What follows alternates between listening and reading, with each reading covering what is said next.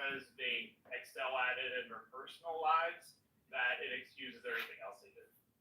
Hey, see, I heard the best quote that I've heard in a long time. And Pastor that preached the sermon this weekend.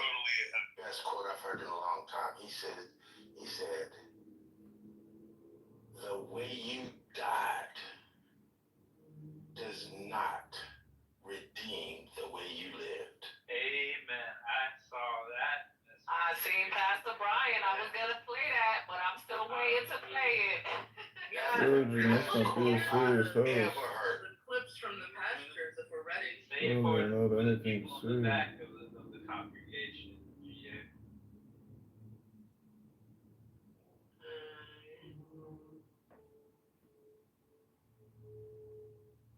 Mel, do you want to play those clips?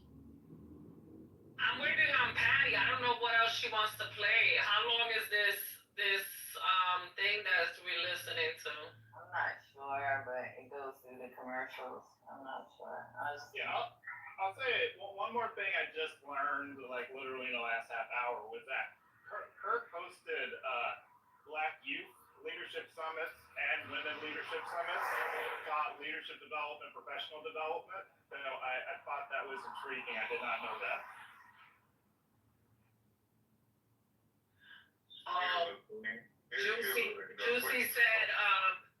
Juicy just mentioned in the chat that TC was So mad at Pastor Brian yesterday. TC is an attention grabbing clown at this point. Yeah, cracking pearl clutching. CEO though, what is that supposed to mean though? That he had these workshops or whatever, if we know that he was teaching them. I find it terrifying that people who question the capacity of Black people's ability to perform, to think on a high level, to perform on a high level, even though we've been doing it for fucking centuries. I find it really terrifying that this person has the ear of so many Black youth. And I did see a video yesterday of a 12-year-old. He wasn't even 15. Talking about Charlie Kirk, but that's because these people have been guided into the algorithm down that pipeline, just like they did with that other very problematic fave, Andrew Tate. And so I don't think that doesn't put me at ease, especially when he promotes like these stereotypes. And again, some of these talking points are the same talking points spewed by David Duke, welfare, single parent homes, and we had to reduce the qualifications instead of the industries have excluded Black people from participating regardless to what their qualifications were, and we have proof of that. Given that there have even been Black Harvard graduates since the fucking early 1900s, since the late 1800s, right? Scholars. I think about Elaine Locke, who went to Oxford in fucking like 1912. Like, so I don't feel encouraged or soothed that he did any outreach to Black people, because I feel like he was just reinforcing Black people's self-loathing and low self-esteem because of what we've been programmed to believe all our lives through, the white supremacist majority. Melanated people in the room. Like, what is that supposed to mean that he did that? Yeah, I mean, I don't think it's supposed to mean any of those things. I think it's just a matter of like sometimes we rush to the most simplified explanation of something, and having the additional data can help you just understand what the big picture is. It doesn't mean that you change your perspective, but it is better to understand the big picture than not to do so. So for instance, let me ask you this. Do you think, well, hold on, let me just ask the question, and you can answer or she can answer. Do you think that presidential candidate that platformed Charlie Kirk, is that like disqualifying for them running for president? Not in today's date, because if we remember, David Duke actually endorsed Donald Trump his first term, and he still won. Mike Pence came out and said that he wouldn't accept the endorsement, and he kind of repudiated the endorsement, but Donald Trump accepted the endorsement, right? So I don't know. I think that it wouldn't matter because of this mind state the majority of the country of that base is in. What if the Democratic presidential candidate did that? Nothing disqualifies anybody from platforming somebody and running for president. We're way past that. So I think that question is kind of moot at this point. Are you talking about Hey, Newsom?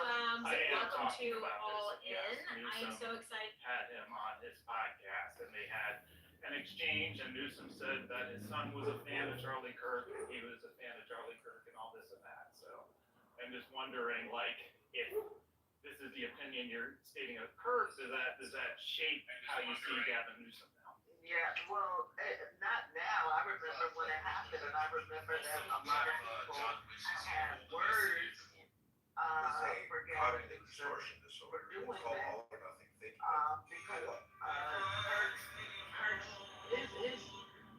he's been doing this from the beginning, right? So people are well familiar with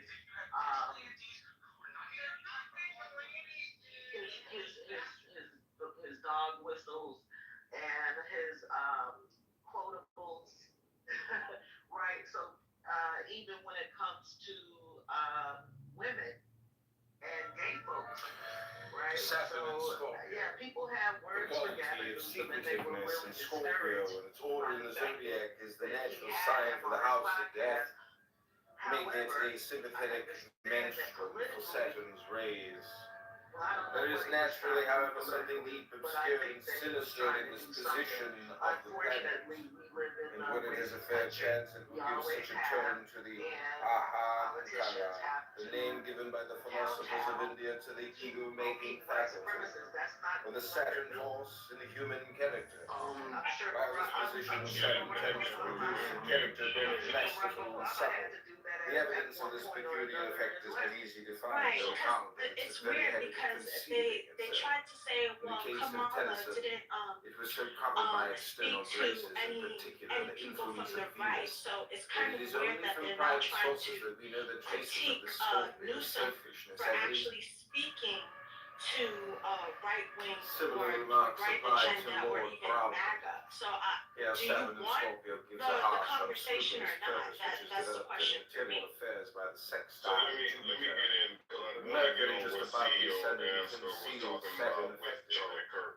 Though and speaking he is of black the youth. director of the So like the miseducation of the Negro, self-seeking of the great the fact like lawyer, the slave war, Bible, I mass think there's like attack, 1,100 books in the and Bible, and the amulet, slave Bible's on like beneath which the 275 corrosive like acid books. feathers ate away. Commercials, the fact that like Compared that we hate our own with hair, the like the nativity of fact that Archbishop Madam Young. C.J. Walker Here was Saturn spraying has the coat, and conjunction like of the fact that like Venus, motherfuckers square put companies in line position, their fucking hair chemicals when the that ninth like house are still on the signifies brain and like in your we skull don't have beyond the after you die because semi-sextile we're trying to straighten our hair It is the and look typical like selfish we and always this country is miseducated. So on the Charlie cusp Kirk of is the just house another. That's just occupying another the fruit mind on of the bargain. Where that's ambition like and that's a power. Tuesday or whatever Saturn for is Charlie great Kirk as to be Malaysia. talking to black youth and spouting like his Saturn fucking is hate and squaring like giving it Mars, to people to take it and then do something with it or whatever. Even child. like with the divine mind or whatever, like you know, like I say, hey, I love us, I love black people. We come in shit like this brick shit, whatever, like no black bricks do you know or whatever. Like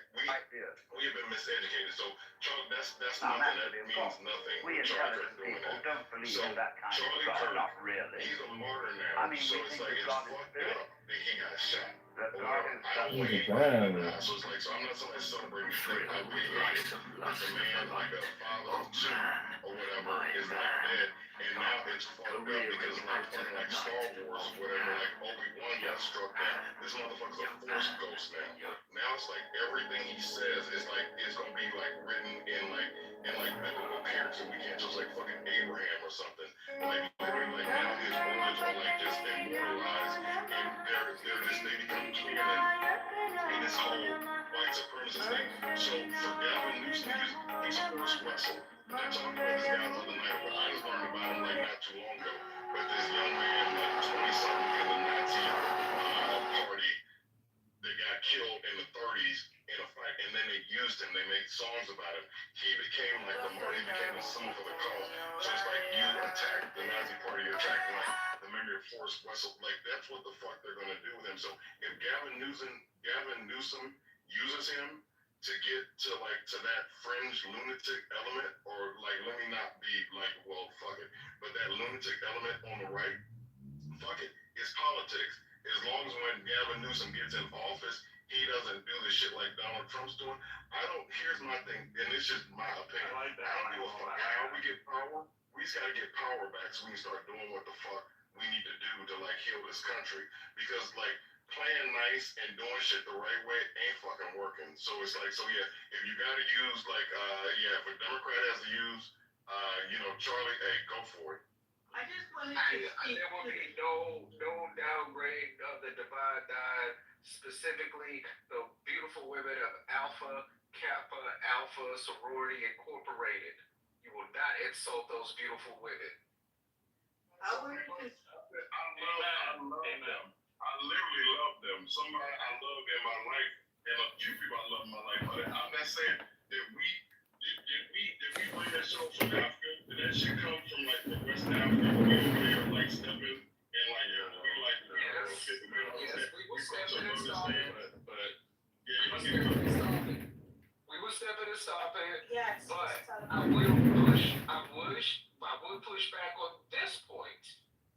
When you say that about those fraternal organizations, they've been instrumental in the community and community organization. So let's not go there. I don't even, because this Charlie Kirk shit, listen. We need to unite. So it's like, so I love all black people. I'm trying to reach across the diaspora. Please, when I'm saying stuff, we did copy that shit. We didn't come with this whole thing about Greeks. That is something that we took from like Skull and Bones, from all these like fraternity, like Kappa Catholic and all this black shit. We stole it. Yeah, but you were talking about the stuff that you said come from West Africa. The stuff you made a point of stuff coming from West Africa, and this is a point I've been making a lot. Did Christianity come from West Africa? And Michael, can you make a case that the Greeks took knowledge from Africa anyway, so it's not really a big deal for African Americans to use it? You can, but it's like you can. Congressman John Kitover versus Darren Georgia taking 295 today. We literally were here in this country. We came out of slavery. George Biden interviewed Georgia Woodrow Wilson did all the racism George, you in like taking that time in Berkeley. That is like where you see like where these organizations are like found like from like 1908 to like 1913. All these like these organizations, it's literally from Woodrow Wilson when he rolled back, the Reconstruction. Some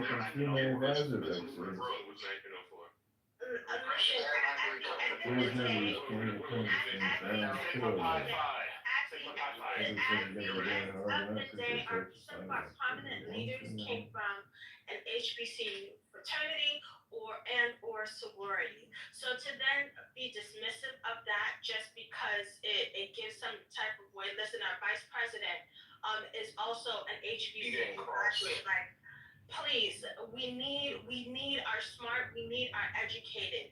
Charlie Kirk, God rest his soul, but he is a community college dropout. We do not need idiots leading the charge. We need smart people. We need people who are going to want to hit the ground running. That's it. Oh, 1 minute. Did Christianity come from West Africa? I'm just wondering. Listen, You down talking all that. hold on. Say, you can do that if you want to. Do you understand we're at DEFCON 1? We literally have a clear and present danger that wants to fucking burn us out, that wants to retoss us. They want to do anything they can to us because they're jealous, they're aggrieved, and we're like the focal point of like some sickness that they have that they just can't get past. So I ain't doing that shit with my brothers. Like all my black brothers and sisters, we are the diaspora. We need to get together. Now's the time to get together. All this shit about like where Jesus came from. Like I just made that statement that I made because somebody talked about CEO mentioned that Charlie Kirk was going to like talk to black people, and then somebody made a statement. But I just want to let you know that everything in this country for black Americans, we have always been influenced or taught by white sense and sensibility. That's just the way that we fucking are in this country. We're damaged in that way.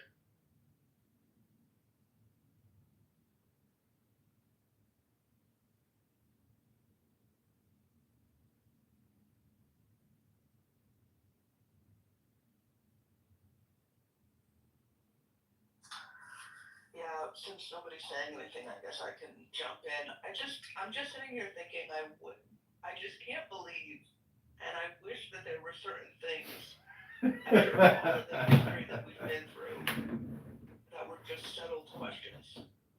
Like, for example, at the most basic level, we all know all of us have different abilities, gifts, strengths, weaknesses, but our capacity has absolutely nothing to do with our race.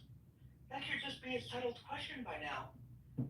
And I think the danger of a lot of these folks on the right is they're bringing back all these things as open questions. Oh, well, maybe black people do have less brain processing power. Why don't we dialogue about that? Why don't we have a debate about that? Why don't we all think about that? I mean, there are just very basic things after everything we have been through that we should just know better and should just think, no, that's not something worthy of debate. That should be rejected in the public square. Of course, you're never going to convince everyone, of course. But to bring these things back into the public square like this is horrible. It's horrible. Yeah, and they say, and these statements that he made that they want to memorialize, that they want you hold up, and say that he's one of the greatest thinkers. I mean, literally, that's what the Speaker of the House said, and I apologize for the wind just blowing. But, they want to memorialize his words, his statements, as if they are valuable, and they're not. Not only that, even if he did decide to do some type of organization to teach young black kids, he still goes in the same mindset. I know better. I have the mind, the capacity, even as a college dropout, to teach these people, these underlings, because their parents don't have the fortitude to be able to teach them. As a matter of fact, even if they do go to college, which he thinks they can't, right?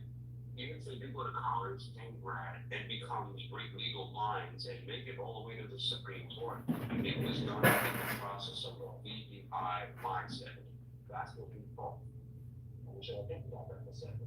So it doesn't matter if we don't make up this organization and teach young blacks. He thinks he's doing what anybody can do. That's why he did that. So when you have that, and when you think about it in that manner, it can only mean one thing. I think people forget what white supremacy is. It is not dealing with everybody else. What rules is to feel that you're superior. Taking too many Pfizer. Okay, that includes people of color, black people, who are not considered people having sexuality or gender issue. That's what that mindset is. So, tax. Be with that. My issue is this, and I'm with you, Michael, and I think we have the feeling that we have, it may have something to do with our generation, but the level of, and y'all, I'm gonna make up a word, the level of festivity that is in my bones from just seeing the audacity to put the face of this man in in some sort of meeting next to Martin Luther King. This is such an ugly, George Dinehart, the Republican, Illinois. nasty form of rhetoric. It is so nasty. It is so dismissive. Kingmaker. It is so rude. It is just, it is taking too many Pfizer vaccines and attacks. To turn around and then gaslight and say, you shouldn't be angry. You shouldn't be upset. Because the way he was killed was such a George tragic Dinehart, the thing. Republican, Illinois Kingmaker, has taken too many Pfizer vaccines and attacks candidate Congressman John Kitover. Remember your place, because we get to say and do whatever we want to. And remember, because of free speech that you wasn't supposed to have in the first place, because we were nice to give it to you, we can say whatever we want, as long as we want, and then get to tell you, you don't get to say whatever you want, because it's un-American, because don't forget, this is our country, we let you in. That, the audacity, the unmitigated gall, George, you've taken too many Pfizer vaccines. In my bones. I feel exactly the way you expressed yourself about an hour ago, Michael. It pissed me off to I just, yeah.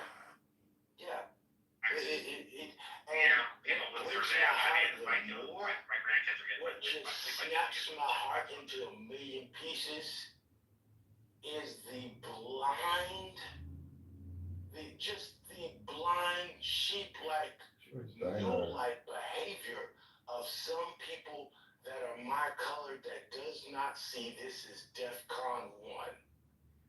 George, you must not be a serious person starting or anything to see. Perhaps you've taken too many Pfizer vaccines. Some of these Negroes got to drown. Because I know it sounds bad, I know it sounds horrible, I know it sounds callous, but literally, some of these Negroes got to drown. Because if you don't see how they're taking a dump and smeared it in your face, and you're gonna shuck and jive in blackface when you're already black, I don't know. It's just straight up. I just want to get on one thing that Jay said, because I've been talking so much, how much that up.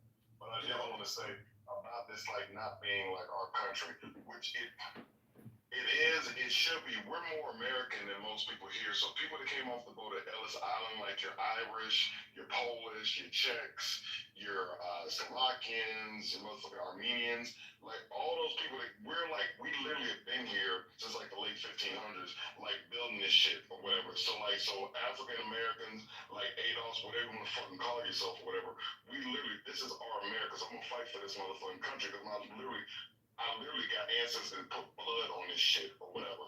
Saying all that to say that if we don't get this shit together and we don't make some kind of stand now, like democratically or just even to get a Republican, like a Rhino or whatever the fuck, if we don't get MAGA out of there or this white Christian nationalist movement that's racist, we can kiss the Voting Rights Act goodbye. Because we already got dumbass Clarence Thomas on there. If you ever listen to oral argument of the Supreme Court, the motherfucker sounds like, I don't know what he sounds like or what. I hate to talk about a black man, but I mean, the motherfucker sounds like an idiot. We have Katanji on there. It's like, but I'm just saying that that the Voting Rights Act with the 6-3 minority that we got or whatever, and then with what they're trying to do, that shit is gonna go bye-bye or whatever. So it's like, so to Jay's point, some of the rights that we have enjoyed, they can roll some of that shit back because we don't have anybody, we weren't born with the fucking right to vote or whatever, and they literally can take that shit back. I think in 2031, a portion of it that I think Bush ratified, Bush 2 ratified, I think has to be re-signed, but it's like they can start to going back to okay, how many marbles in this fucking jar or whatever. If you can't get that, then you can't vote. Well, it's not designed to take you to another level of positivity. But on that strength, the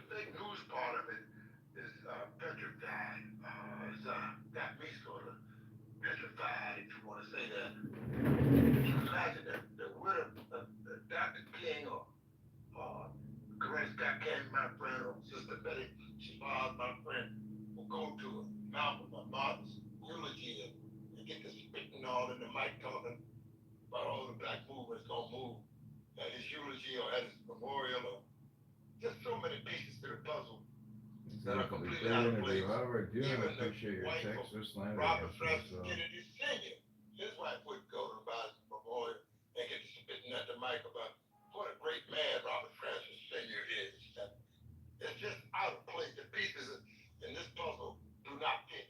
And if it does not fit, then goddamn it, you must have quit. This guy here, man, is just a one race card after another. His trump card, it is the race card. And try to play you into the middle of some lopsided equation that they cooked up in the 9/11 science lab somewhere and get you to play second and all of that.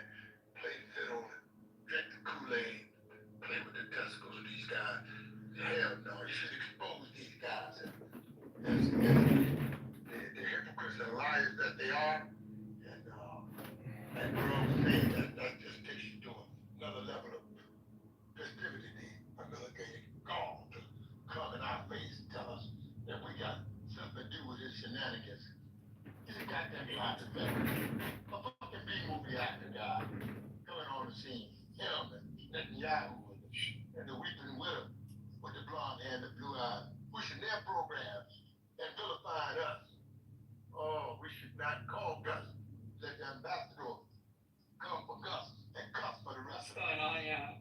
All right, You guys are good. guys, hello, check one, check two. I'm going to play. What I'm saying, please. Okay, please, The Lynn. vilification of black people is what's going on by Trump and Netanyahu. And I land my plane. All right. Facts. Patty, I'm gonna. This has been 2 hours of just whatever. George Dinehart, the Republican Illinois kingmaker, All right. is taking too many Pfizer vaccines and attacks candidate Congressman John Kitover. So the first video I'm gonna play is going to be Pastor Brian. After Pastor Brian, I'm gonna play another pastor that also agrees with Pastor Brian. And then the third pastor I'm gonna I'm going to play is the pastor that disagrees with Brian and the other pastor. So that's what I'm gonna play. All right, so this first one is Pastor Brian's service from this past Sunday. All of these Negro preachers who've been in fact talking about that this man that was killed was the answer to Christ in the earth. Y'all ain't saying that they having moments of silence in black churches all over the country over a man that was racist and a white supremacist. How dare you compare him to Martin Luther King? The only thing that Charlie Crist and Martin Luther King got in common is both of them was killed by a white man. After that, they got nothing else in common. I'm concerned about all of these Negro. All right, so that was Pastor Brian. You could have given that 30 more seconds. It was only 30 seconds. Oh, okay. Yeah, it was gonna play again. Okay, so that was Pastor Brian. Now I'm going to play the other pastor that agrees with Brian. This is why black people got attitudes in this country. Be assassinated. I'm trying to figure it out. I don't get it. Like, let's move forward. Charlie Kirk did not deserve to be assassinated. Mass shootings, that's what he shot. Is there a video? Somebody, guys. Send the flag of the United States of America. As Mark said, calling this nation to honor and venerate a man who was an unapologetic racist and spent all of his life sowing seeds of division and hate into this land.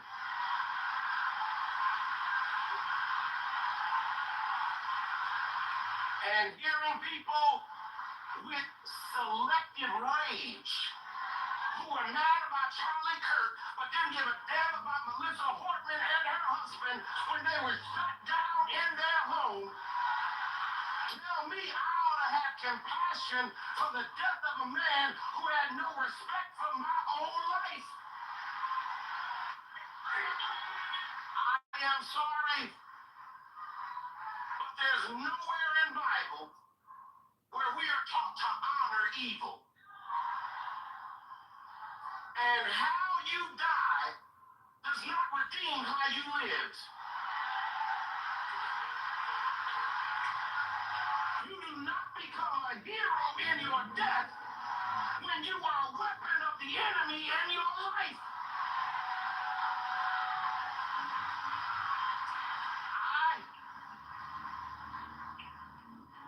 I can abhor the violence that took your life, but I don't have to celebrate how you chose to live. I am overwhelmed. Okay.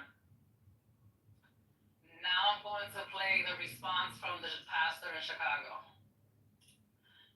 And then I'm going to play Pastor Brian's response right back to him. Hold on. You done? Hold on. Over a man that was racist and a white supremacist. This is it. He just started it off with this. He basically started off with the two pastors. No, we cannot be silent about the idolatry and the racism that is going on in the black church. And Jamal Bryant is one of the biggest goofies behind a pulpit. Just because you sitting there whooping and hollering, I think God, that don't mean it's anointed. That don't mean it's spirit filled. This is the same dude that went to the gay church with two gay men as pastors and acknowledged them as the first gentleman. How are y'all still listening to this man like he led by the Spirit and everything he do go against the Bible? I'll tell you why. Because y'all put culture over kingdom and there's idolatry in the black church. Hey, my sister said it best. She said, don't be so pro-black you become anti-Christ. That is the problem. Show me the tape, Jamal. Take the tape of Charlie Kirk being racist and post it on your platform. Because y'all keep running with this narrative. Y'all got a lot to say. Show me the tape. I done looked at every video where they said this man was being racist, and I looked at the clip in context. Find the tape, Jamal. Find the tape. Post it on your page, and let's talk about it. You a goofy, bro. You a clown, bro. You a wolf, and you misleading the people. And you know how you do it? Because of the hurt, because of the trauma in the black community. Yes, a lot of evil things happen. Yes, there is some racism. Yes, what happened back in the day was slavery. And through the civil rights movement, it was awful. But some of you black pastors, you making our people be victims. You teaching the opposite of what the Bible says because you the real racist. And some of y'all make money, right, by keeping our people down. And they looking and they put on a whole pastor. What y'all really, man? Think of it, bro. Show me the tapes. Show me the tapes. Stop making the claims if you don't got the tapes. Who was that? So Who was that? So this is, his name is Marcus Rogers. Child of the King is his Instagram, but he is a pastor in Chicago. Not sure what church he. Racism in context. I love it. So now he wanted Pastor Brian to show him the proof that this young man is racist. So Pastor Brian responds. One moment.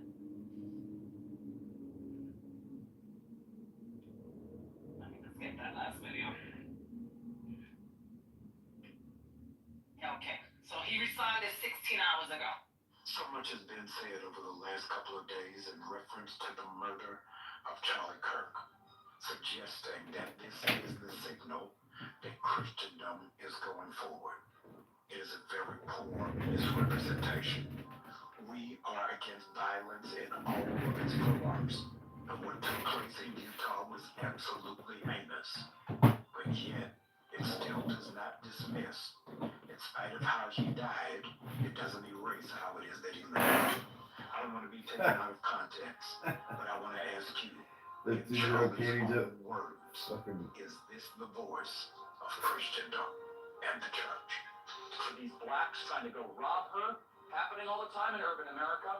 Prowling blacks go around for fun to go target white people. That's a fact. Black crime is a major issue in our country. Why are you pushing criminal justice reform? Joy Reid and Michelle Obama and Sheila Jackson Lee and Ketanji Brown Jackson, they're coming out and they're saying, I'm only here because of affirmative action. Yeah, we know. You do not have the brain processing power to otherwise be taken really seriously. You had to go steal a white person's slot to go be taken somewhat seriously. Now, the southern border is, of course, a great replacement. They're trying to replace us demographically. They're trying to make the country less white. It is an anti-white agenda. If I see a black pilot, I'm going to be like, boy, I hope he's qualified. America was at its peak. We halted immigration for 4 years, and we dropped our foreign-born percentage to its lowest level ever. I do think that there is a direct correlation between someone's testosterone and their politics. Young men, the lower their testosterone, the more likely they are to be Democratic. When blacks in America did not have the same rights they got today, they were less murderous, there was less break-ins. Why is that? So I'm sorry, are you trying to say that blacks thrive under subjugation? No, I'm saying I'm asking you the question. The data shows they were actually better in the 1940s. It was bad, it was evil. But what happened? Something changed. So much has been. And that is the end, guys. Yeah, exactly what I was saying earlier. And guess what? They did the other thing again. They did that other thing again. You're racist for pointing out his racism. It never ends. It just never. So nothing new under the sun, right? So Malcolm, and I've heard the speech, but I'm gonna mess it up or whatever. But basically talking about the house Negro and the field Negro. So you heard that in those clips. So the dude, like they say, live in the master's house. He's the master's fool. It's like he loves his master. And so when his master gets sick, he like, we sick? It's like if the house burns down, he'll like kill himself trying to save the master's house. While the field nigga don't get to eat his food. He don't love the master. He want to see the master dead. And it's like if the master house burned down, I'm gonna throw like gasoline Republican Illinois kingmaker has taken too many times of red suit. Attack. The gist of it. Yeah, but that's all I heard. Malcolm literally talked about all of this stuff in a lot of his speeches. Even like when you get these people like this guy on Fox News that got caught up there looking crazy as fuck.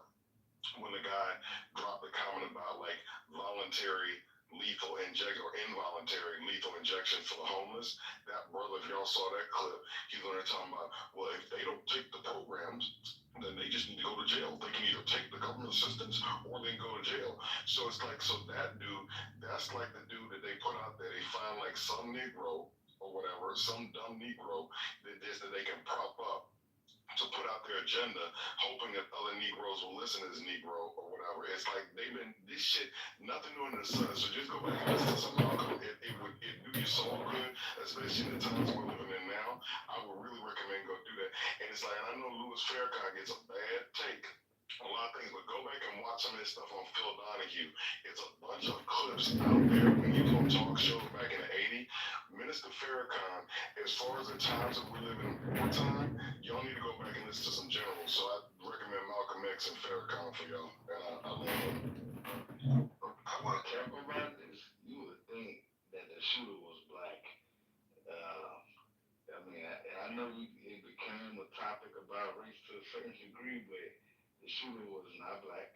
So us talking about he was racist, that's not why he got shot. It was something way different than that, which is why I don't really understand black people celebrating it, not just because it could bring unnecessary heat towards us, but also that it's like we always looking for some symbolic victory instead of going and getting real victories. It's not a victory that some white man shot a white man. So I don't really get the victory that a lot of black people take. Listen, if I may, when you have two sides of something and one particular side is constantly blaming the other side, yet the atrocities are coming from within. When you are being blamed for something you did not do and the atrocities are coming from people that they are standing next to, people tend to celebrate that because you're worrying if the enemy is under your nose, not across the street from you. And so that's one reason. The second reason, so for me, what I don't see being discussed about is the fact that this man man was killed by another young white man in Utah, of all of, that's the best place in white America, only because the side of that he represented on the far right believed that Charlie Kirk wasn't racist enough. They thought that Charlie Kirk wasn't. They thought that Charlie Kirk wasn't. Yeah, I don't know where you put it, but they thought he wasn't racist enough. The real conversation here needs to be how the Groypers and whatever they have going on are trying to cause a civil war because the current state of conservatism isn't strong enough for them. That's the conversation needs to be had here. Never mind the fact that black people are celebrating somebody who was eliminated for their rhetoric. The conversation needs to be how they are assassinating one another because they don't think that they are extreme enough. From all the quotes I read and all the stuff they even just played in the clip, he seemed racist enough to me. You don't think? Once again, Jason, that's not Jason. You would think that because you don't have the mentality of a Groyper, nor do you have the mentality of a white man. For somebody who is generationally racist, you will think that this current state of conservatism, while you as a black man is OD enough, you have other white men deeper in middle America saying, hey, this level of conservatism still is not enough for me today. I still need more racism in it today. People are very agitated because 6 months in, they have not seen enough deportations. People are agitated because 6 months in, their president is saying, hey, we just signed a deal with China to bring more Chinese students over here, and his voter base is saying, that's not what we voted for. We voted for him to get out, not to come in. Pardon? What could he have done to be more racist? I'm not what you're missing is there's another subsector of people, of white men who feel that Charlie Kirk was not racist enough. You have to go do your research on Nick Fuentes and the Groypers to understand that. Hey, let me just say, the CEO brought up a point to, like, I can't see on stage, but like the brother that's speaking, what CEO talked about? He said that Charlie Kirk was going to talk to black youth. That in itself hosted an annual conference for black youth. Thank you, CEO. Thank you. So that in itself, Jason, like for your hardcores, like your mud people, your troglodytes, the one that like don't want to mix anything with us, they don't want you even doing nothing with black people. So to that point, like he wasn't racist enough for some of these people. Can you see that? I can see that because I'm just kind of learning about him. So if he's doing all this stuff for black people that y'all ban, I can see that. But at the same time, it's still like if there's this metric for racism and he's not meeting it because he's doing a few things for, it seems like it would be a lot more white on white crime about this that we see. But not only that, y'all don't think it could have been anything else? Why? No, because the people that have done it are. You think it was about black people that? Why are you twisting yourself into a pretzel trying to excuse what is obvious? But a white man killed a white man for asking questions. He is only asking questions. Jason, it's not necessarily for us. Like that's why I keep telling you to go back and look into Nick Fuentes in the Groyper group, because it's not necessarily about Black Americans. The Groyper agenda for white America, in their eyes, Charlie Kirk's agenda for white America was still not white enough. I think the job is that the righteous reject the wicked at this particular hour, but on that strength, this could all be fake news anyhow. That's someone said they spotted this joker somewhere. So we should not be in the middle. That's the thing that I wanted to say more than anything. That don't play ourselves to the middle, but be on the side of righteousness for righteousness' sake, and check the wicked in the midst of their peculiar brand of iniquity, their capitalistic imperialism and communism and capitalistic. Bro, The money, they in it for the money. It's on our soil. It's my land, my street, and we should check them. People still saying they seen Elvis. We seen that man get Can saying him. Well, you just said one thing.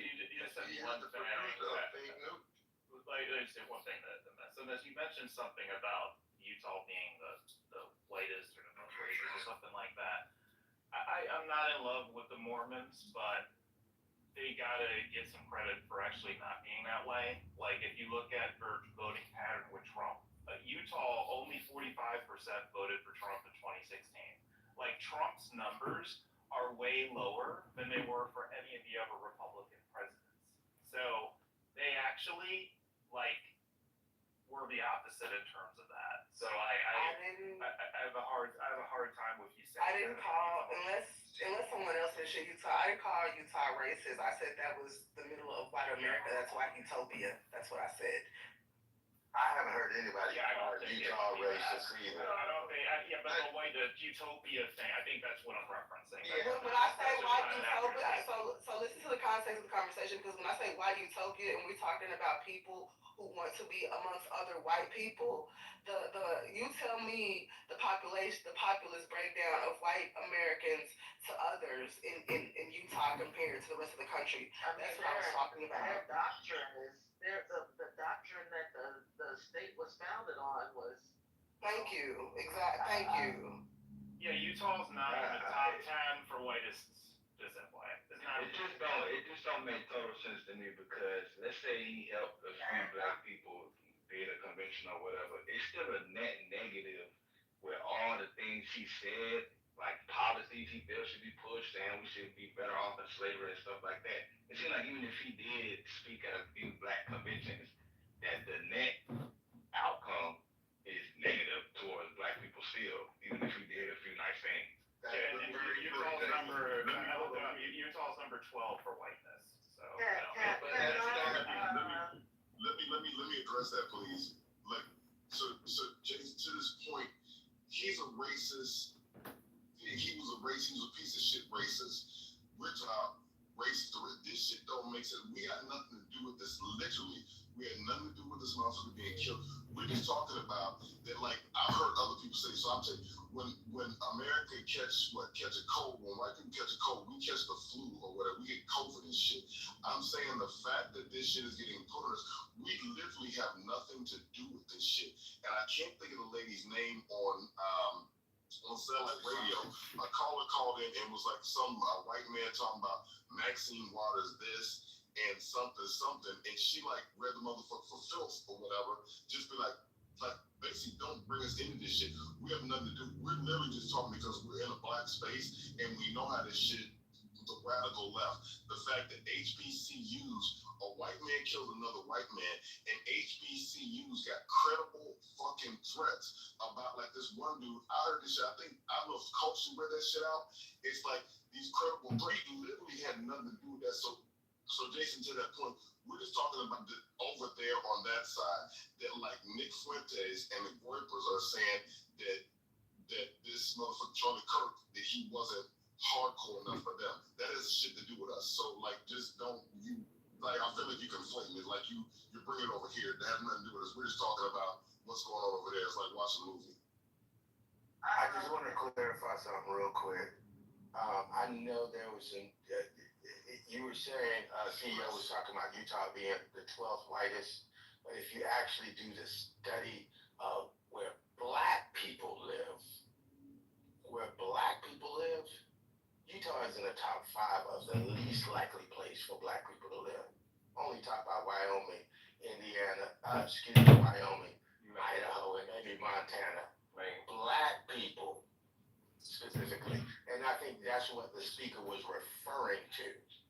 No, see, I'm glad you said that, because that is a perfect example of people using statistics and numbers and getting them to make their point, right? And that's what Charlie would do a lot of times. Yeah. But let me I wish I knew who you was. I'd give you the emoji credit on here, but I'm giving it to you. This stuff. Michael was talking. I just wanted to respond to Lisa real quick. Lisa, Michael was I already talking about know, recent I already know. Okay. I put it in the chat, thank you. Okay, yeah, I GA, heard it and GA, the issue though is again, I pointed out where they stood on Trump in terms of the presidential election, they got lower for Trump than they did in the past or any other Republican candidate. So I think you've got to provide some credit for that. No, not really, because their politics isn't the issue.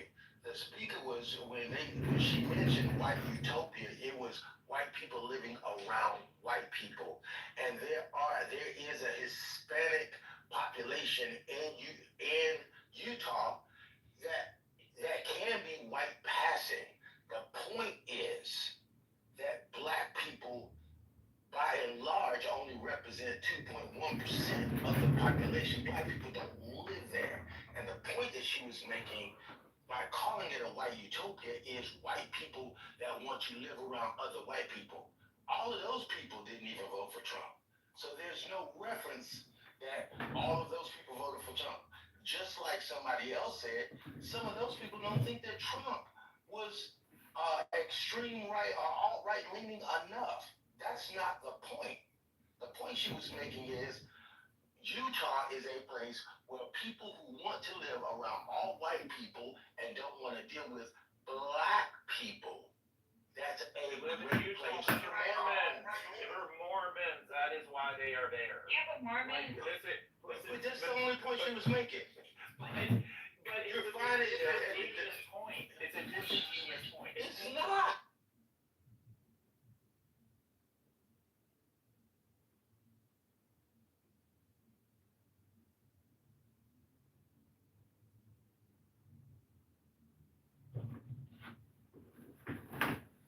Did my phone crash? Oh my god, my phone crashed. Holy shit. Just couldn't take it anymore. Intense. We have had a cellular defeat. Went down without a treat. Too bad. It was just getting good.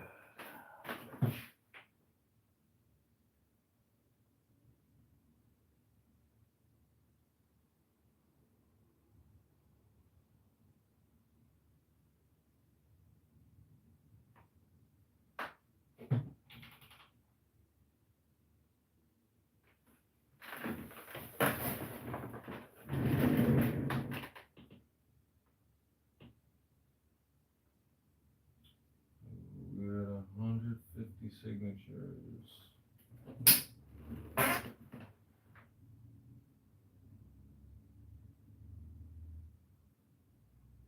We're at 150 signatures.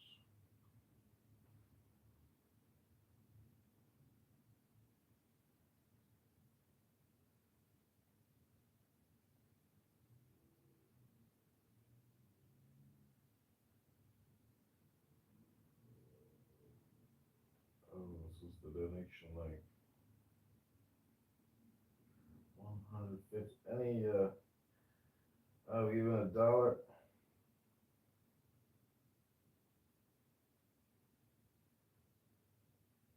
It's this one signature.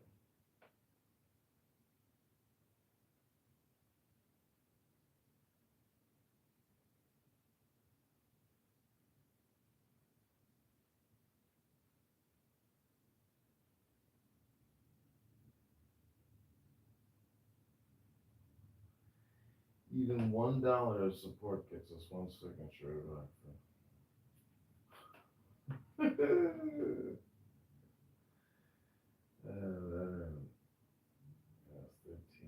Katie Jensen was raped.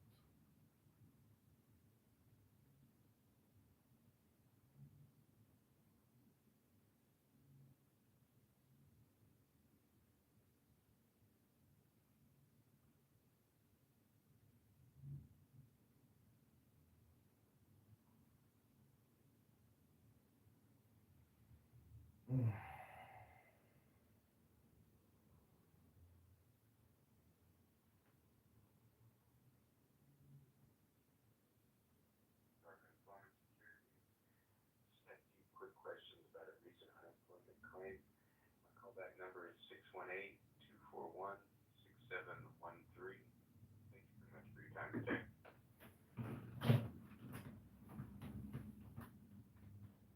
Good morning. My name is Bryce with the Illinois Department of Employment Security.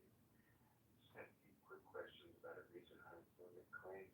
My callback number is 618-241-6713. Thank you very much for your time today.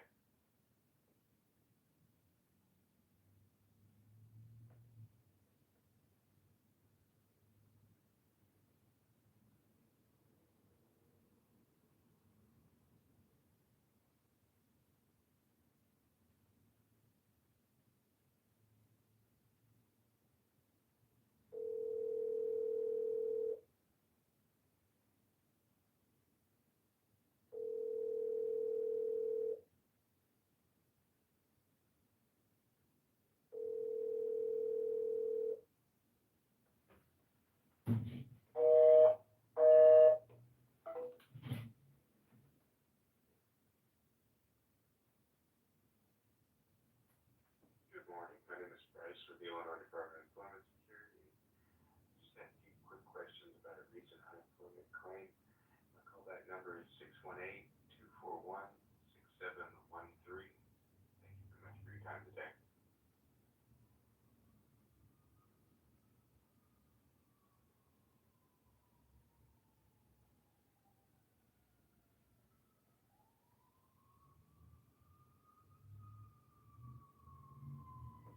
Sarah.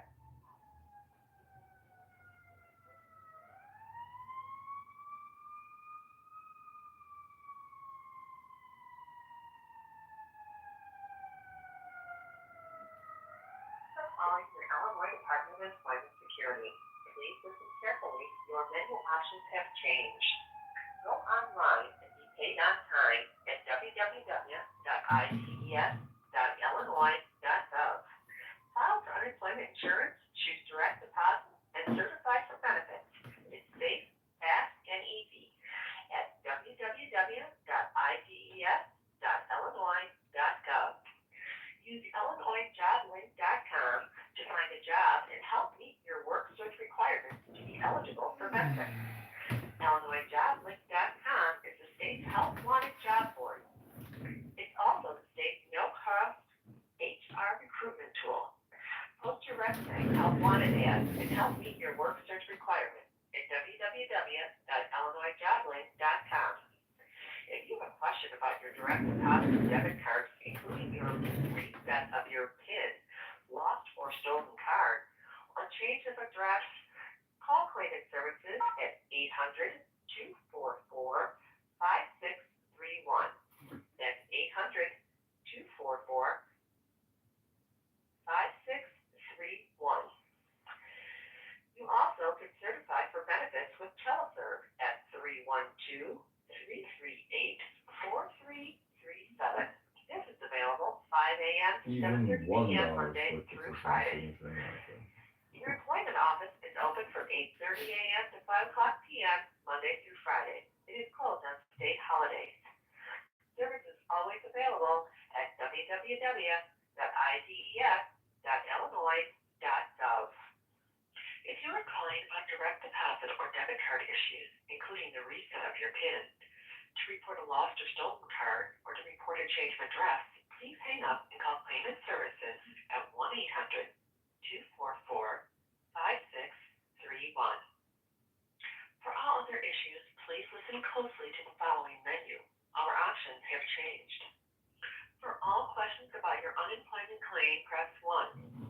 For assistance with finding a job or placing a job order in Illinois Job Link, press 2. To repeat this menu, press star.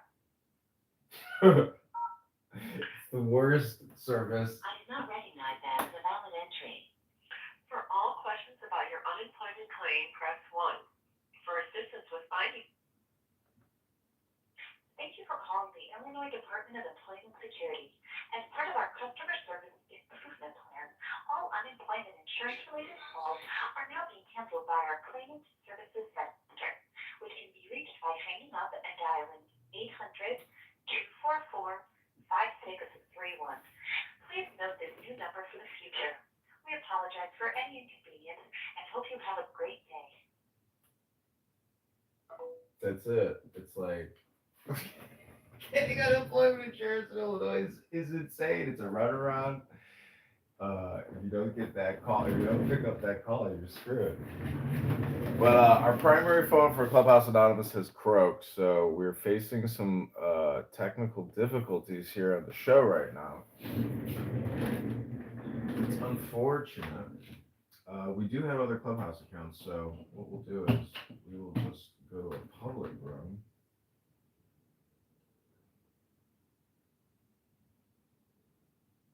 This phone doesn't have it.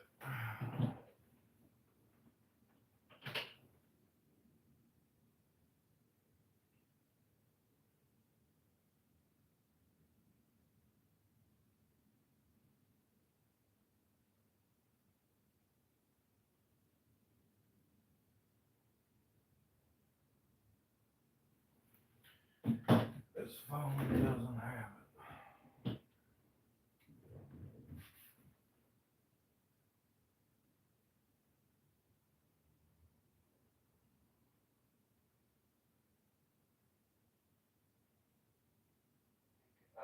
I take a stance, you asked me a question, correct?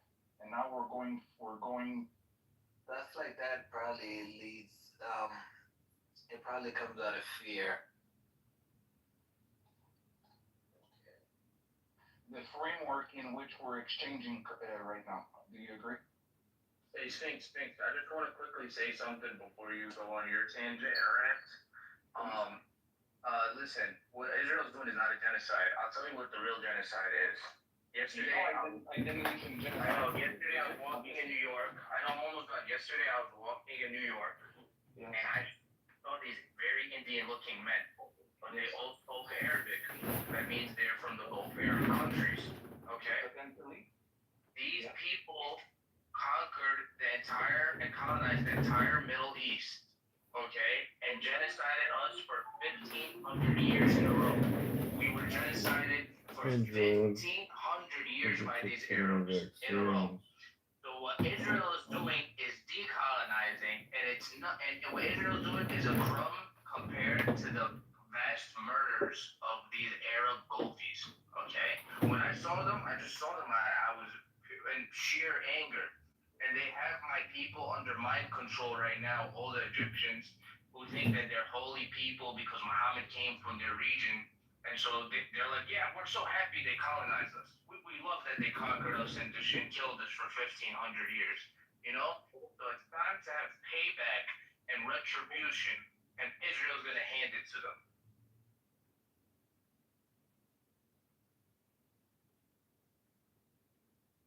The Coptics will rise again, I'm sure.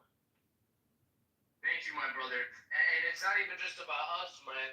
I was in such sheer anger seeing these Khalijis, bro. I'm like, yo, these are the ones that conquered us? You gotta be kidding, man. I was infuriated looking at these people, man. Well, there wasn't those guys, but maybe their great grandfathers, but probably not them, right? No, they still conquer us till this day, bro. What are you talking By about? the way, somebody in the chat sent me a private message, and there's a link there. Who sent me this? Me. Even landowners. I'm not the type of guy who likes to click on links if it's not safely detected. What's the nature of that link? What was it? It's an account on X, which exposes the Palestinian lies. Like we said, that new restaurants are open everything. Okay. And things like Thanks that. for the correction. I might check it later. If you allow me, I was going to go back to what I was going to say before the two people wanted to say something before. As I said earlier, I consider myself to be a pretty smart guy, and what I do is I do not make assumptions. I don't think I said anything that was a lie, and I asked you guys to either confirm or debunk what I brought as evidence. I never spoke about starvation. The only two links I brought was two elements. Which one was there are multiple children that are in prison because they threw rocks at a tank. maybe you agree with this. Let me ask you a question. Can I finish? If you throw rocks at a police car in Montreal, you're gonna get arrested? I don't think a kid would go in prison for 2 years for attending. Do you agree with me? It's important the framing. Now, the frame you bring is a If children in Montreal throw rocks at a police car, do you not believe they're gonna be detained? You see, you're framing the question differently now. No, I'm not. It's a government vehicle. I'm giving you my answer. I don't think a kid Let me frame it prison for for 2 years. Let me give him a nice legal reference, okay? If you want, but Okay, you know how can I so, keep going? in the event, One second. in the event a minor, Akshia, she is a mod. So sorry, Sphinx. in the Let her event a minor tosses a projectile at either a police officer, was that your question, a police officer? It was No, not a tank. He said throwing rocks at a tank. Which is basically also framing, but not a minor, if a minor takes a projectile and throws it at either a civilian or someone in the military in the United States, what do you think is going to happen to them? I don't think a kid is going to be in prison 3 years in a You military. know what happens in the United States when a juvenile throws a projectile at someone in the military or at As a you saw, civilian? I never interrupt anybody who was speaking, and I think I've been respectful throughout. And this was not my point. There are multiple interruptions. No, just answer a No, direct it question. was not- What do you it think was not a- happens under the it law was of the not a United question. States?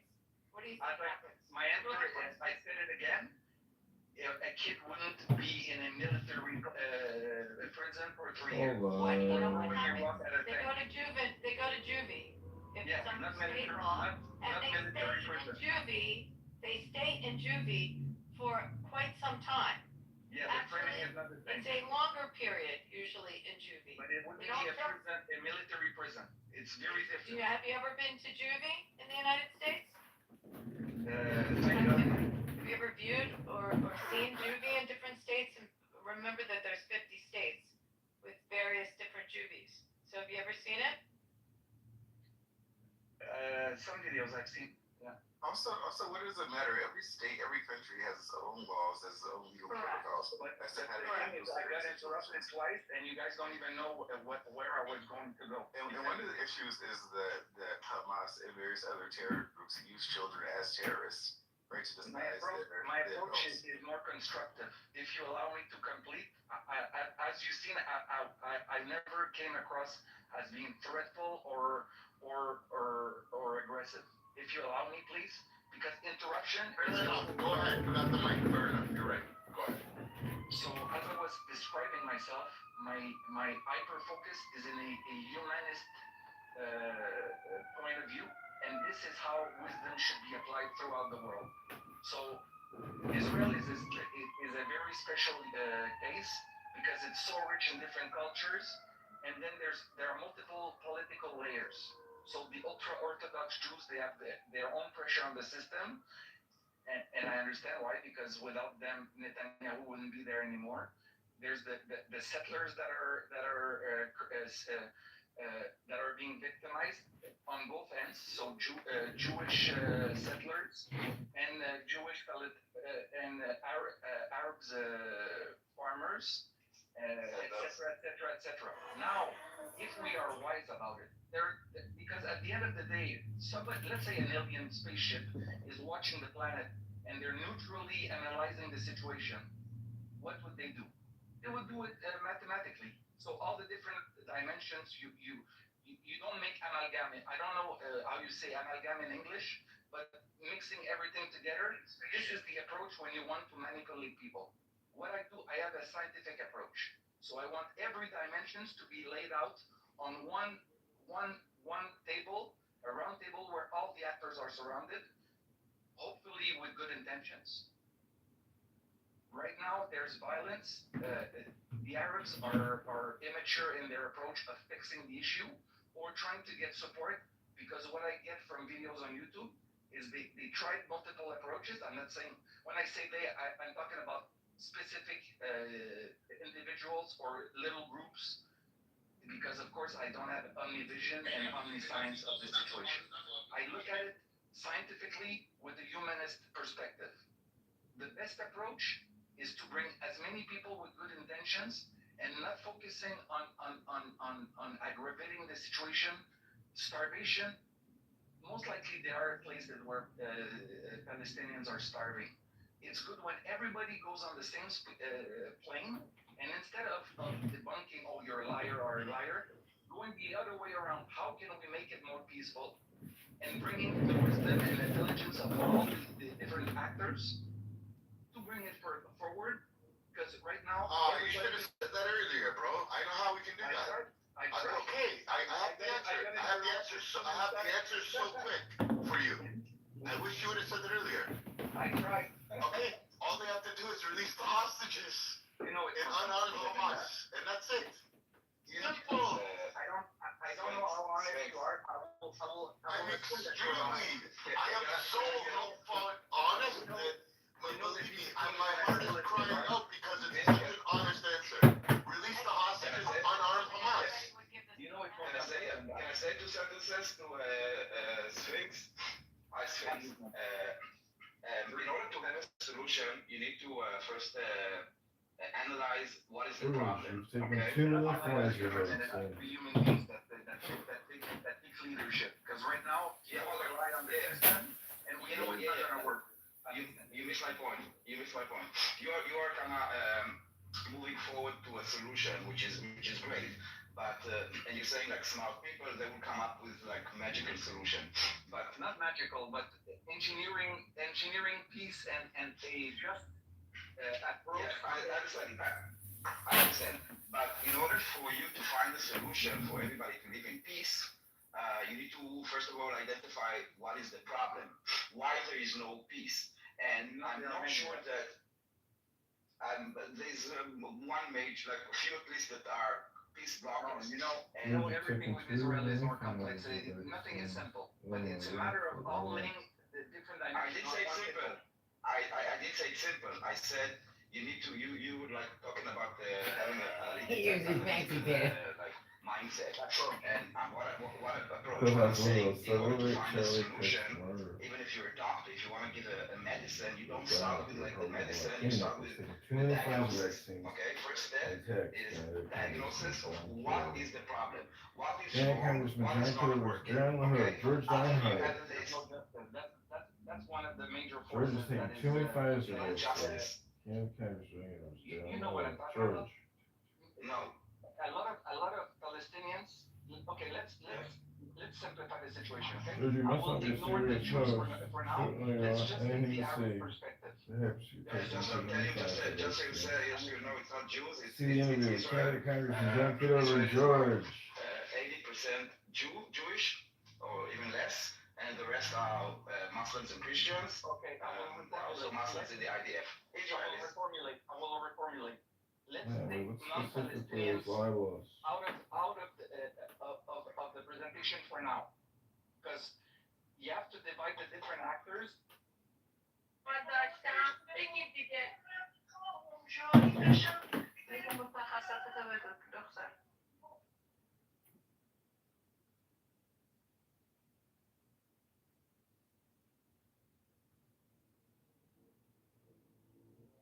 knew somebody would boom that. That might be true. Without God and higher ideals, institutions will collapse. False. Those type of values that you promote. I'm glad to hear that. I actually agree with many of your conservative takes. Thank you. I disagree with some as well. That's just because I think for myself. We agree on a lot. We disagree on some. I can say this, that we both want a country based on merit, and I think we should keep that as our ultimate goal on purpose. Thank you so much. You this country relevant. Okay, so what do you mean no justice? Okay. You know we will take too much time, so instead of putting too much weight on this, let's see how I'm going to bring the things. Okay. So let's consider that Palestinians don't feel justice. Now there's a problem. It's going to be, I don't know how you say that in English, like, it's like political, in French, we say, so there are instances that are going to take over a potential power that they have. So people don't feel justice, so they will say, I will take care of it. Then you will have multiple different approaches. One will be the PLA, one will be the Hamas, one will be little ghetto gang members, etc. Others will be immature kids throwing rocks at a tank, thinking this is going to change anything, etc., etc., etc. Now this become a potential for whoever is in power, because let's be honest, Israel is in top dogs in the world on how to leverage and strategize. Do you agree with me? We do what we need to do. I don't know if we're a top dog, but we do what we need to do. We're a pretty top dog. So okay. AI, satellite reconnaissance, having spies in every country, having intelligence in every country, making bonds with all the powerful other resources in the world, having I forgot what's the word, controlling the politics in the States. I'm sorry, I'm listening. You need to understand that yes, they killed so many Palestinians. Hold on one second. Hold on one second, okay? Hold on. Let me let. Yo, you know, he's in the middle of something. I go okay, so wait. No, but we're in the middle of a conversation, so hold on with alongside his conversation, because now he's making it seem that we are talking about identifying. We are talking about identifying the problem. I know. And what makes it impossible to be fixed right now? That's what I was laying out later. I'm listening. Between civilians and soldiers, Palestinians killed around 20,000 Israelis, you know what I mean? So they're hurt. What you're saying right now is we're focusing on one detail, so nothing is going to be fixed because I get it, but they are hurt. No, hold on. Hold on. You're just derailing the conversation. Hold on your turn, and we can listen to you. But Sphinx was in the middle of going somewhere else, and said you want to go take us somewhere else. So just hold on, okay? I'm trying to understand Sphinx. The key element, for me, I have the impression, I don't think I have a solution to everything, but at the minimum, I think this would be a good leverage. So being able to take position and addressing this leverage of too many times with those things. Since they don't feel justice, even if they release the hostages, even if this, that, nothing is going to change. We have over 60 years of history proving that my point. So the key element seems on the Palestinian side seems to be they don't feel justice. But Sphinx, I need to stop you because again, I asked you a question and you're answering with repeating my question. My question was, what is the problem? Why do they feel injustice? Because you're saying they feel unjust, they can always feel unjust. There are many people also in the United States that are. Big George Diner. Keep interrupting. Hold on a second. You can be part of the call, but stop interrupting. Listen, also in the United States, there are people that feel that they don't have justice, and then they take a gun and they blow someone's head. I mean, the feeling what you're doing that right someone now has. is just making this conversation worthless because now we're going to change it. No. Instead of focusing on the mechanics. No. Please stop. No. I'm not going to example. I'm telling you that an individual feeling that someone has, or that he was told that there is injustice. Go on. I'm listening to you without interruption, and I'm trying to he was stopping me 3 times in one sentence. So again, you're talking about that they feel that there is injustice, and because of this, they act upon this feeling of injustice. But George Diner. My original question was what is the problem between Israel and Palestinians, and that George you're talking about Diner. feeling unjust. So I'm asking you, why is there injustice? Why do they feel that there is injustice done for them? Well, I agree with that. You said you have some analytical perspective. So let's analyze like a title of someone feeling unjust. We should be very careful with it saying, oh, he felt that that he was treating badly, so he just went and shot someone, or he went and he killed someone, or he went and he raped someone, that is not a way to solve anything. Why do they feel unjust? Or let me ask you this: what will make them feel that justice has been done? Hey, Bima! I know the answer, okay? I'm just trying for you to Be master. Be master. Be master. Yo, Be master, why don't you come up and say hello? It's been a while. Hope you're doing well. You know, I know we have absolutely different political and economic opinions, but, you know, even though I may have differing opinions, I enjoy speaking with you. And I think a lot of people do. And I think people like the way you sound. And I think that's one of your attractive qualities. So this is Israel and Palestine debate starring you. Yes, I am leeching off the room. This is safe for Jews debunking paleo lies and propaganda in BB's room. I was kicked out of the room. So, you know, whenever somebody kicks me out of the room, guess what I do, Bima? I go right back in and anonymous. Good afternoon and welcome to the show, Bima. I think that's great. So, what did you say before you got kicked out, or did you not get a chance to say anything? Well, I was talking about how this all resembles a dance and the spiral nebulae, and let the partners find themselves, but let's, you know, do it gracefully and peacefully. No more violence. That's what I was saying, and then shortly thereafter, I was kicked out. So it sounds like you support no violence. Wow. See, that could be construed as an anti-Semite.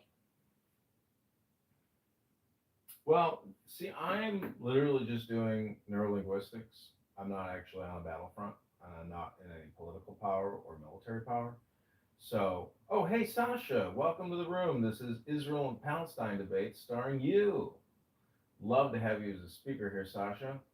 So that's what I was mentioning, that, you know, for all of our sakes, we should be using our words wisely and efficiently and, you know, limited amounts of words because time is limited. And so I'm just always trying to stress the positive and use positive words. I don't want to listen to somebody, some deranged loser on this app who I know very well, and I know their situation in life, and I know their criminal history in life. I don't want to take, I don't need to take wisdom from people like that. I can, you know, open a book, and I'd rather go straight to the source. So, Bima, I hate to tell you, but I'm in a book club, you know? I'd like to talk about books because everything else is really just political. So I choose to, you know, maybe that's how I choose to be political. But anyways, that's all I'm saying. I love it. What book club? Do you remember that website called like meetup.com? Yeah. Yeah. I used to go to like book clubs, the meetups. It was really fun. But what type of book club? Online book club, and what are you reading? So my book club is a special book club, which has rules that many other book clubs don't have. The first rule is we read books to each other in 10-minute increments. And that's that's all of our rules. It's the only rule we have in our book club. That's it.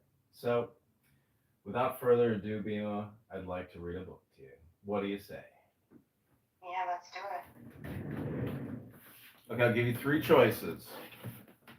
The first choice is Star in the West. The second choice is Meditations. And the third choice is Tao Te Ching.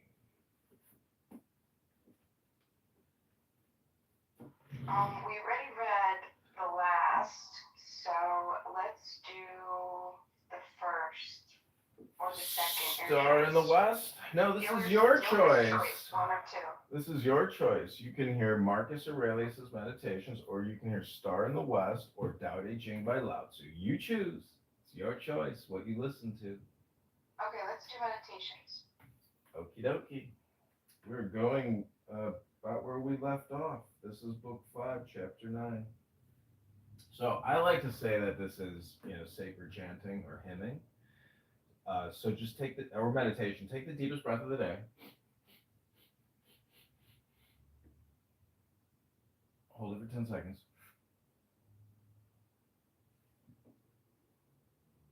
Let it go. This is the 9th verse in Book 5. Be not disgusted, nor discouraged, nor dissatisfied, if thou dost not succeed in doing everything according to right principles. But when thou hast failed, return back again, and be content if the greater part of what thou doest is consistent with man's nature, and love this to which thou returnest, and do not return to philosophy as if she were a master, but act like those who have sore eyes and apply a bit of sponge and egg, or another applies a plaster, or drenching with water. For thus thou wilt not fail to obey reason, and thou wilt repose in it. And remember that philosophy requires only the things which thy nature requires, but thou wouldst have something else which is not according to nature. It may be objected, why, what is more agreeable than this which I am doing? But is not this the very reason why pleasure deceives us? And consider if magnanimity, freedom, simplicity, equanimity, piety are not more agreeable. For what is more agreeable than wisdom itself? When thou thinkest of the security and the happy course of all things which depend on the faculty of understanding and knowledge.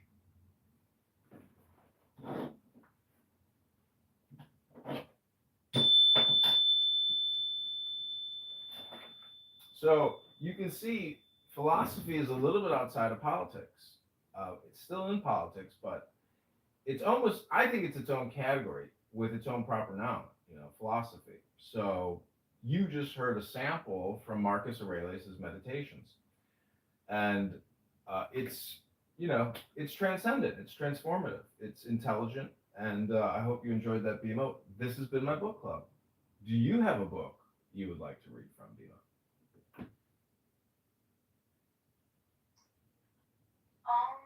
That's so much fun. I'm not in a position to go grab a book, but yeah, I can be prepared next time. Okay, great. Well, next time, just remember that all my rooms are clickbait titles because all I'm actually doing is the book club. Very cool. That sounds really awesome. Thank you. Okay, I give you your regularly scheduled programming. BB talking endlessly. Why is this happening? Daniel too. Maybe it's happening, and maybe you don't know, but from the beginning of this year, 2025, which we did not finish yet, there have been more than 1,000 terroristic attempts from Judea and Samaria on Israel. More than 1,000. That's more than 3 per day. You understand what I'm saying? And because they are promoting terrorism, and because they are promoting this mindset of there's injustice done, so go and murder Jews, we have to put those blockades to make sure that the people that are moving to Israel or to Jewish cities within Judea and Samaria don't plan to grow up. And unfortunately, it is needed because it's happening every single day. Daniel? You don't want to have chocolate? Do you agree with me, Daniel? Do you agree with me that one of the intentions of the Israeli government is to isolate the Arabs and hopefully have them removed? Do you agree with this? I would agree with you with a bit more nuance. I think that what you're missing is that the Judea and Samaria is what is called disputed land. Okay? It's disputed. They say it's theirs, we say it's ours. And right now, it's disputed. This is the situation now. There is the situation, the jura and de facto, meaning what is going on the ground and what is like the legal status. And both sides try to make facts on the ground. Jews, you even call them settlers. When it's the Palestinians that build a new neighborhood, you call them farmers. Okay? The problem with your framing that by the fact that it's a Jew that is this settlement in Judea and Samaria, it's wrong, it's bad intention, it's meant to drive out the Palestinians out. When they do it, it's 100% legitimate. You know for example, there's this story now in Hollywood, a movie called No Other Land. I don't know if you heard about it. It won some You're Oscars. very welcome to share a link if you have. I don't have a name. I said the name of the movie. It's called No Other Land. It's in movies. I don't have a link because you need to pay a ticket to see it. But it's called No Other Land, and it shows like how the Israeli military goes and destroys buildings in Judea and Samaria. And you would say, oh my God, horrible. What you don't know is that those people in Masriyate, which is the place in the movie, they claimed that this land is theirs. They went to the Supreme Court in Israel. They laid out all their evidence. For 20 years, there were discussions about this specific case. And the court, when they started the case, they said no one is building anything until we decide whose land is it. We cannot freeze the situation. Can you repeat the name of the video you're talking about? No Other Land. Okay, you keep going. I'm listening. Alexa, stop. So for 20 years, there was a Supreme Court deliberation regarding this area. It's rare to find a podcast that actually the Palestinians. When the show's called Life Kit, that's kind of the whole point. I'm Marielle Segata. 3 times a week on the Life Kit podcast, we guide you through a topic we could all use help with, from personal development to healthy living to managing your dinero, with takeaways so you can start living what you learn right away. Escucha el Life Kit podcast from NPR. Darren LaHood is a rhino, or Republican in name only, according to one of his Republican primary opponents. John Kitover calls himself a carpetbagger. He lives in Chicago, but he's running in a congressional district that includes central and northwestern Illinois. Kitover considers himself a MAGA candidate. He tells WGLT student reporter Ben Howell that he's running in the 16th district against the Peoria area Republican he says is not conservative enough. Our country is $37 trillion in debt. I'm 42 years old. I'm here on a college campus with young people who are taking out loans to go to university, to get jobs so they can have an undergraduate degree. And so essentially we have to fight these rhinos. I know it's a cliche, but Darren LaHood is indeed a rhino. He's been in office 10 years, creating $2 trillion a year in debt.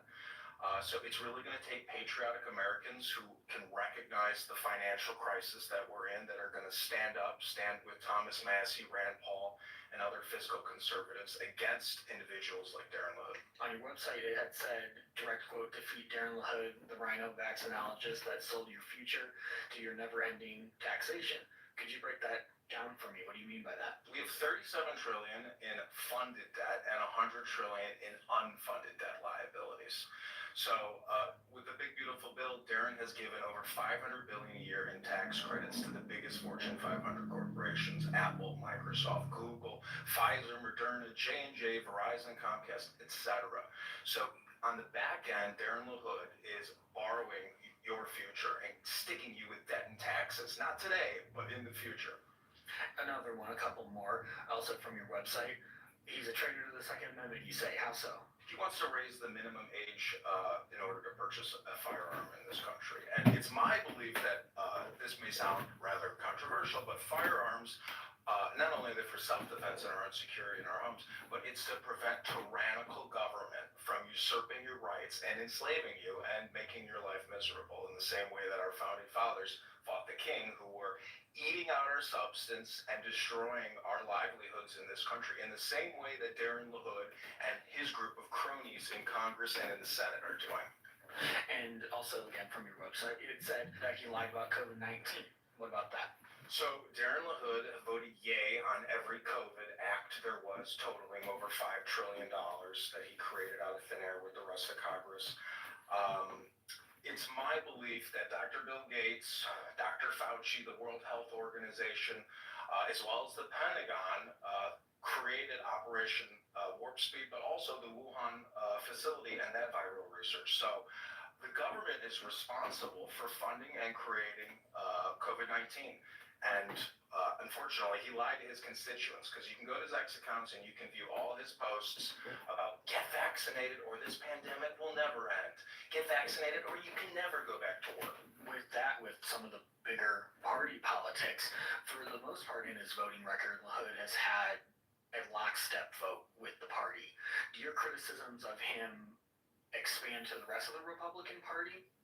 Absolutely. It is a uniparty at this point. Whether the Democrats or the Republicans are in party, they're going to keep spending over $2 trillion a year that we don't collect in taxes. We collect $5 trillion a year in taxes.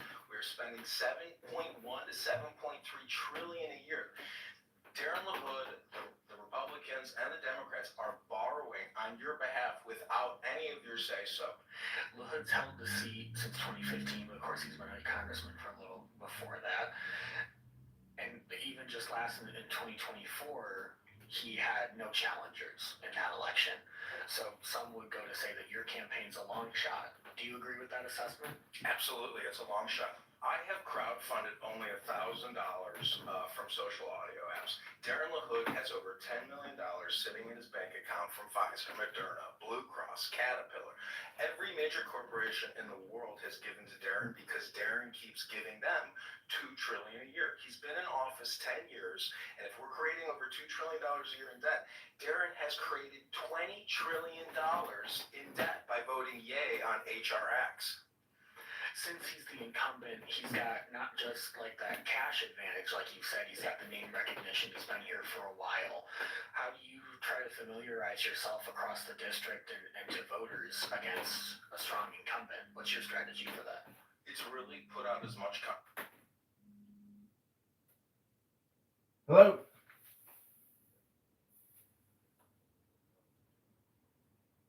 John Kitover. Yes, this is John. Quick question about a recent unemployment program. You had them on this afternoon, sir. Hey, good afternoon, Dale. Yeah, let's do it. I'm free. For verification purposes, can I have you identify the last four digits of your social security number, please? Sure, 6126. For that, your date of birth, please, sir. 11682. The reason I was calling today was just wanted to make sure about any updated information or last day's work that might need to be added to the claim. Right now we have the last day of work is May 2nd, 2024. Yes, that's the paperwork I received from the IRS. And so I also, wanted to get the administrative law hearing because I had filed a lawsuit against the IRS, an EEO complaint, and that EEO complaint has been investigated, and I have all the paperwork that I need to submit because I was physically threatened that I'd be punched in the throat if I returned to work, and I was also sexually harassed. So that's all in the complaint. But I did file the appeal on Illinois, on the website, but I didn't ever get a response from the submission that I made. So I may have done it wrong, or I didn't have the right number. I'm not sure how or why I haven't heard back from that appeal, but. We'll check right now. Okay, for you, sir.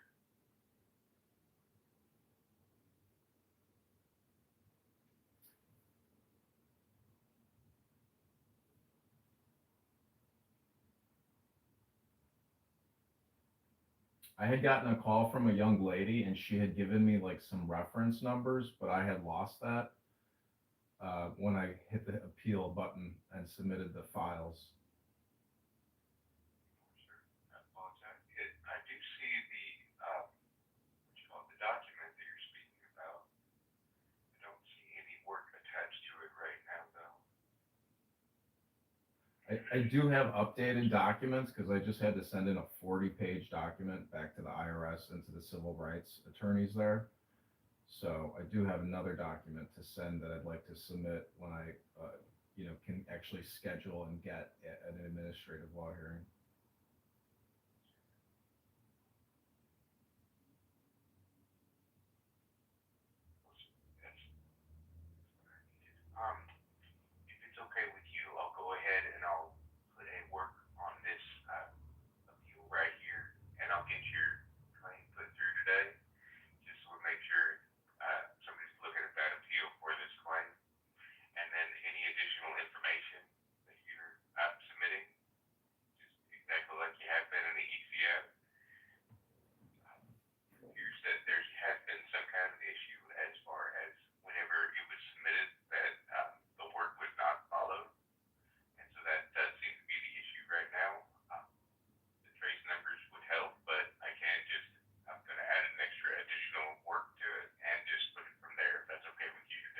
Okay, yeah, great, thank you.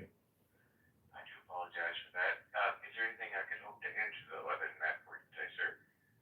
Is it possible for you to help me schedule the hearing to get the administrative law judge to hear the case and to notify the employers so they can be present? Yes, sir. That's actually what I'm going to do right now. Just because, well, what I'm actually going to do is just send the information onto an adjudicator who will schedule the hearing for you, and Okay. you'll be received a letter by mail. Okay, fantastic. Thank you so much then. I guess I don't really have any other questions for you.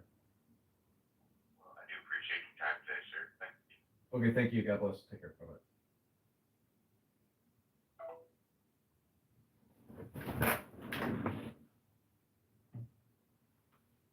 Really put out as much content as I can, get out and meet as many voters as I can. I was just at Starbucks. I was getting signatures on petitions. I've never been to Illinois State before, but really the way to fight Darren LaHood is with transparency and actually accurately describing the situation. That was Republican primary candidate John Kitover speaking with WGLT student reporter Ben Howell.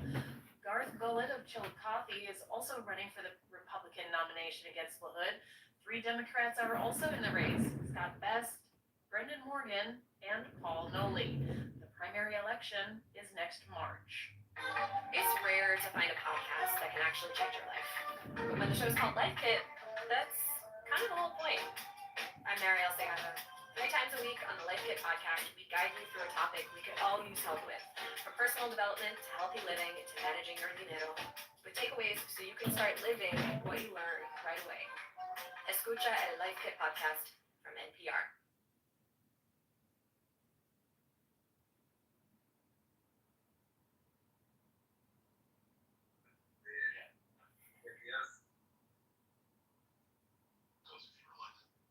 I don't think tariffs are good for the economy. I will turn over every rock to fuck your life up. It's rare to find a podcast that can actually change your life. But when the show's called Life Kit, that's kind of the whole point. I'm Marielle Segato. 3 times a week on the Life Kit podcast, we guide you through a topic we could all use help with, from personal development to healthy living to managing your dinero, with takeaways so you can start living what you learn right away. Escucha el Life Kit podcast from NPR. Darren LaHood is a rhino, or Republican in name only, according to one of his Republican primary opponents. John Kitover calls himself a carpetbagger. He lives in Chicago, but he's running in a congressional district that includes central and northwestern Illinois. Kitover considers himself a MAGA candidate. He tells WGLT student reporter Ben Howell he's running in the 16th district against the Peoria area Republican he says is not conservative enough. Our country is $37 trillion in debt. I'm 42 years old. I'm here on a college campus with young people who are taking out loans to go to university, to get jobs so they can have an undergraduate degree.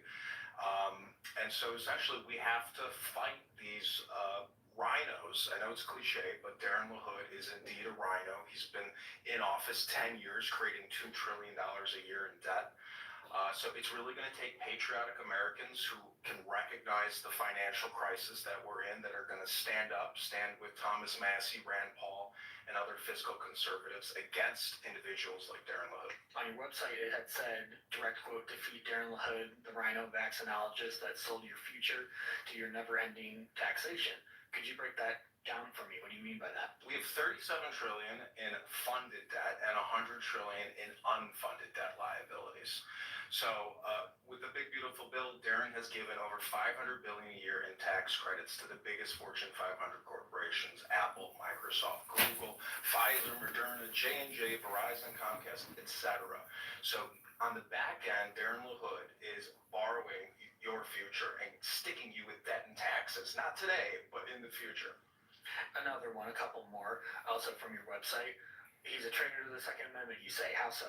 He wants to raise the minimum age in order to purchase a firearm in this country. And it's my belief that this may sound rather controversial, but firearms, not only are they for self-defense and our own security in our homes, but it's to prevent tyrannical government from usurping your rights and enslaving you and making your life miserable in the same way that our founding fathers fought the king, who were eating out our substance and destroying our livelihoods in this country in the same way that Darren LaHood and his group of cronies in Congress and in the Senate are doing. And also, again, from your website, it said that he lied about COVID-19. What about that? So Darren LaHood voted yay on every COVID act there was, totaling over $5 trillion that he created out of thin air with the rest of Congress. It's my belief that Dr. Bill Gates, Dr. Fauci, the World Health Organization, as well as the Pentagon, created Operation Warp Speed, but also the Wuhan facility and that viral research. So the government is responsible for funding and creating COVID-19. And unfortunately, he lied to his constituents, because you can go to his X accounts and you can view all his posts about get vaccinated or this pandemic will never end. Get vaccinated or you can never go back to work. With that, with some of the bigger party politics, for the most part in his voting record, LaHood has had a lockstep vote with the party. Do your criticisms of him expand to the rest of the Republican Party? Absolutely. It is a uniparty at this point. Whether the Democrats or the Republicans are in party, they're going to keep spending over $2 trillion a year that we don't collect in taxes. We collect $5 trillion a year in taxes. We're spending 7.1 to 7.3 trillion a year. Darren LaHood, the Republicans, and the Democrats are borrowing on your behalf without any of your say-so. LaHood's held the seat since 2015, but of course he's been a congressman for a little before that. And even just in 2024, he had no challengers in that election. So some would go to say that your campaign's a long shot. Do you agree with that assessment? Absolutely, it's a long shot. I have crowdfunded only $1,000 from social audio apps. Darren LaHood has over $10 million sitting in his bank account from Pfizer, Moderna, Blue Cross, Caterpillar. Every major corporation in the world has given to Darren because Darren keeps giving them $2 trillion a year. He's been in office 10 years, and if we're creating over $2 trillion a year in debt, Darren has created $20 trillion in debt by voting yay on HRX. Since he's the incumbent, he's got not just like that cash advantage, like you said, he's got the name recognition, he's been here for a while. How do you try to familiarize yourself across the district and to voters against a strong incumbent? What's your strategy for that? It's really put out as much content as I can, get out and meet as many voters as I can. I was just at Starbucks, I was getting signatures on petitions. I've never been to Illinois State before. But really the way to fight Darren LaHood is with transparency and actually accurately describing the situation. That was Republican primary candidate John Kitover speaking with WGLT student reporter Ben Howell. Garth Gullett of Chillicothe is also running for the Republican nomination against LaHood.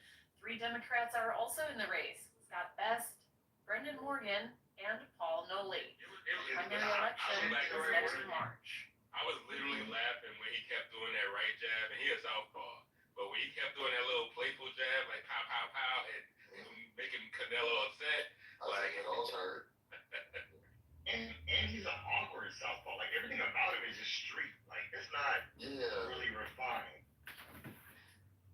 Yeah, he Johnson. He whoops ass. And then there was a lot of hits taken. It was a lot. You're gonna be blue tomorrow, bro. Canelo gonna sit on you and try to big ass punch, right? But you're not gonna get it with him. Canelo just sat. Like, ooh, I'm gonna get you. Nah. He was trying to dodge them long arms. Mel, we'll stop when you're ready. Sorry. Oh, no, I'm done. If you don't want to see the actual video. I thought you had a clip. Oh, no. Did you put it in the chat?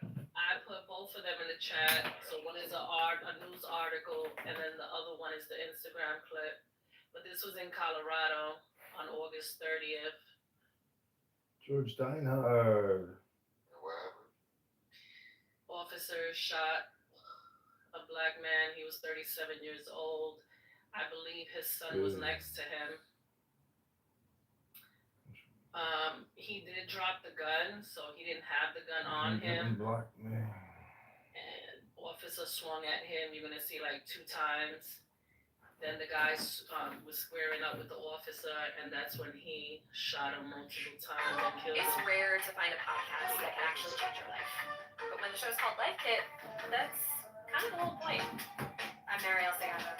3 times a week on the Life Kit podcast, we guide you through a topic we could all use help with, from personal development to healthy living to managing your dinero, with takeaways so you can start living what you learn right away. Escucha el Life Kit podcast from NPR.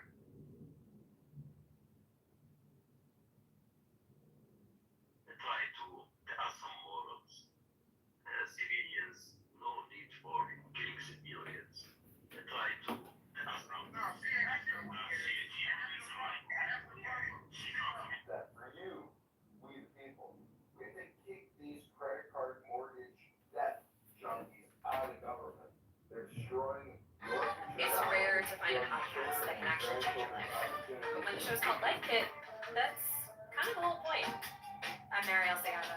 3 times a week on the Life Kit podcast, we guide you through a topic we could all use help with, from personal development to healthy living to managing your dinero, with takeaways so you can start living what you learn right away. Escucha el Life Kit podcast from NPR. Darren LaHood is a rhino, or Republican in name only, according to one of his Republican primary opponents. John Kitover calls himself a carpetbagger. He's running in a congressional district that includes central and northwestern Illinois.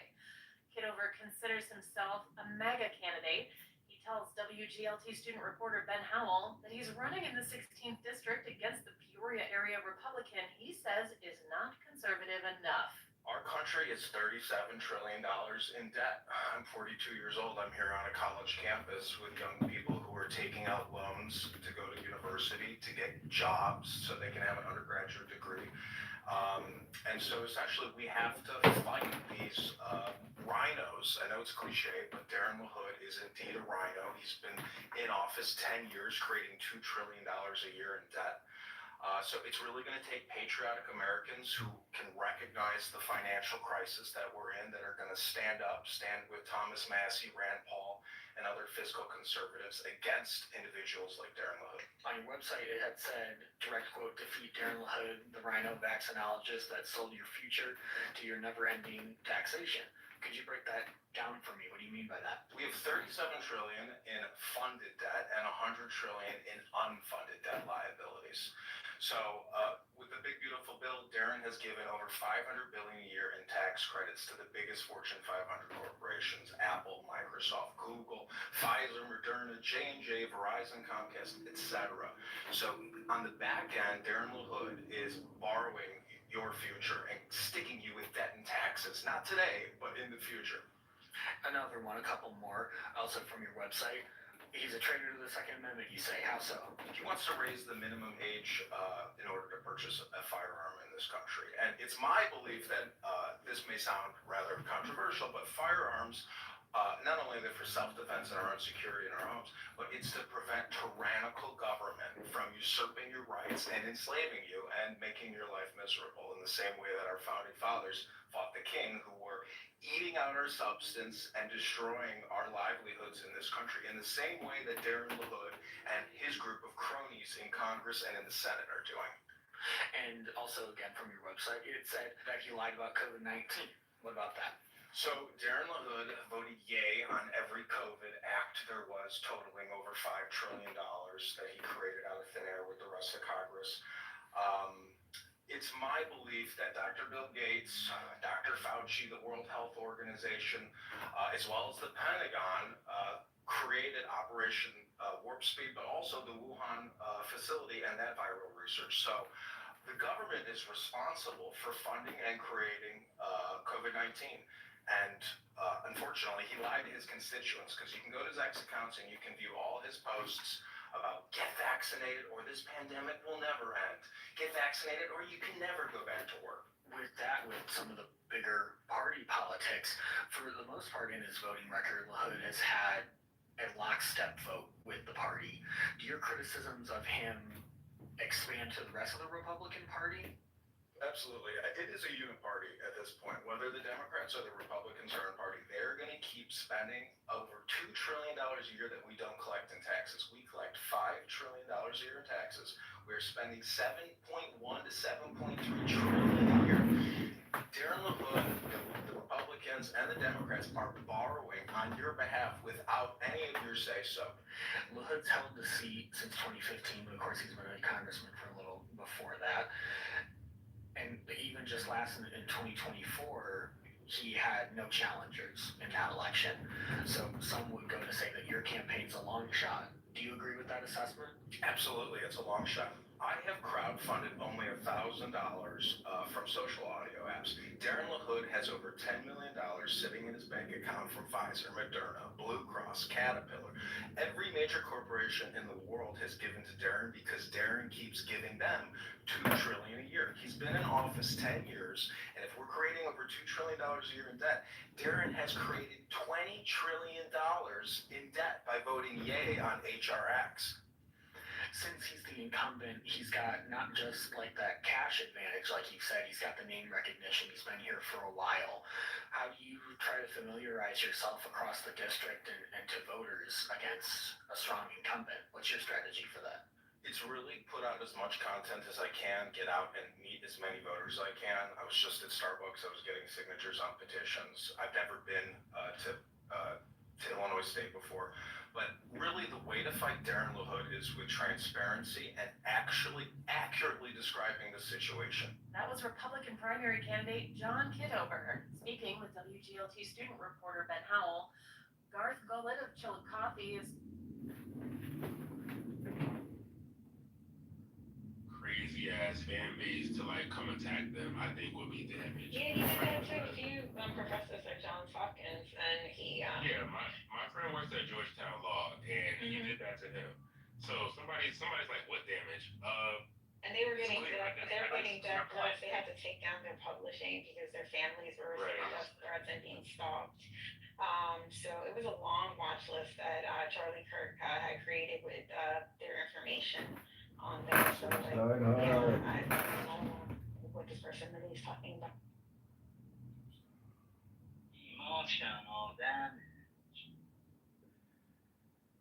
Democrats, liberals, LGBTQ.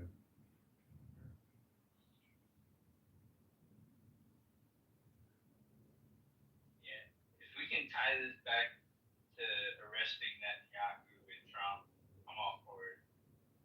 Why does everything go back to George is taking too many That's what I'm saying. I'm not. Always celebrate Charlie Kirk's murder. It goes back to Netanyahu, though, specifically. I just don't understand, like, why all of a sudden in 2025, everybody's in this uproar about Israel. Like, this shit has been going on for. No, hold on. It's just found out about it. Yeah, we just found out about it. You're right. It's virtue signaling. Yeah, and also it's like they never talk about the connections.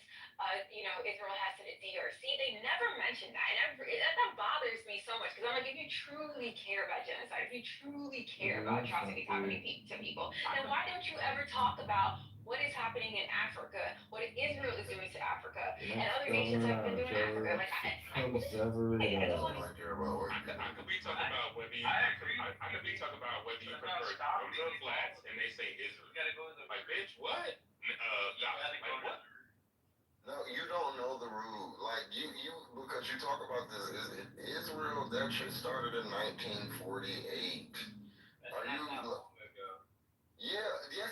Okay. It's longer. You weren't alive, and you trying to circle shit back to Charlie Kirk's murder.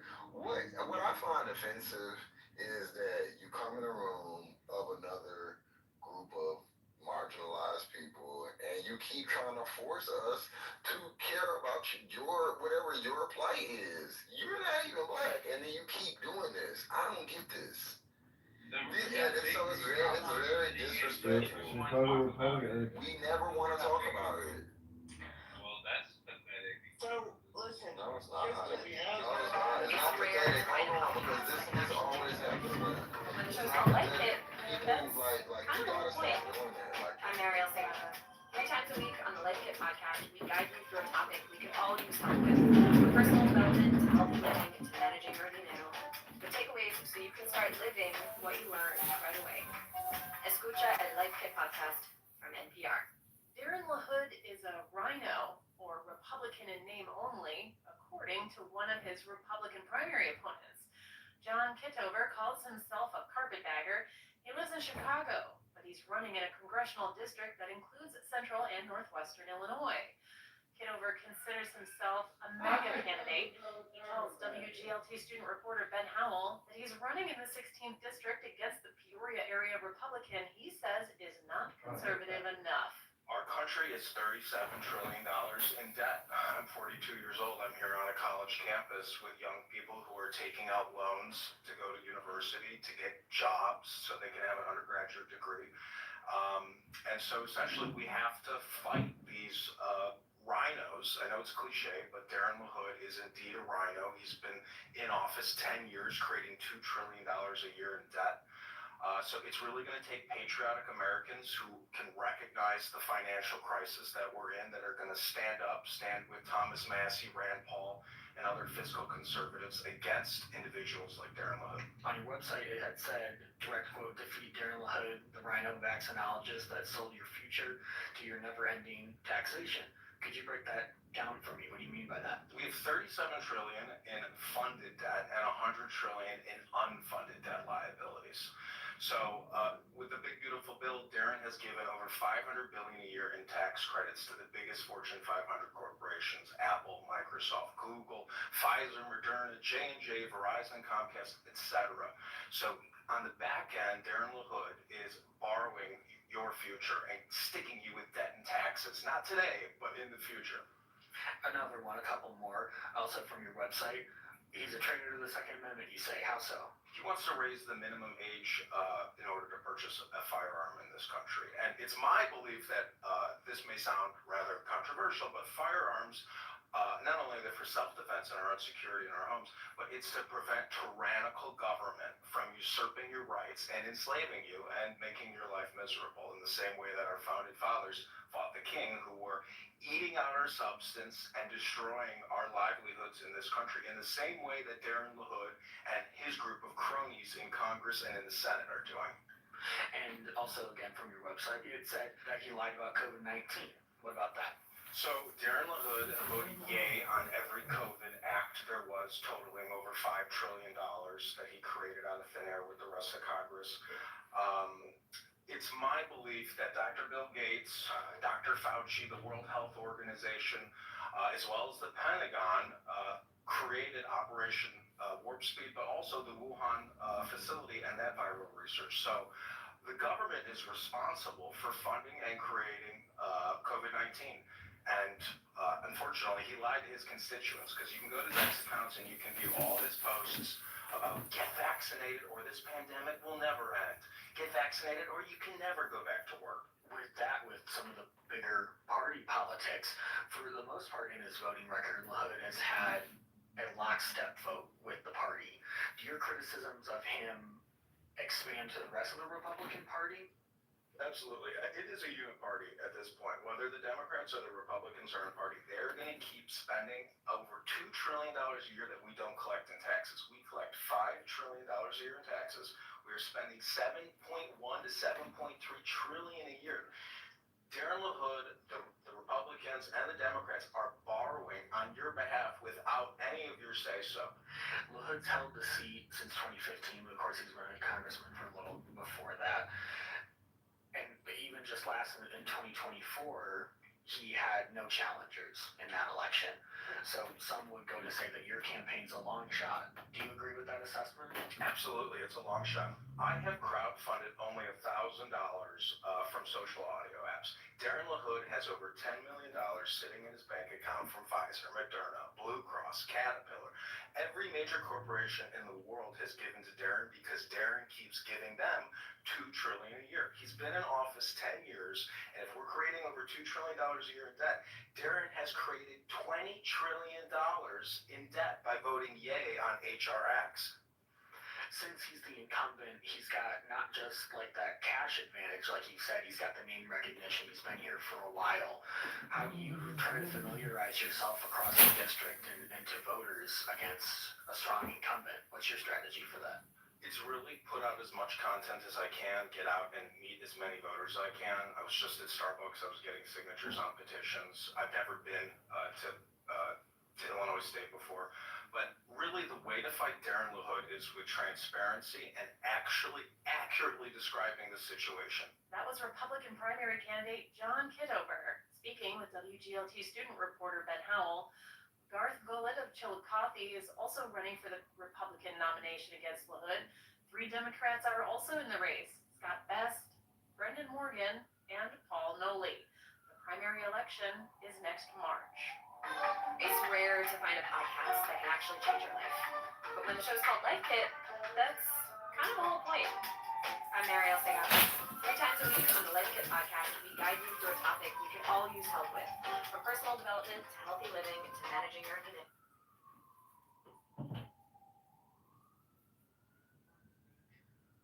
Drew Daniel, English professor at Hopkins, on the list, recalled receiving similarly abusive messages. He was placed on the watch list after he signed a letter that condemned the horrific ongoing violence, quote, the horrific ongoing violence inflicted on the Palestinian people. Turning Point website labels Daniel a quote-unquote terror supporter and an anti-Semite. Soon after he was added to the list, Daniel, who was raised in a mixed Jewish household, started getting abusive emails and messages from people. Okay, I think I'm done. Okay. This is pretty much the end, but I can stop here. Yeah. Thanks. Done. Oh, you're not talking to me, are you, Lisa? Oh, sorry. Okay. Okay, let me just finish. This is almost over. So this is the quote from Daniel. Quote, I got to see firsthand a new wave of hostility towards academia as a sector. Charlie Kirk represented a smiling face that seemed to be open for but in terms of the effects on someone like a professor, the watch list is much closer to the legacy of someone like Joe McCarthy. And then they just explain who Joe McCarthy is, McCarthyism, communist watch list, 1950s. Daniel said he's grown increasingly worried about being surveilled while teaching, which he said would be a, quote, betrayal of the kind of trust and intimacy that takes place in the classroom. Because he's tenured and at a private university, Daniel's not as worried about losing his job, but he has friends who teach at public colleges, especially in Republican-led states, he said, who have become more cautious about what they teach, and this is the final quote. Charlie Kirk's legacy is empowering classroom surveillance and encouraging young people to harass professors that they disagree with. I don't see Charlie Kirk's actions with the professor watch list as at all consistent with a belief in free speech. That's it. I agree. I represent as one who's been a college professor and has taught college. It's okay to have students debate when you're debating and talking about software science. One is debating about a principle, a mathematical principle, or an algorithm, or something like that. But this Kirk individual who dropped out of junior college does not have the capacity to debate with an actual professor. With exception. With fact, no. Yeah. The outside of throwing rocks and then leveraging his whole white so-called Christian nationalism, which there's no such thing that exists, that's something made up. It's a continuation, I think I said this last week. In the 1950s and 60s, when parents taught me how to research it, there was a group called the White National, or White, hold on. It was called the White Citizens Council. Yes, we'll look it up. White Citizens Council. It was in the 1950s and 60s, and we did a comparison and contrast against this Kirk person at this turning point, and their positions of how they moved were exactly the same. They were very much so anti-Brown versus Board of Education, and Kirk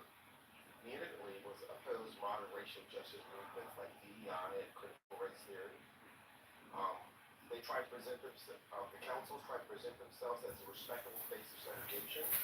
Kirk and his organization create the political mainstream by trying to do through debate and media appearances and campus activism, trying to appear to be that they are just a salient voice of reason. They use coercion. Councils in the 50s and 60s, my parents told me, used to punish civil rights supporters. Kirk's organization, Turning Points, they have, like this young lady said, the professor's watch list that targets educators for their views, and it's been criticizing the form of professional and social coercion. So this is nothing new. He's just taking an old playbook. They actually did this in the 40s in the United States, 30s and 40s in the United States, pre-Nazi Germany, in colleges here in the United States. Go back and read about that. And so this person was radically anti-black in his stance. He used a Ku Klux Klan model of Christianity, calling it nationalism, because there's no such thing that exists. Because Christianity, nationalism excludes Christianity, which Christianity includes human beings. So the two things are 180 degrees polar opposite of one another. But by packaging things and putting a smiling face on it, is akin to the same thing that my father told me how the Clintons come to his house when he was a child in Birmingham, Alabama, and try to burn crosses and the family would have shootouts. So it's just, but yet they be the same people with the judges and the council people and this. It's the same thing. It's the wow. It's the exact same thing.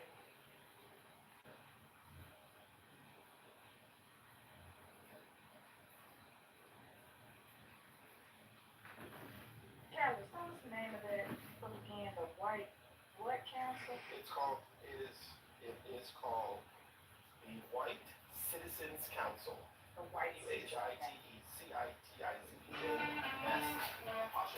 The White Citizens Council were formed in the 1950s and 60s, and they were a network of white supremacist, segregationist organizations that resisted racial integration after Brown versus Board of Education ruling. So Catalyst, Yes, sir. because those groups were around at that time, obviously, and they tried to, do what they do, and I think that they may not have succeeded, or maybe they went back into the shadows, and history is repeating itself right now. Do you think it's going to be the same case where these small subgroups are like trying to surface and trying to do the same things, but they won't be successful? Or do you think they have a chance of being successful this time? I think when more young black people, 20s, teens, 20s, 30s, understand history from their parents or grandparents or great-grandparents who lived in the area and use the same tactics with a modern element, I think those individuals will not be successful.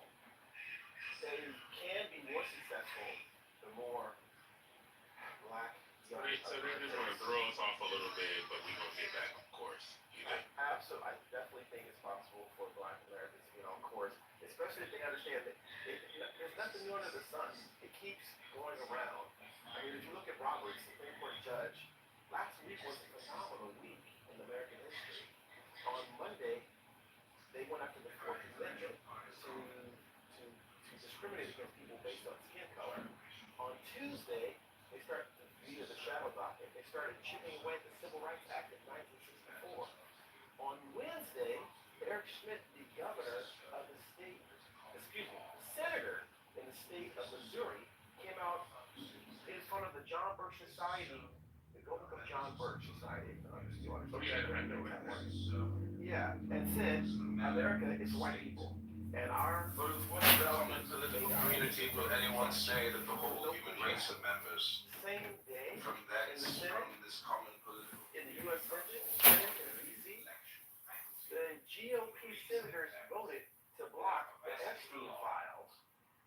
On Thursday, the GOP Senate gave up their advise and consent authority in the Senate. The responsible for advising consent of who gets elevated to the next, whoever's trying to come in, whether it's someone they're trying to put on. Well, this administration says we're going to get rid of all of that, and we want to have a block advising consent. So instead of rating each individual, we're going to just put a bunch of them together. And they did what's called the nuclear option in the Senate to override the Senate's role of advising consent to the executive. So there's been a series of things that have been taking place to whittle away using white nationalism and to strip black people from rights. Right now, in October, next month, they brought back up Voting Rights Act, which is the 1965 Act. They stripped Part 4 and 5. They're going after Part 2, which is the last third leg of the Voting Rights Act. They're trying to strip that down. So black people have no civil rights, no voting rights, and they're going after the Fair Housing Act of 1967-68. And in 1968, they've already gone after affirmative action or DEI. The thing that Lyndon Baines Johnson put in effect in 1968, week one, when Trump came in office, he overturned Lyndon Baines Johnson's executive order creating affirmative action. So there's a systemic method to unrattle all the things that our parents and grandparents have fought for, died for, put in place since '64. One more catalyst. You heard of HR 5300, right? I know that piece of legislation, sir. Yeah, Marco Rubio proposed it on September 11th. Jesus Christ. And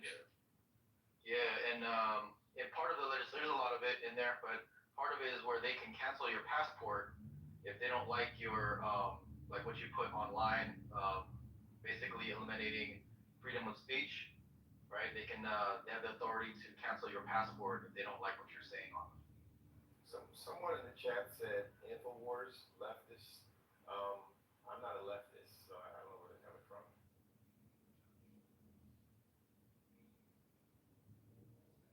Well, no, forget the chat, but Marco Rubio did introduce that bill or whatever. Have you seen that? I have not, sir. I don't know if anyone's looked at the news today, though. Trump, when he was running for office, said he wanted to get rid of, what do they call that? Daylight savings time, which has to do with depending on what coast you're on, and he wanted to have everything be the exact same. They forwarded a bill today to get rid of that, which does destructive amounts of, it upsets.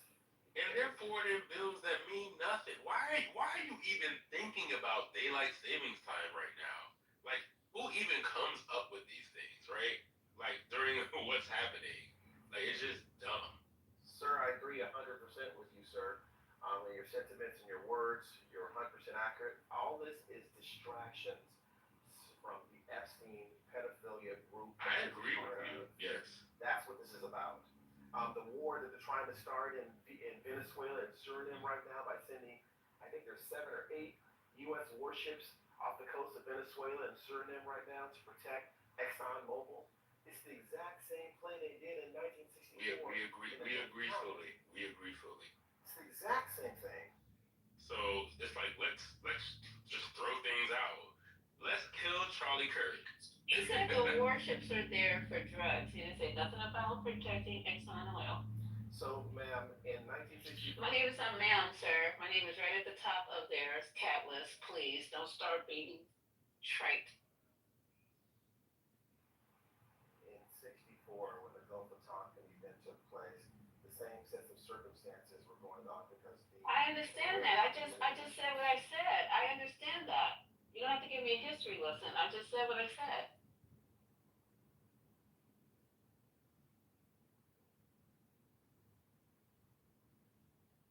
But for the others who don't know the history lesson, you can go ahead and give it.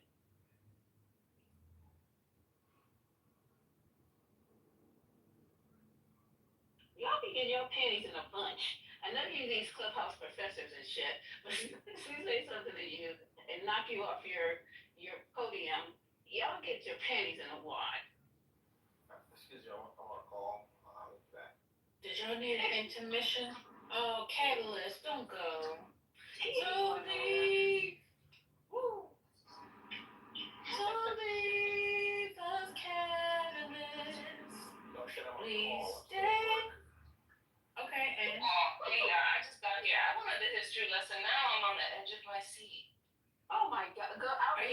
meeting?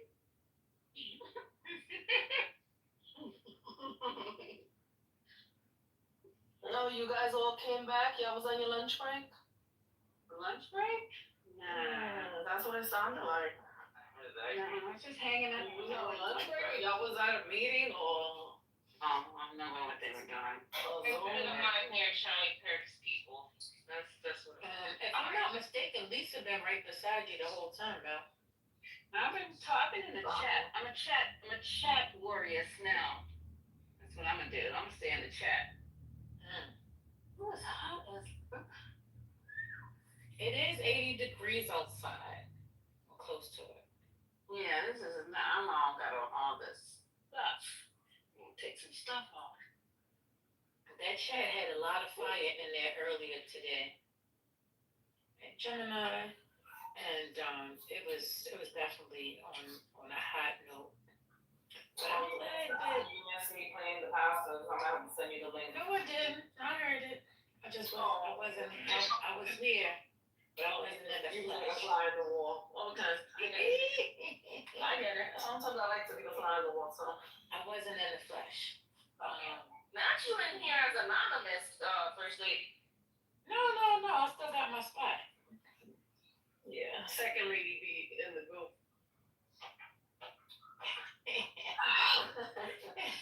Not second lady. It only can be one first. She gotta be second. Right, but how do you know Sister gotta be second. that the other person might not be a lady? You see what I'm saying? Oh. See? True. But yeah, I think we should get into that pastor talk a little later.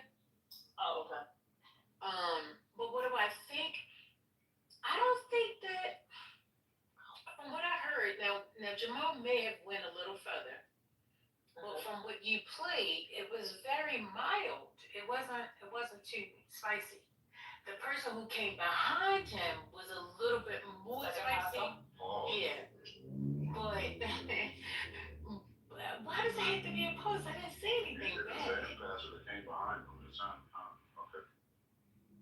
See, that's what I'm gonna get y'all. Second Y'all pastor gonna that I get deliverance. Y'all gonna get deliverance. A lot of these pastors ain't what they pretend to be. You know that. No. You know what? No, you probably need to play it over for Gemini. Well, Gemini, I heard Gemini was talking about his pastor yesterday. Yeah, I was traumatized yesterday. Y'all, like. Sandra was telling us. Sandra said you mentioned something yesterday. Look, first, like, real quick, I'm not gonna be long, but he was like, he started off the service, and that's all I heard was thinking because I left. With his voice trembling, sounded like he was about to cry. He's like, "We lost a brother in Christ. I know you guys feel the pain that I'm feeling right now." He was killed for telling the truth. Christ was persecuted for telling the truth as well. Gemini, was this a black pastor? No. Okay. That fucked me up though. Like he compared him to Christ. Like we can't even compare the pastor to Christ.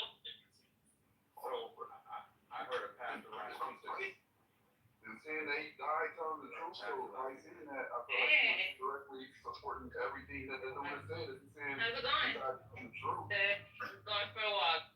Since then. Hello?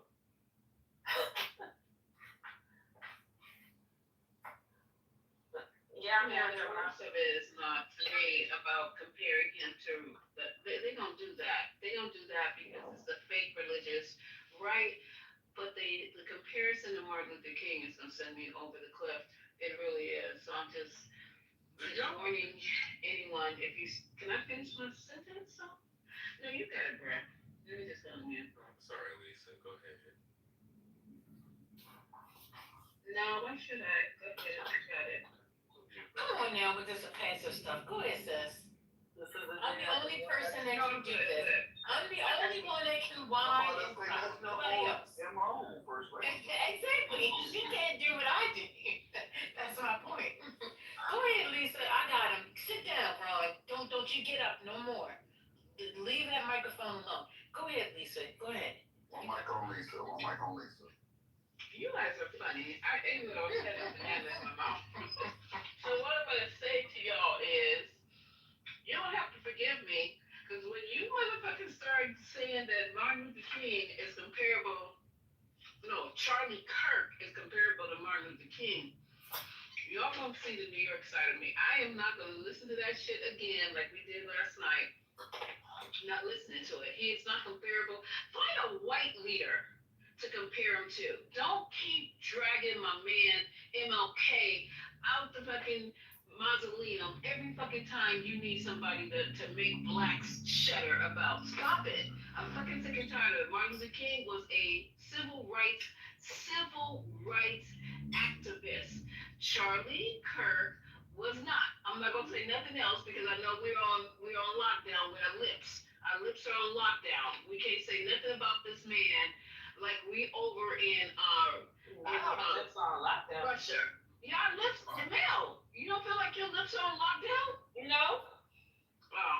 Yes. I get back messages, Telegram messages. You better change the title. You better put that. You better take your replays off. I'm like, what the fuck? I do not sound like that. Oh, was that you? Yeah. Can I just say? I didn't read yours. I had to listen. Here goes again. No, Go ahead, bro. You got it. Jim and I just talked. I thought we was doing like a. But Gemini has a special green Oh, you're right. beam. Okay, I'm gonna let y'all men have it. Go ahead, King. All I was gonna say is like y'all don't feel like y'all on like an island. Hello?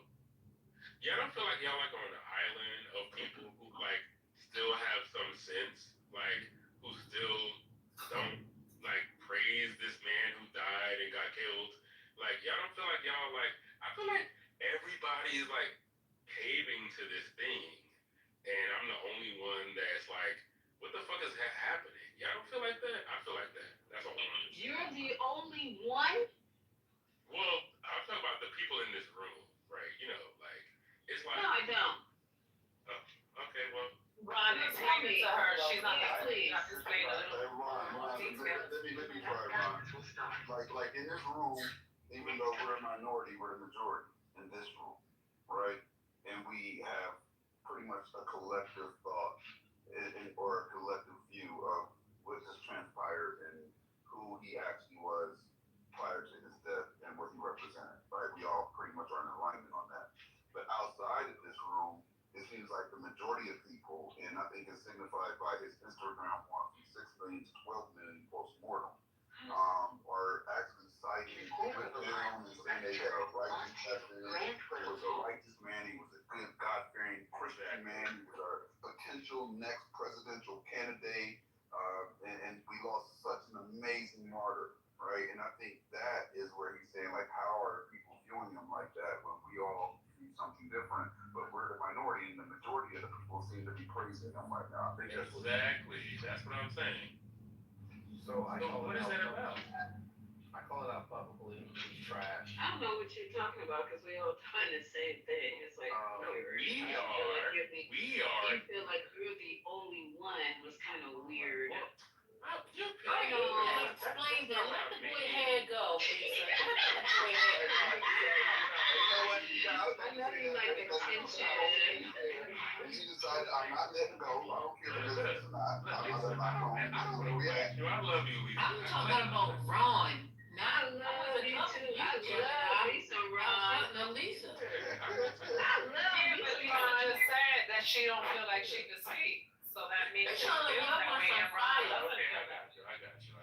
Nah, I'm good. It's hot enough. No, it's hot enough here, sweetie. I'm good. I'm good. Because we can go to hell real quick. No, baby, we good. I'll lead the way. I'm good though. I'm just trying to be a contrarian right now. Okay, I'm back because I have to change my thing out of music. Saying. I had a debate. No, wait a minute. Now, wait a minute. Hold up. Mel just got an attitude. Wait a minute, hold up. You said you about to change your thing out of music. You want to play the clip now? No, I ain't want to play shit. I want y'all to fucking hear me, and y'all wasn't hearing me because I had my shit on music. I can hear you, but you weren't bold enough with your. But it wasn't. So it wasn't. Yeah. It wasn't given New York. It wasn't bold enough, you know. But I want you to stay in music mode if you got the clip. Well, remember, it was 4 clips. So. One mic on Mel, empty the clip. There we go. All right, I got you right now. I'm not to the.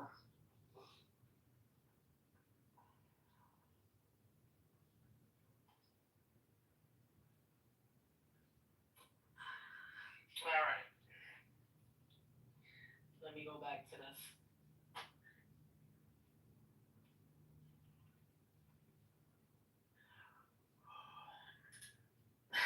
There was another guy, he walked out of his church. He said he'd been attending this church for 10 years. And after they did a moment of silence, he's out. He's like, yeah, this ain't for me. This church ain't for me no more. Y'all gonna laugh. I got emotional yesterday. I was emotional after that. Like, yeah. To be honest, I think. Nah, that's not even funny. Shit like that will make you upset, so you'll be emotional. You're facts. Pastor, I called him right after he did it. He said something similar to that. Jim and I heard it on Wednesday night Bible study.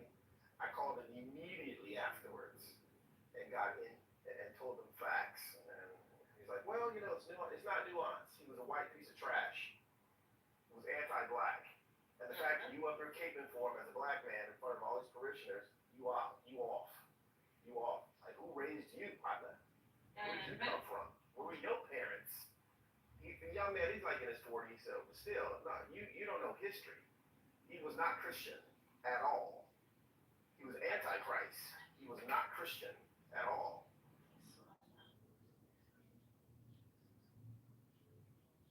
Well put. Mel, you dropping the clip?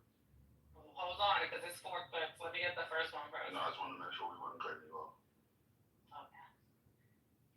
All right, so the first one is Pastor Jamal preaching this past Sunday. About all of these Negro preachers who've been, in fact, talking about that this man that was killed was the answer to Christ in the earth. Y'all ain't saying that they having moments of silence in black churches all over the country over a man that was racist and a white supremacist. How dare you compare him to Martin Luther King? So, is both of them was killed by a white man. After that, they got nothing else in common. I'm concerned. So that was that Pastor Jamal from Georgia for Atlanta. For anybody that doesn't know. The next one is another pastor. I'm not sure where he does. Hold on.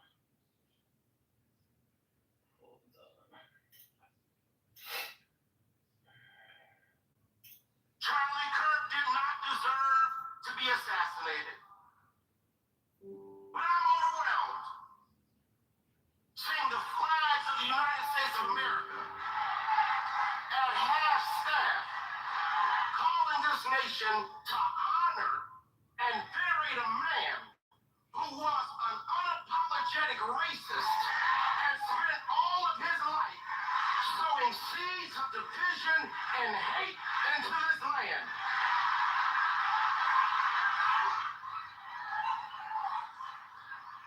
And hearing people with selective rage who are mad about Charlie Kirk but didn't give a damn about Melissa Hortman and her husband when they were shot down in their home tell me I ought to have compassion for the death of a man who had no respect for my own life.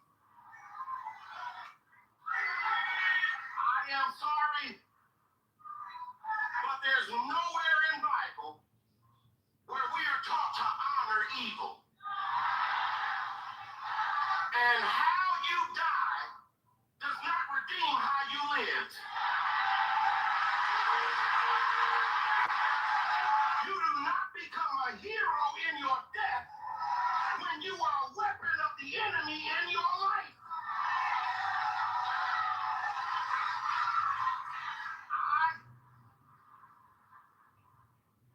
I can abhor the violence that took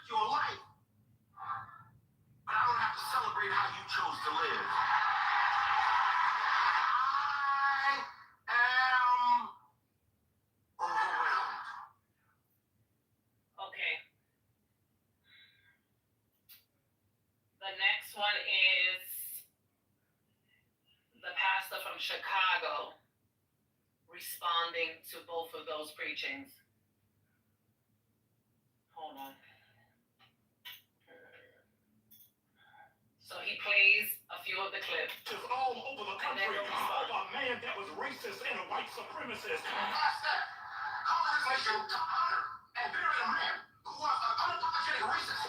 No, we cannot be silent about the idolatry and the racism that is going on in the black church. And Jamal Bryant is one of the biggest goofies behind a pulpit. Just because you sitting there hooping and hollering, I say God said, that don't mean it's anointed. That don't mean it's spirit filled. This is the same dude that went to the gay church with 2 gay men as pastors and acknowledged them as the first gentleman. How do y'all still listen to this man like he led by the Spirit and everything he do go against the Bible? I'll tell you why. Because y'all put culture over kingdom and there's idolatry in the black church. Hey, my sis said it best. She said, don't be so pro-black you become anti-Christ. That is the problem. Show me the tape, Jamal. Take the tape of Charlie Kirk being racist and post it on your platform. Because y'all keep running with this narrative. Y'all got a lot to say. Show me the tape. I done looked at every video where they said this man was being racist, and I looked at the clip in context. Find the tape, Jamal. Find the tape. Post it on your page, and let's talk about it. You a goofy, bro. You a clown, bro. You a wolf, and you misleading the people. And you know how you do it? Because of the hurt, because of the trauma in the black community. Yes, a lot of evil things happen. Yes, there is some racism. Yes, what happened back in the day was slavery. And through the civil rights movement, it was awful. But some of you black pastors, you making our people be victims. You teaching the opposite of what the Bible says because you the real racist. And some of y'all make money, right, by keeping our people down. And they looking and they put all their hope in the pastor. What y'all really, man? I'm sick of it, bro. Show me the tapes. Show me the tapes. Stop making the claims if you don't got the tapes. So now Pastor Jamal responds with the tapes. Hold on.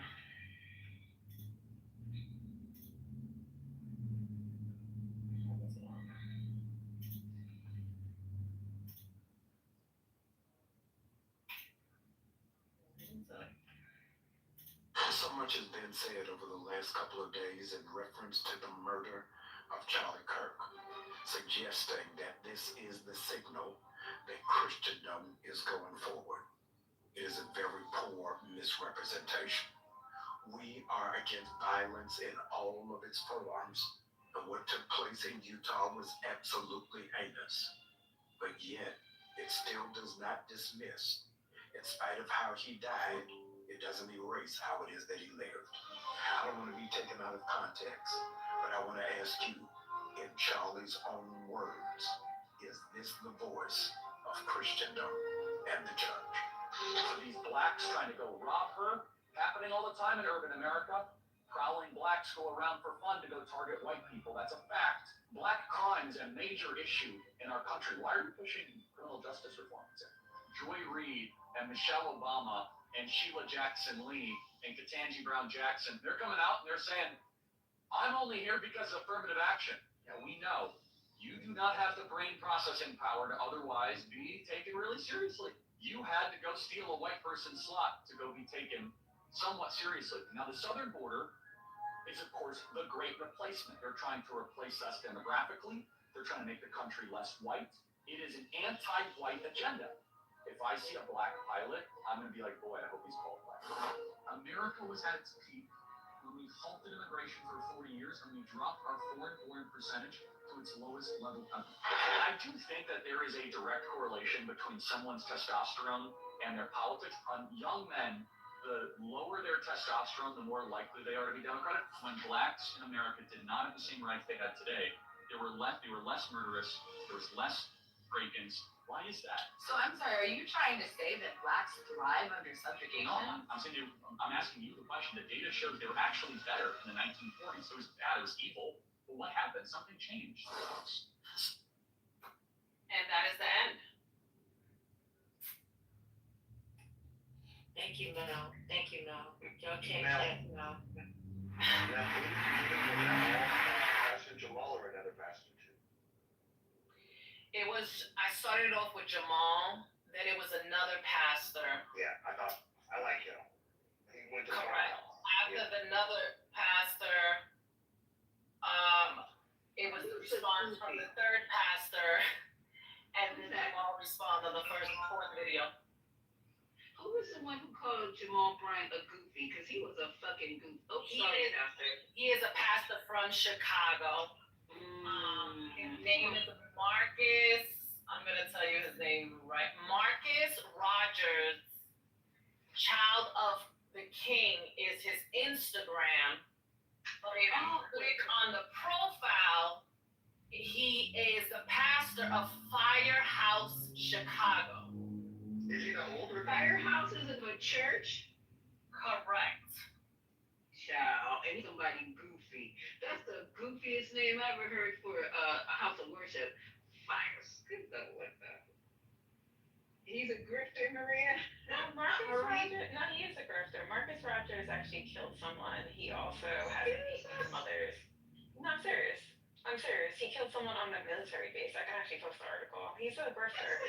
You what I'm talking about? You know, the loudest one got the thickest caseload. Kill guys and these criminals. They're everywhere. They're social activists. They're ministers. Okay, let me be quiet. And then the second pass that I played was Howard John Wesley. He's a senior pastor. That was the second pass that I played, and then the first one was Jamal. Wow, that's crazy. It's crazy because if you look at the comments, unless white people are using black PTRs and commenting, there's a lot of black people commenting on the side of this young man. Yeah, because like on I the said side that last he's night, not racist and that he is a good person, yada yada yada. So, well, is he still here? GA is probably not still here. But I was listening to GA while I was talking about how, you know, they're trying to divide the right from the left. I'm all for it. I'm all for it. Take the South, y'all, right people, because you're so right. And we'll take the coast. Y'all can have that middle of nowhere all to yourself, and we'll take the coast. How about that? And then the darkies who keep talking about they agree with racism and bigotry and hatred, y'all can stay there and be their slaves, because that's what they're trying to get you to be in the first goddamn place. So your wish can come true. You can go back to the South and that motherfucking plantation that you always talk about, I'm on, because my house is good. I got a good house, okay? They don't look nothing like no fucking plantation, okay? Wood floors and wall-to-ceiling windows. Y'all can go. Go to the South and be bitch boys and girls, and you stay right there. Because I don't want to be mixing in with you guys too much more, because I'm starting to edges over this bullshit. What is happening? What's going on?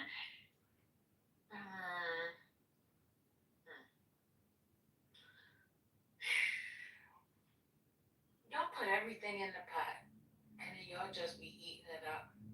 I don't get it. Wait, hold on for a minute. I know Maxine not talking to me. Matt, are you talking to me? Let's get it corrected right now. No, I'm serious right now because I don't know. He wasn't talking. He wasn't talking. Oh, okay, We have been going on in the chat. The chat is HE double hockey sticks. They're all piling on. Okay, you back on, Matt. As my wee friend that I don't like. Okay, yeah, you back on. Can you make sure you park right, please, man? Thank you. You heard that? Where they hit the wall to in and out. Exactly. Hello. Car screaming for his life, man. Shut up, Jim. You have to add to the song. Hey, sir. All right. So, I don't know. Hello. First lady, you weren't here last night, but we had a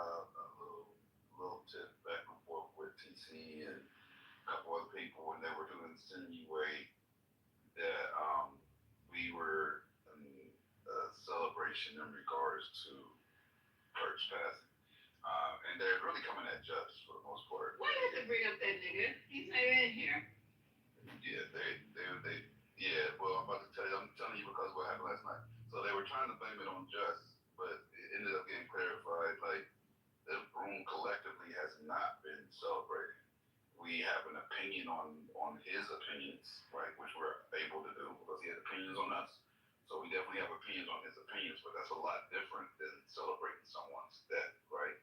And then he brought up the fact that Brooklyn had did it, and then that was clarified, like, yeah, but there was pushback at that to the point where she started saying, I'm staying in the group because I'm too volatile for the stage, right?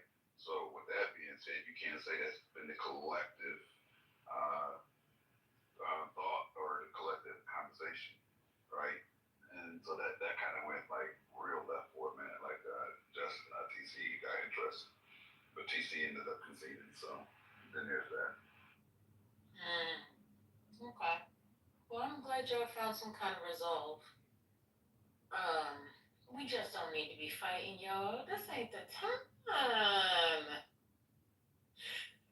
to be fighting one another.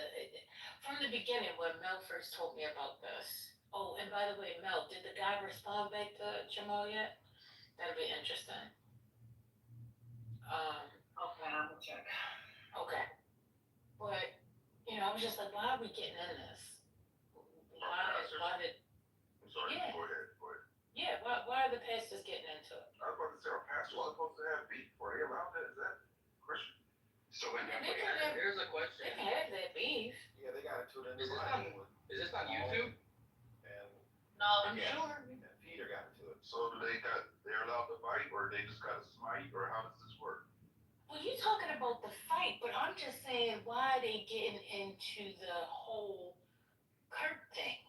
Like, right now, this is white on white crime. Why are black people inserting themselves? That's what I'm asking. A lot of pastors are paid all the money by white people to make sure that they keep their flocks as sheep. That's what's going on. I was about, yeah, you beat me to it. I was about to say this, and this is nothing against Christians or Christianity. And that's another. I'm son of a minister, and I am a Christian, and I do believe in the Bible, so y'all can take that for whatever it's worth. But with that being said, Christians are the most gullible, by far, the most gullible group of people. Like, when predators come around, they know to go after the church people. They're going to open up their wallets, open up their hearts, open up their purse, open up their homes, open up anything you can get them to open up. They're gullible as the living fuck, right? So these pastors, when they endorse something from the pulpit, that's powerful, very powerful, because these people have already opened up their hearts and minds and are living their life by their guidelines, right? What he says in the pulpit goes into their household, right? Becomes indoctrinated, right? So when you see those type of things happening, and they use their platform to platform him and to platform his agenda, just like my preacher yesterday. Well, that's not my preacher, the preacher's church I attended yesterday, because that's how I view it at this point, right?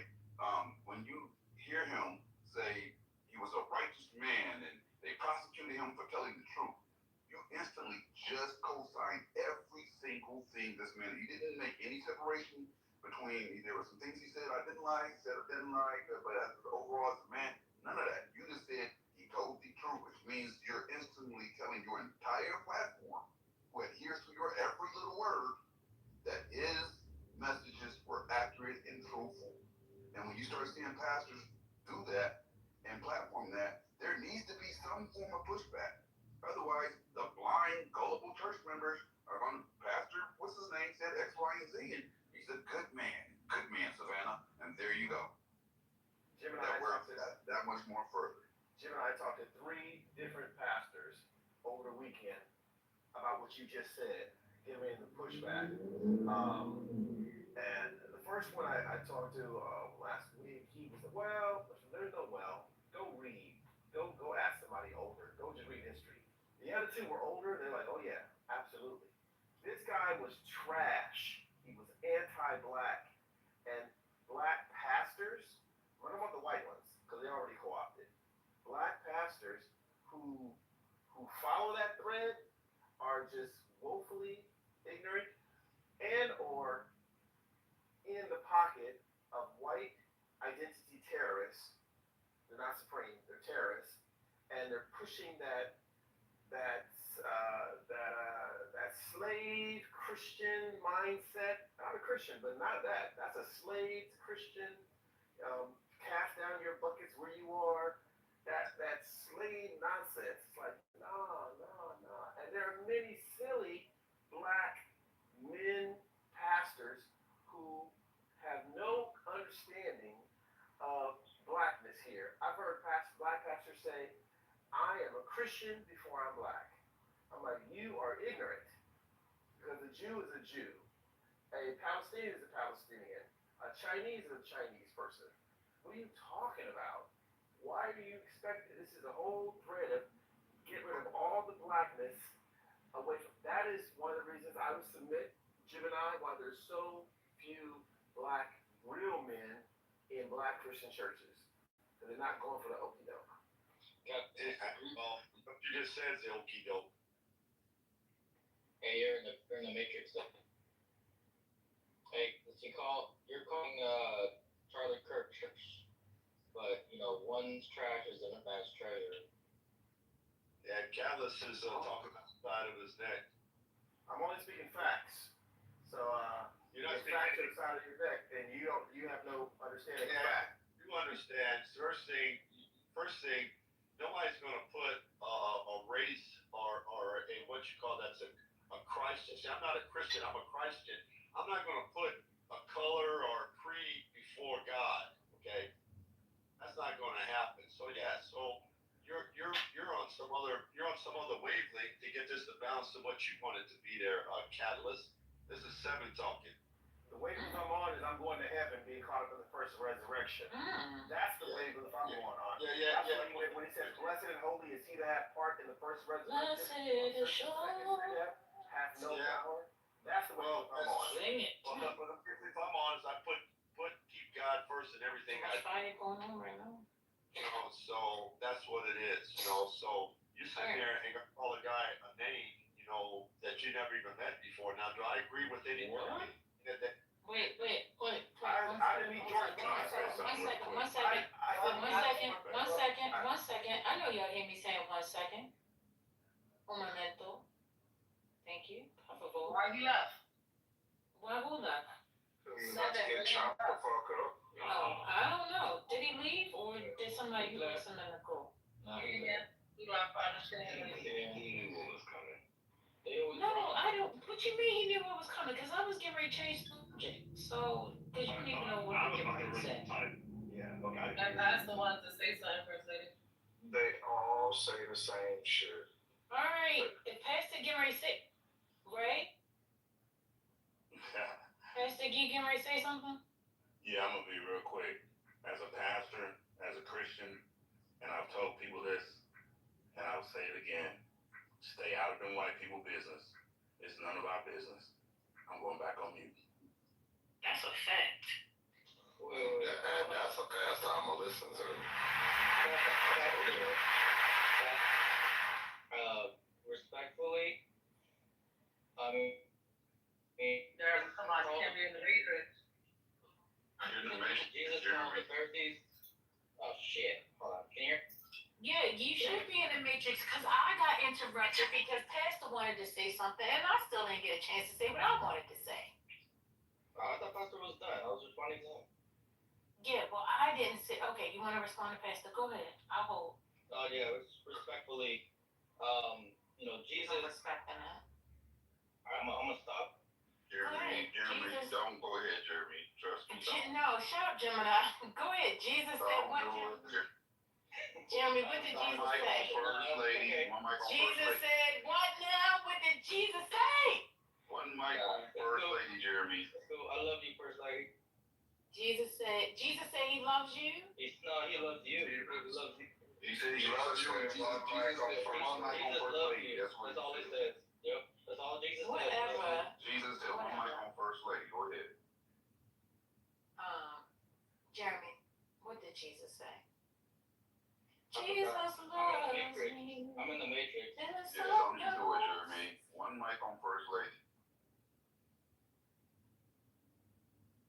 I don't like to be pressured, but I wanted to point out the fact that, you know, how I heard Jamal start by saying that this is not Christian. What is it? What did he say? Christendom? Christendom? Christendom? Is that it? Christianism. No, he did not say it. No, he said Christ. He said Christ something. You guys are saying Christian. He said Christ. Yeah. It's Christ, not Christian. Yeah, Christdom. Yeah, I heard him. It's not Christdom. He said Christendom. No, baby. Because when he said it, it just put an antenna up because I'd never heard it. Okay, we can rewind the tape. We can rewind the tape. But I wanted to say that because it hit me, and we have it where there's a group of people who see Christianity in a different view. That's what's being brought to the forefront right now. See, we have another group over here that sees Christian this way, and a group over here that sees it a completely different way. So then when you have one group saying, oh, this is not Christian, yeah, to those that see it the same way that you see it, they see that that's not Christian-like. But the people who follow that idea or ideology of Christian or Christendom or whatever you want to call it, that's how they see it. Have you ever thought about that before? I'm not saying that one is right or the other. I'm just saying, like, this is where we are. We're in a crux because people literally, even when it comes down to the truth, what the truth is constantly being questioned. How we used to see things and how we at least communicated with one another. We kind of saw things eye to eye. But now it's not happening like that. There's a whole new reality that's being created. Can y'all see that or no? No, because this has always been a thing. I've been seeing this for decades. Like, I mean, I can go down the list. Even what are you saying no to, sir? Be precise. What are you saying no? You just laid out something. Right? I asked a question. I said that these people see Christianity one way and another group sees Christianity another way. You said no. Okay, precisely describe why I said no. Well, that's my question. Wait. Hold on. What I'm saying, this is not new. This is not a new thing. This has been something that's been going on for decades. I've always seen this, even as a person who's not even religious. I've been seeing this. Like, none of this is new. You have a great faction of Black Christians who believe in the conservative movement, even when they're not conservative, meaning that they are not that they're not for gay rights, trans rights. And you can go down the list of the things that you'll see progressive Christians will go for. It is a pure split line fraction, and I've seen them both, even in New York, such as across the street from each other, like that. It's not new. Like Pastor Manny. Okay, so Robert, hey Robert, good afternoon. Good day to you, Mr. DeGreen. Supreme. Yeah, no, so we're talking about Pastor Jamal, Brian, and these other two pastors. I don't know these other people's names. But Jamal and the other gentleman, they commented on what has been happening in regards to Charlie Kirk and how some people are responding. Jamal was not. Because I was coming in and out, if you don't mind me asking. Yeah, well, Jamal was simply saying that the only thing that Charlie Kirk and Martin Luther King have in common is that they were killed by a white man. That's what he said. So I assumed that there was conversation about what he was referencing to is the fact that people were trying to compare him to Martin Luther King. And he was standing up for that. Wow. So, may I make a comment? Yeah, but the overall arching question that I have is regarding, because how Jamal started out was talking or referencing Christianity, right? And saying that this guy is not person to represent, Christendom. That was not So, yeah. that was not Jamal that said that. You know that, right? Okay, who was that? That was the Chicago pastor that's bashing Jamal and the other pastor. Okay. Okay, that's what I was trying to get clarity. Okay. Let me hear Jamal again. Yeah, can you repeat that again? Because I missed some of it. Okay. Yeah, and I'm ready to comment once this get clarified. Okay. All right. Okay, brother Supreme. Peace, brother. How you doing, man? I need you, man. What's good? You alright? Yes, sir. Monday. Somebody making motivated Monday. No doubt. Let me let them have this dialogue so I can comment because I do have a Motivated Monday. I thought it was Monday. All right. no money. Don't say money shit. I'm playing it now. Oh, Mel, you behaving today? Are you limiting your vocabulary today, Mel? About all these Negro preachers who've been in fact talking about that this man that was killed was the answer to Christ in the earth. Y'all ain't saying that. They having moments of silence in black churches all over the country over a man that was racist and a white supremacist. How dare you compare him to Martin Luther King? The only thing that Charlie Chris and Martin Luther King got in common is both of them was killed by a white man. After that, they got nothing else in common. I'm concerned about all. That was it from Jamal. Okay. Thanks for separating it. That makes sense. So That's all Jamal said. that's all Jamal. And what's That was this guy Jamal name? right now. What happened? That was Jamal. So with that, yes, that was Jamal. Yeah. So I got it. Okay. So Wait a minute, hold up. So wait a minute. The next pastor, what is his name? I keep forgetting. The next pastor is one moment. There's two more. Hold on. Is Pastor Charlie Kirk did not deserve to be assassinated.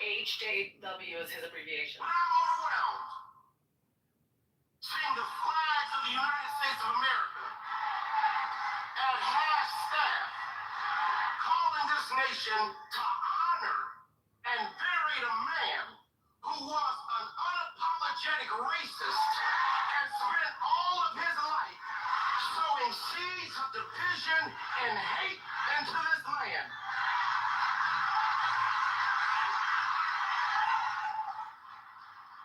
And hearing people with selective rage who are mad about Charlie Kirk but didn't give a damn about Melissa Hortman and her husband when they were shot down in their home tell me I ought to have compassion for the death of a man who had no respect for my own life.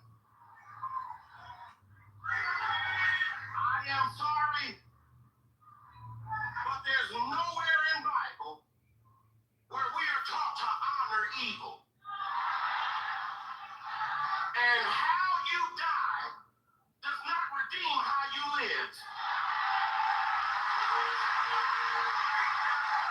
You do not become a hero in your death when you are a weapon of the enemy in your life.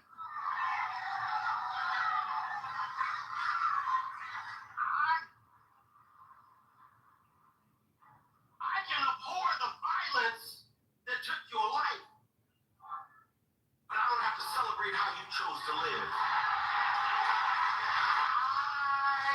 I am overwhelmed.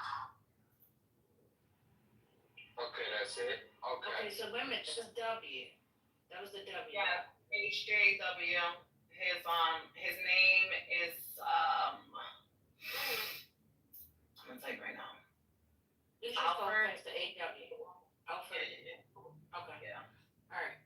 So now we got the Chicago pastor. He's the one that posted both of their videos and is going in on them. Okay. I will play that one.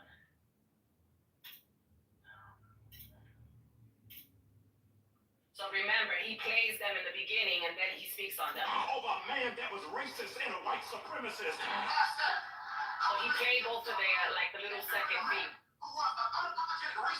No, we cannot be silent about the idolatry and the racism that is going on in the black church. And Jamal Bryant is one of the biggest goofies behind the pulpit. Just because you sitting there hooping and hollering, I said, God said, that don't mean it's anointed. That don't mean it's spirit filled. This is the same dude that went to the gay church with 2 gay men as pastors and acknowledged them as the first gentleman.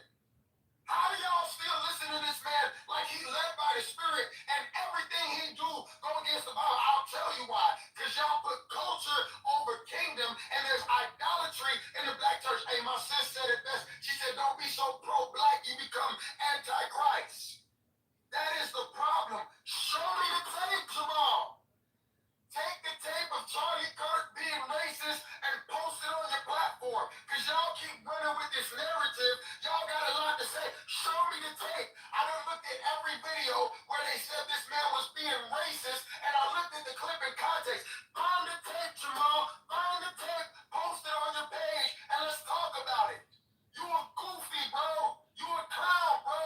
You a wolf, and you misleading the people. And you know how you do it? Because of the hurt, because of the trauma in the black community. Yes, a lot of evil things happen. Yes, there is some racism. Yes, what happened back in the day with slavery and through the civil rights movement, it was awful. But some of you black pastors, you making our people be victims. You teaching the opposite of what the Bible says because you the real racist. And some of y'all make money, right, by keeping our people down, and they looking and they put all their hope in the pastor. What y'all really, man? I'm sick of it, bro. Show me the tapes. Show me the tapes. Stop making the claims if you don't got the tapes. All right. Thank you for that Wait a perspective. minute, 1 second. Oh, damn. This is the last one. So number 4 would be Jamal responding back to him. Y'all so official. Thank you for this breakdown. So much has been said over the last couple of days in reference to the murder of Charlie Kirk, suggesting that this is the signal that Christendom is going forward. It is a very poor misrepresentation. Christendom. Are against violence in all of its forms. But what took place in Utah was absolutely heinous. But yet, it still does not dismiss. In spite of how he died, it doesn't erase how it is that he lived. I don't want to be taken out of context, but I want to ask you, in Charlie's own words, is this the voice of Christendom and the church? So these blacks trying to go rob her, happening all the time in urban America. Prowling blacks go around for fun to go target white people. That's a fact. Black crime is a major issue in our country. Why are you pushing criminal justice reform? Joy Reid and Michelle Obama and Sheila Jackson Lee and Ketanji Brown Jackson, they're coming out and they're saying, I'm only here because of affirmative action. Yeah, we know. You do not have the brain processing power to otherwise be taken really seriously. You had to go steal a white person's slot to go be taken somewhat seriously. Now, the southern border is, of course, the great replacement. They're trying to replace us demographically. They're trying to make the country less white. It is an anti-white agenda. If I see a black pilot, I'm going to be like, boy, I hope he's qualified. America was at its peak when we halted immigration for 40 years and we dropped our foreign-born percentage to its lowest level ever. And I do think that there is a direct correlation between someone's testosterone and their politics. On young men, the lower their testosterone, the more likely they are to be Democratic. When blacks in America did not have the same rights they had today, they were less murderous, there was less break-ins. Why is that? So I'm sorry, are you trying to say that blacks thrive under subjugation? No, I'm asking you the question. The data shows they were actually better in the 1940s. It was bad, it was evil. But what happened? Something changed.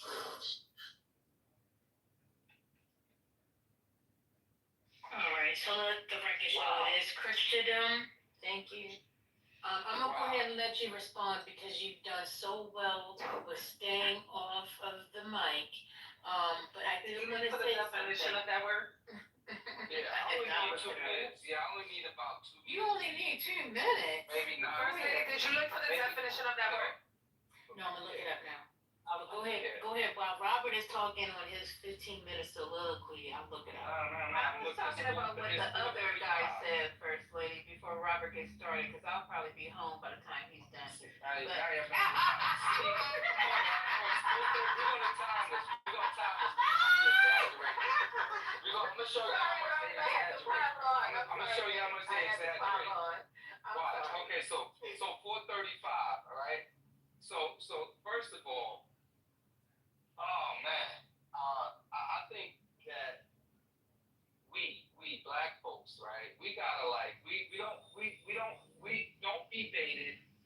Be bigger. Be better. This attempt that MAGA's making to just have us in a perpetual state of defending this, defending that, they're masterful at their strategy. And I'm going to suggest that you guys take a look at the propaganda machinery used by Adolf Hitler, right? And his architect of that propaganda agenda. And you'll find this, it's 436. Which you'll find so many similarities that once you realize those similarities are there, you'll have the tools that you need to understand why we are experiencing what we are experiencing here in the United States. Y'all better wake way the fuck up. Wake all the way the fuck up. That's all I'm gonna say. And that's it, 437 out.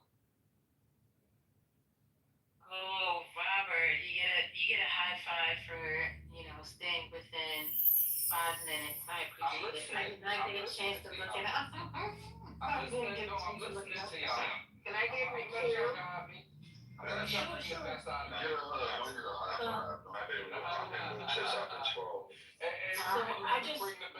just want to say, so the Christendom part, Lisa, my question was, because before he plays the clip, he asked a specific question. Does this represent Christendom?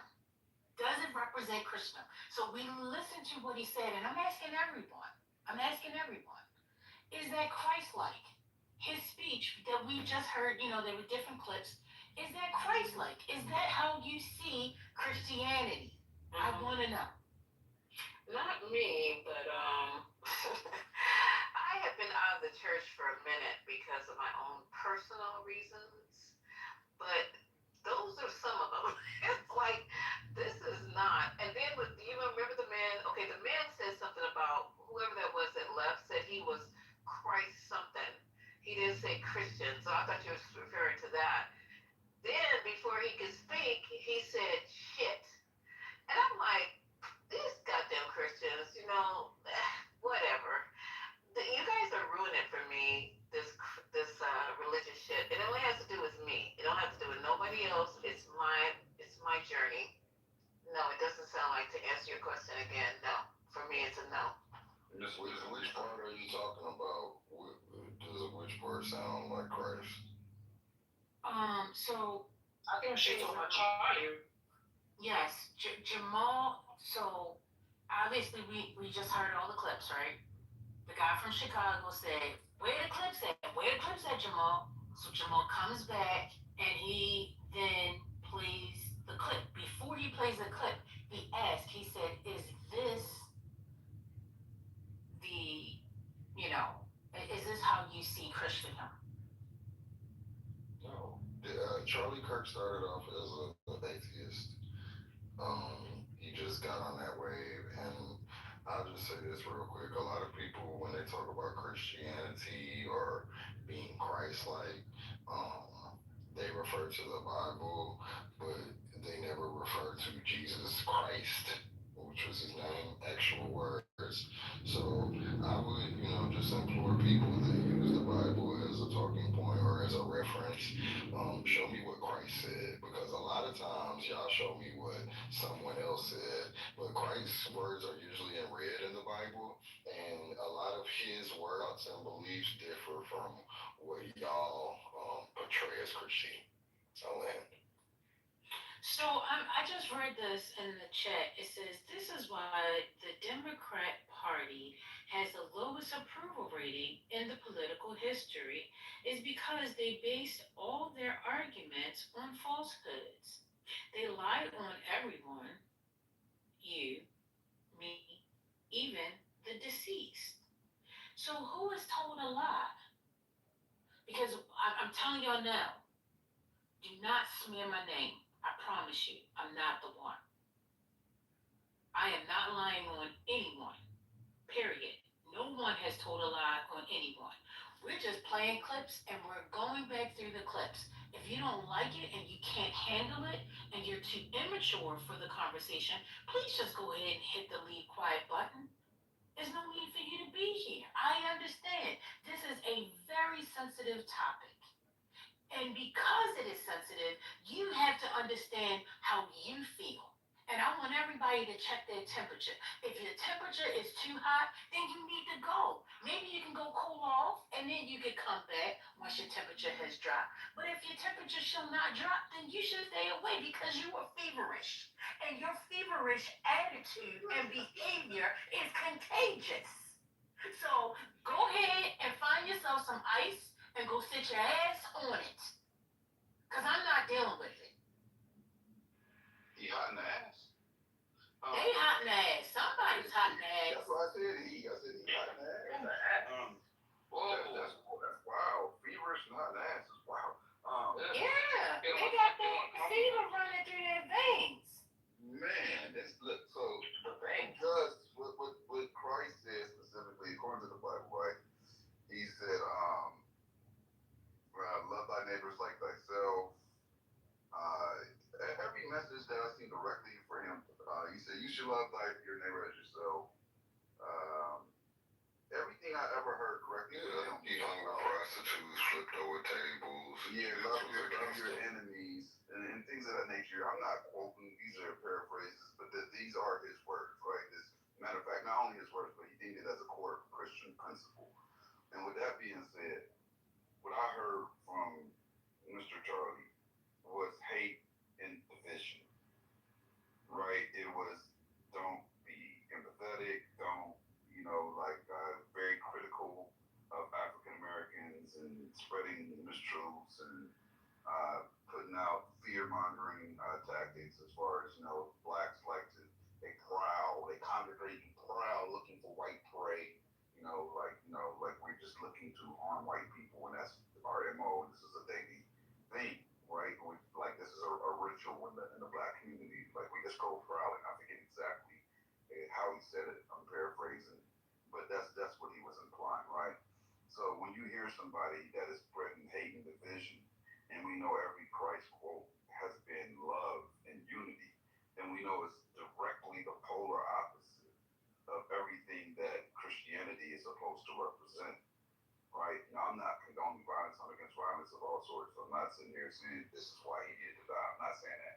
So nobody can misquote me on that. That's not what I'm trying to do. But I am saying that the principles that Christianity is based on is the opposite of what he stood for when he was here on this planet. And that's a fact.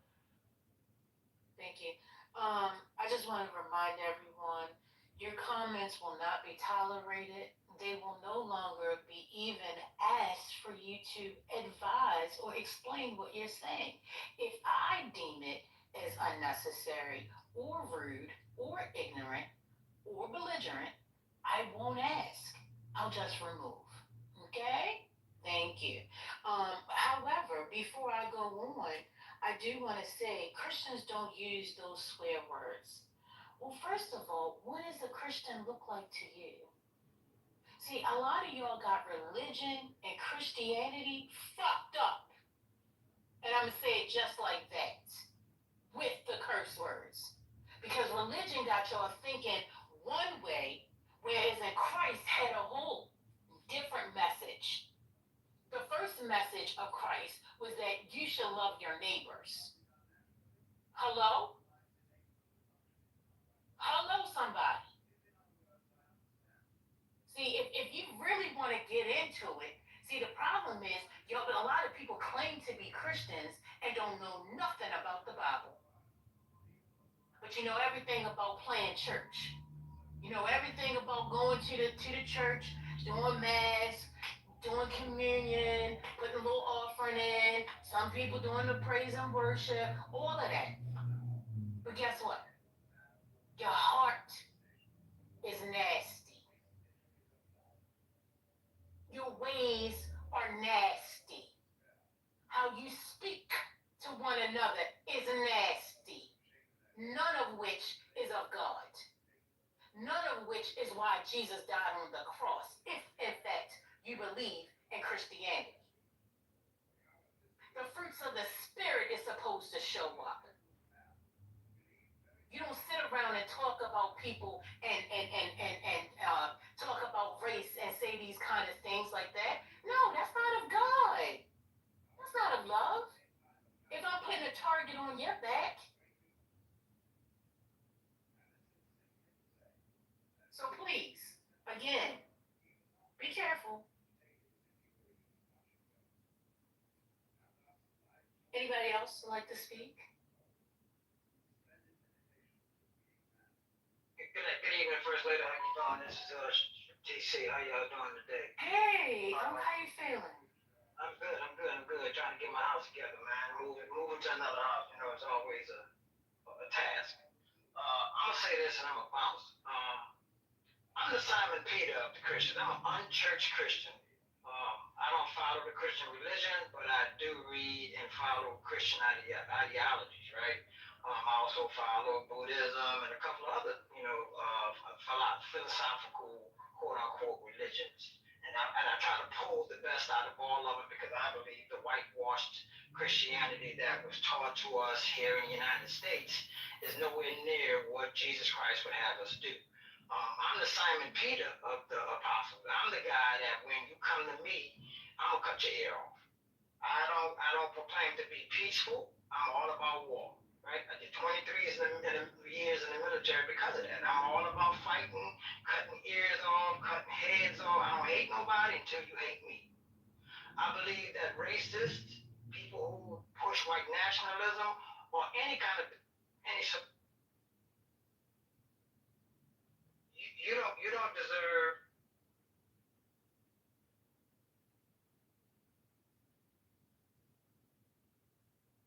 I think somebody's calling her. Somebody says cutting ears off. Did I hear that? What's that? Did someone say something about cutting ears off? Yeah, he said he did 23 years in the military. No, cutting ears off. And then he mentioned that after mentioning the military. He's all about that. Ears. Oh, okay. That sounds painful. All right, I'm going back on mute. But I think he's on the phone because it cut out. He was the very sent to the disciple. Cut the soldiers.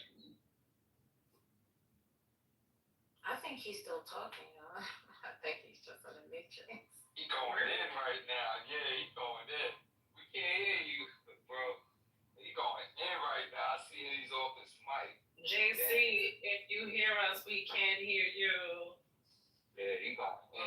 See, he been speaking for. Oh, he gonna come back. God said. Yeah.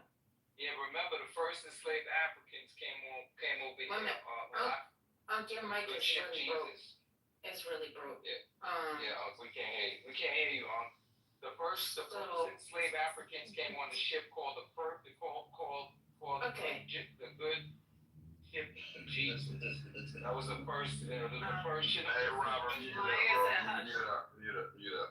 truth. Maya said, I only believe you, man. Just the time. Just trust me. Trust me. Okay. All right. Okay. Christ came for the sinners, as well as to, and this is coming from Robert Brookins, he came to transform the renewing of their minds. Repentance means to change your mind. And that is not change your mind today and stay the same today as tomorrow. Every day your mind has to be renewed. Renewed in the spirit of love. Renewed in the spirit of joy. Renewed in the spirit of empathy. So some people ask, well, how can you show empathy? Because I know what I am required to do. I am not I will not, again, this is for people who subscribe to Christianity. If you don't subscribe to Christianity, I'm not speaking to you. But those that subscribe to Christianity, when me showing empathy does not mean that I agree with your viewpoints, with anything about your life. Empathy just simply means like, wow, I know if I was in this situation and this happened to me, I could definitely see how this person could be in pain, right? And I'm looking at his kids, I'm looking at his wife, and even the people that followed him. So for that, I can just say, you know what? I'm sorry for your loss. I'm not asking nobody else to say it, but I think it's crazy when people start questioning other people about how they feel. If I don't question you about how you feel, and even though your viewpoints might be different than mine, then that's okay. Hey, that's you, that's me, that's me. But the moment that we begin to try to, tell somebody else that they're wrong for doing what they do, then I think this is where we're gonna constantly bump heads. So just going back to the pastor situation, that whole Christian thing, I just want to know, is this how y'all view Christianity? Because I think that sometimes people think that, they get all these other things right, but they don't really understand that you trying to point out somebody else's flaws is part of you not doing what is right. Because the woman that sat there and got called out and she was a hoe and it was all rain and stoning. And Jesus said, he who is without sin, go ahead and cast the first stone. Go ahead, get your rocks. Go ahead, get them. But they couldn't because they weren't without sin. I am not here to judge anybody. I don't have the power to judge. And neither do you. But a lot of y'all go around judging people day in and day out. Oh, this person is this, and they doing this in their bedroom and doing that. Why do you care? If God is going to get them, God will get them. It ain't for you to do it. You don't have an hell or a heaven to put them in. When you go around trying to make other people hate them, and then you want to say that that is of God? Is this what y'all call Christianity? I'm just trying to understand. Y'all let me know. Let me know. So, let me say this. One, it's definitely not. I think what you're describing is what is truly in the Bible. So let me say this first about just Christian nationalists, any sector, denomination of Christianity that teaches hate is wrong. And God, Jesus, every form of it makes that clear. You can argue about whether you believe in the Holy Trinity. You can argue about whether we should go to church on Saturday or Sunday. All that stuff I won't argue with you about because that's your personal belief. But if you're telling me that God told you to hate people, then I have a problem with that. I don't have a problem with somebody saying like, well, we don't believe that this should be okay. Okay, cool. That's what you believe in. That's not what I rock with. It's not what I rock with. But when you say God says hate this person, God says kill this person, that's not the God that I know. That's when I feel like you have false doctrine when you believe that. And so clearly, if you really listen to what he was saying, a person who was an atheist, keep in mind this man started as atheist when his company first started, Turning Point. And then they shifted when the funding started coming through. And that's provable. You can look that up easily. But the bottom line is he shifted because he realized there was an opportunity. The same way Trump did. I can latch on to them, and even though it doesn't match up to my lifestyle, and I don't match up to theirs, it'll be fine. That was the first thing. And then going back to, I don't know if Pastor's even, he is in the room still. I was going to say more to the point that was earlier, and there was a lot of discussion between. I like going to a church where the pastor talks about current events. I think that's important. I think that's taking what's in the past and making it relevant to the current events is critical for me. I don't want to be in a church that's disconnected, so I don't think it's as easy to just say like, then leave that for them, not just for white folks, because we got to deal with it day to day. This is affecting us day to day. While I was listening to you guys, I was dropping my daughter back off at school. She came home for lunch because she likes food there, and I was dropping her back off at school. That's all she wanted to talk about. So I got to know what's going on. And she was talking about how one of her favorite Christian influencers is on board with this supporting this white supremacist.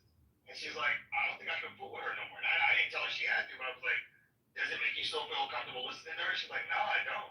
So then maybe you should cut it.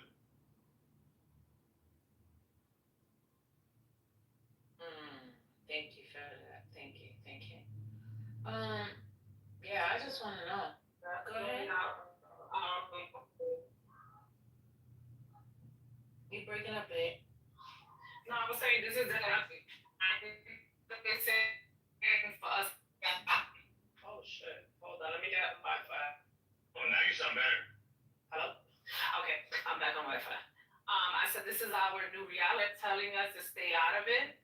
It's hard to stay out of people when you agree to this. When you see your people, it's really hard to stay out of it. So you just stay quiet and not have an opinion and let everybody rock out, or they standing on it, then we have to stand on something, or we fall for everything, right? And let So it's like, no, we're not okay with Right, this. right, exactly. Well, okay, so but what are you not okay with? We're not okay with this person being praised and he had an ugly heart. I don't know where he's at right now. But on earth, he had an ugly heart. And there's footage, there's recordings that you cannot delete. It's there. And he has said things that is not okay. Christian don't want to divide. If we're going to be divided, then I don't want to be a part of Christianity, right? Okay, but because I'm not about division. Walk me slow. So your thing is the push or the pushback is because the people should not help me. I'm trying to focus. People that look like him should not be commenting on black people. Okay. If you want to allow people to speak on people, let black people speak on black people. Especially when you are a fucking internet, whatever you call these motherfuckers. Oh, so the guy that was from Chicago, he's not black. No. We're speaking on the guy that passed away. Charlie Kirk. Oh, okay. Yes. Okay. It's not even. So I'm not okay with that. Yeah. So once again, if I'm not okay with what he said, I'm not okay with the pastor standing by him. And once again, if you go underneath the comments, you're going to see a lot of black and brown also siding with that pastor. And the black and brown are also bashing Jamal and the other pastor. So to know that that's what we are around, our own people siding with this man, I'm not going to stay quiet. Whether it's a family, a friend, clubhouse, I'm not going to stay quiet. They're not staying quiet, so why should we? So I'm going to state my opinion. I don't have to put a post up to state my opinion, but we have a voice on Clubhouse and we will use our voice if needed. And guess what? If you don't want to speak on it, you also have that right to not say anything. Right. Some people can't post. Some people can't talk on here. Some people can only post. Some people can only talk on here. So it's like we got mobile. But it's like, what is next? What is next? That's the fact. Who's next? So we're gonna wait for another white man to pass away, for them to put the flags down, for them to praise him, for them to accuse. And then how many black and brown die and they don't do a motherfucking thing? Oh yeah, just another tombstone. Well, okay, but wait a minute. What is wrong with them wanting to praise him if this is how they view him? I just have a problem if somebody's telling me that I have to do it. I have a problem with that. But if that's what they want to do, that's what they want to do. Okay, so they can do that, and we could also have an opinion on what they're doing. Yeah, I mean, so Mel, the danger is that you actually give him more power by speaking about him more. The most powerful thing to do would be to act like you don't exist anymore because you don't. So well, we're not indifference would be the number one of the fire. CEO, ABC, you just came in. We're speaking on the past. We're speaking on the pastors right now. Just so happens the pastors were referring to this young man, but we definitely speaking on the pastors, because now it ain't about this guy. It's about the pastors that are preaching this type of sermon. Now that's who I have a problem with. So we're speaking on the pastors. But that was just a sermon they were speaking on, so that's what I was speaking on that. To me, it's just the exhaustion of like, you know, Christian. Like, why are we always responsible to like? We just gotta be the moral like backbone of everything. I just don't understand. Everybody got to tell, and then when we look at people sideways for seeing, it's like, no, you gotta let them live. Yeah, no, I don't really agree with that because that shit comes back to bite us all the time. It always comes back to bite us, whether it's a law, whether it's some type of reaction, just like we seen the other day. So it's like damned if you do, damned if you don't. Now they don't want us to say nothing, so it's like I don't really. Well, what don't they want us to say? They don't want you to say anything bad about the man. They don't want you to say any. Well, what's saying something bad about him? Talking about, I said, what is, okay, because this is what I think is happening. Again, I think it's a lot of communication. I've heard people come into this space. I've heard, numerous of people say, oh, people are celebrating. And then it's like, well, where do you see a celebration? Then when you break it down, it's not a celebration at all. But because this is what they think they hear, it continues going on. But then in the midst of that becomes a fight. So now it makes it seem like people are fighting to want to have something to say when it all is mixed up because of how somebody starts the conversation. Does that make sense in what I'm saying or no? It makes sense, but that's what I'm telling you and what I've been saying is that's how it was planned out in the beginning. It's always to plan to be on a hair trigger, so that whatever we do, it's a balancing beam, but it's flat surface for them. That's the whole fucking plan. But is that not America? Like, I mean, y'all act like this is something new. Like this is always. Where we didn't speak. We have never been fully able to exercise and do what the other side does. When is that? When has that ever been? These are new things. Like you can't speak, you can't say things about events. You can't speak on how you feel about it. If you do, it has to be a certain way that lines up. That's new. And my lights on. Okay. And it's not. And even if it was going on before, it doesn't mean that it was cool. It's tiring. So when we do it, we get fired. Not me personally, but just what we have heard. So when our side does it, we get fired, blocked. The young lady just got kicked out of Texas Tech University. So all these things happen, but they have been in the comments and doing videos and mocking multiple people that have died on our side. And nothing happens. Nobody loses their job. They don't get their page shut down. Some people have. Not all, but some people. I'm gonna be like that guy telling Jamal. Post it. I'm talking about in the past that people have gotten in trouble for saying certain things, and stuff like that. I'm not talking about this specific event. I'm just saying in the past. I don't think nothing like this though, lady. Yeah, like Joe. I'll bring it right to you. Gladine, the Harvard lady.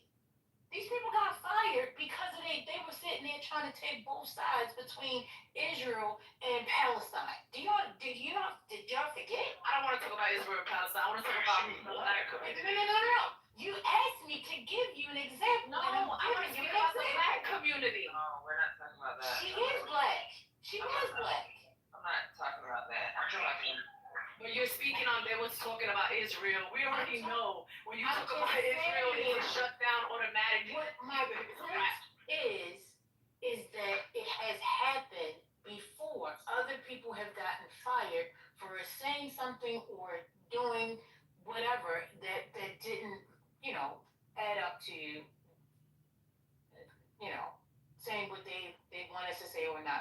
has to say. It's not the first time. That's all I'm saying. It's not the first time. So This happens. So first, like I was gonna say, most of the time when it does happen, yo, hold on. I feel like this is not the same, right? Because of this, the things that this guy has said, and then people being able to respond. Now, I don't agree with people saying like he should have died or Trump is next. I've seen those stupid ass comments. I think people are crazy because now you're that's a terroristic threat. That's illegal. But the this hasn't happened. Not people saying like some of the people when it came to the military thing, that shit got kicked back, right? And I know that for a fact because we've been talking about that at work. That shit got kicked back because they made statements like he had divisive language, or they might have liked a fucking post. That's how fucking, and they're pretty much was like, where in the Department of Defense, any type of regulation is it that we are not allowed to make these comments? They're not making those type of comments. The people that, because these have been senior leaders that actually did this. So they pretty much did exactly what Charles Q. Brown did, and people are looking at them like, oh, they're being fucking woke or whatever. But that shit went away. But this shit that's going on right now with these people reporting this and this ain't the same. Yeah, I'm not trying to say anything is the same. That's not the point here. I'm saying that these Let me things. finish. Oh, This sorry, is go ahead. nothing the same. This is nobody on the nobody has gotten fired for fucking stating a simple opinion. The terroristic threats, got it. Those people that got fired were people that may have said niggers, fucking hit, called little black kids niggas, did crazy shit like little kids selling fucking water outside trying to get the kid arrested. Those people have gotten fired. Or fucking said something that was really egregious. This shit is not egregious. This is the truth. When do you get fired for fucking stating facts? This is crazy. Facts. Now, if we're getting fired, if people are gonna get fired for facts, whoever yesterday said something about look at your goddamn handbook and sue the fucking company. That's if I were y'all, I'd sue that fucking company. I wouldn't even go back.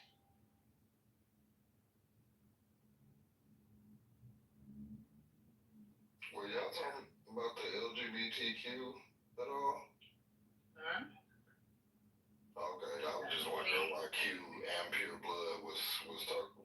Two straight men were talking about LGBTQ things, and nobody was talking about that. they're obsessed. They like you, Jess.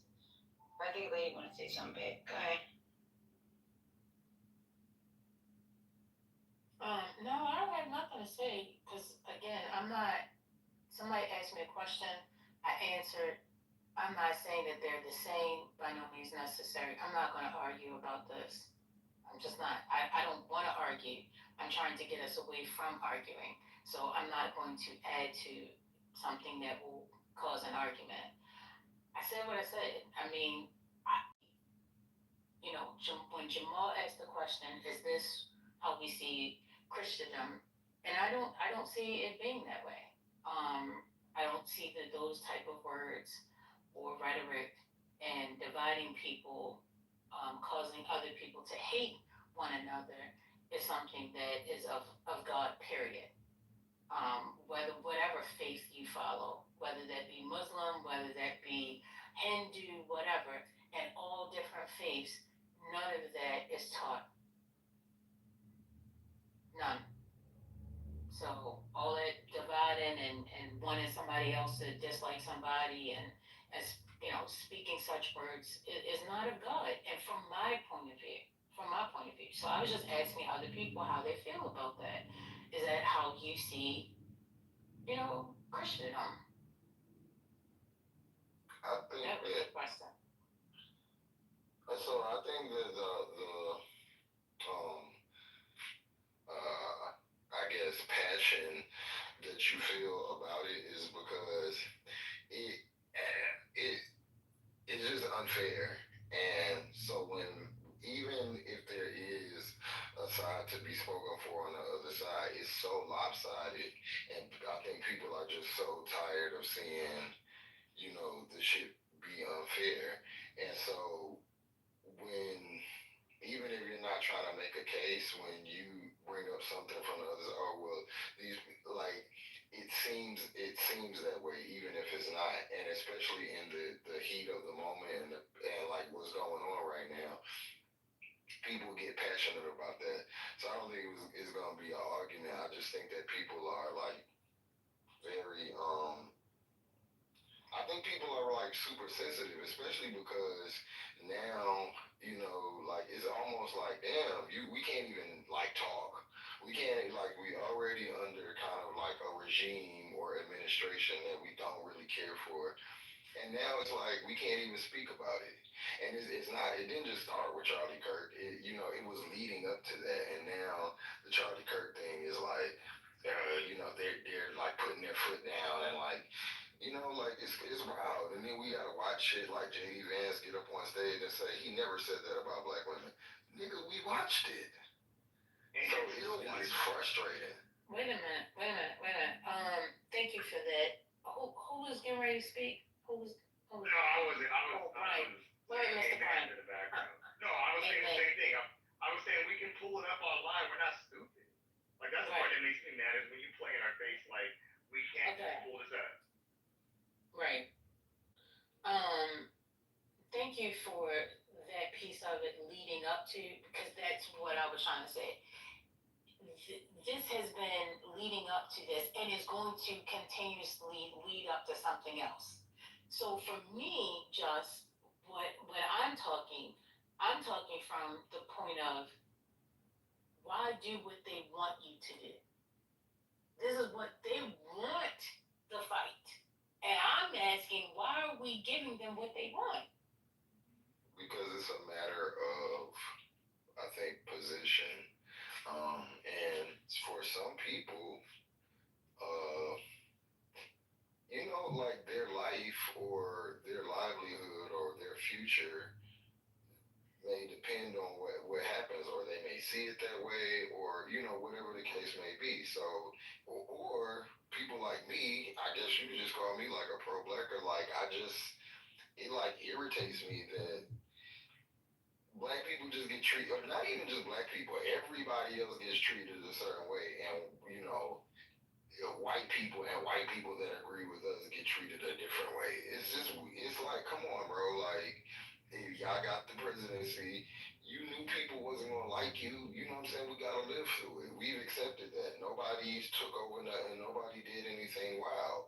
So, but y'all did. So it's like ever since, cause y'all acted up, y'all want to pin something on this side so bad. We are chilling. We don't like you, but we're chilling. Nobody's doing anything. So it's like, it's just a lot of tension. And if you know what I'm saying, if that's not your position all the way, then you may be able to see it from a different position or be calmer about it. That's what I think. Okay. I mean, and I'm okay with you being that way. I don't understand why y'all be getting mad with me because I am who I am. I don't understand that, Trust. Tell me why I can accept you for who you are, but you can't accept me for who I am. It's like when you're trying to talk to somebody while they mad. It's not that. It's just like you trying to say, have you ever been mad at somebody like, no, but just calm down and and you like, bitch, get the fuck out my face. Like, I don't want to calm down. That's just like, that's how it is. And then you come back and you be like, I'm sorry, I just hadn't eaten or whatever. So you like, it's just like that. It's like nobody is really. Only time it makes me mad at other black people is when they do the whole like Omari thing. Like they try to like do this like whole look, if I don't like somebody, I'm allowed to not like somebody. If I said I don't want the man shot, I feel that way too. People are allowed, don't try to define me or, put your shit on me. So it's just like I think people it's just like a heightened emotion. I don't think really you could rock out. You could be Gandhi. We cool. You just got to.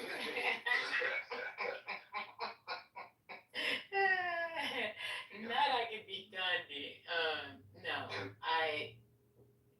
Who's that trying to get in? No, go ahead. Hey, y'all good on this? I don't know if he's on topic, or I was gonna get some breaking news, Sophia.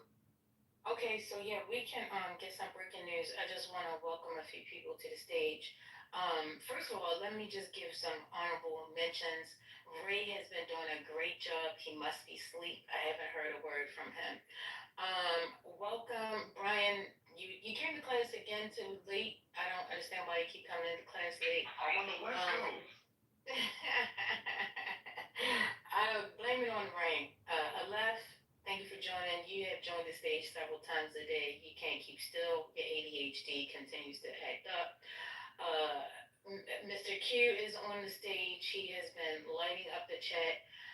Before you speak, I need to pray because I need to make sure that you do not set the stage on fire. Thank you. Scott, I don't know you. I got baptism for anybody that wants to set the stage on fire. I'm right beside you. My hand is on your back. And I'm ready for you. I'm ready. I got the blanket in my hand and all. I'm ready for you. Tara, I'm not sure if that's how you pronounce your name, but welcome to the stage. I see you have no followers. I'm assuming that you possibly could be a burner or something else. I'm not sure. But Gemini, you had breaking news. One mic on you. Yeah, real quick. I don't know if it's already been discussed. If so, stop it. But Trump just signed in the Memphis Safe Task Force for crime crackdown today. He signed a memorandum to establish a Memphis Safe Task Force. This is framed as a part of a broader strategy to reduce urban violence, modeled after a federal crime crackdown in Washington, D.C. He also indicated similar efforts might be coming from other cities, i.e., Chicago. National Guard deployment. Trump announced he plans to send the National Guard to Memphis. He described the city as quote unquote deeply troubled and said the move is part of the administration's efforts to address violent urban crime. The Tennessee governor, Bill Lee, a Republican, reportedly supports the move. Memphis's mayor, Paul Young, a Democrat, has expressed concern and said he did not ask for the National Guard deployment and doubts it's the best approach. Do y'all agree with that, or do y'all have solutions that y'all don't agree with it? Like, usually people disagree with don't got solutions. Oh. Better policing. First, I think we need to understand what the memo is. Now, if you understand what is in the memo or know what the memo is about, like, has anybody read the memo? No, just got the news. So just now. So I don't know why this dude access how we feel about it. Like, I think he's just baiting an argument. No, Exactly. No, because I've already read about the news. Is what I'm saying. I'm not talking okay, about well, enlighten us. I said it earlier. I've read it earlier too. Not read it. I've seen it earlier too. I've seen it when he did it live on TV. Yeah, he did it live. It was a live press conference. Oh yeah, First Lady, I'm going all the way back to DC when he did this. He did this in DC We're not also. talking about DC. We're talking about the Memphis memo. You keep bringing up DC. I don't want nobody in this room to bring up the district. The district has a totally different set of rules. We're talking about a fucking state. Well, Memphis, I'm gonna solve someone's intelligence if you don't know what they read. State that have a constitution. Each of these states have their own constitution. So maybe we need to investigate this memo first before we go commenting on some stupid shit. Well, you said you read it, so enlighten us then. I didn't say I read the memo. You said you're knowledgeable about it, so don't talk to us I like watched we the ignorant. news too when it got signed. Since you read it, why don't you tell us what it You said? said you. Yeah, I didn't say I read it. I didn't say one time. No, I'm just saying Gemini just brought it up, so let's not silence what he said. We're not having a conversation or not. We're not silencing. What I'm saying is you trying to ask us like if it's a bad thing, good thing. I don't know. Gemini, do you know? Speaking for the I looked for the memorandum and they said it hasn't been published yet. So what are we gonna comment on those guys? Right. Other than That's the reason why I think it was a little tricky, Scott, because. Well, no, First Lady, like I still got feelings about it, right? If he's gonna send them, like, why are you out of all the cities? Memphis, I'm just saying that don't mean I don't got feelings because. So tell us your feelings. I'm not right. Come sit on the couch. It's velvet. Tell us your feelings. Tell us your feelings. Go. Oh, we gaslight. This is what I have found so far, y'all. And y'all tell me if it sounds fucked up, right? It says the task force is to use hypervigilant policing, aggressive prosecution, complex investigations, financial enforcement, and large-scale saturation of besieged neighborhoods among its strategies. The Secretary of War is authorized to request that the governor of Tennessee make National Guard units available. It just says request. So Hexas can request, say, hey, homie, doesn't say he has to force it. They can request that the governor of Tennessee makes National Guard units available, which we know who the governor of Tennessee is. Also, to coordinate mobilization with other states if needed. It explicitly states it is not meant to create enforceable legal rights or benefits for individuals against the U.S., its departments, etc. So. Who does he have to request? You said the governor? Right. So they have to ask Bill Lee, who's a Republican, as a red state. Right, pretty much. Who's going to say yeah?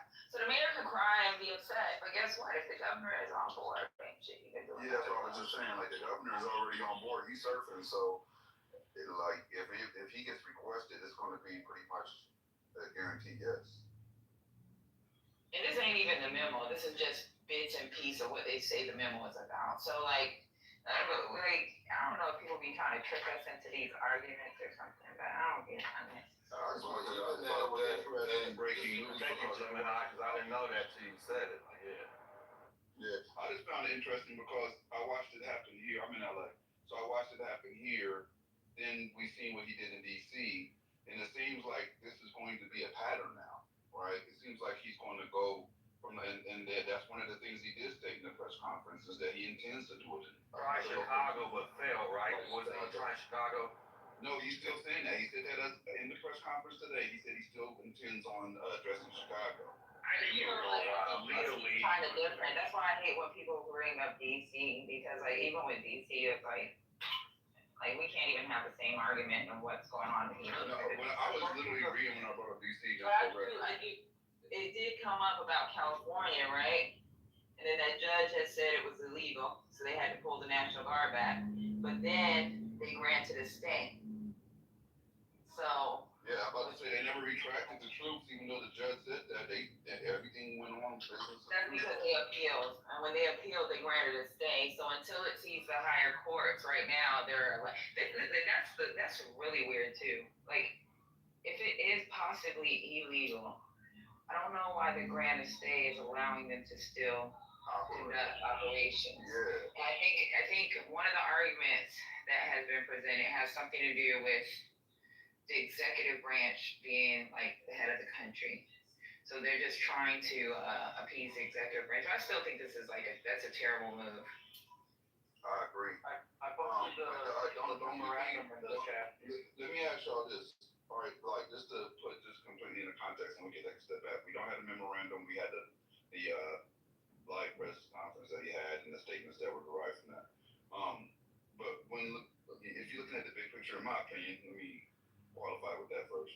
In my opinion, it seems like a pattern that he's trying to establish of big government, like government overriding local government. And right now, I think he chose Memphis because he knows he has a Bill Lee there that's a Republican that's going to not give him the same pushback that a Gavin did, right? So he can pretty much do this same play without going through the court system, even though the court system only temporarily stalled him over here anyway. You know what I mean? So I'm kind of concerned, not just for Memphis, and the fact that they're saying urban, which means black in my mind. Like when I hear urban, we're going after this urban violence, going after niggas, that's what I hear.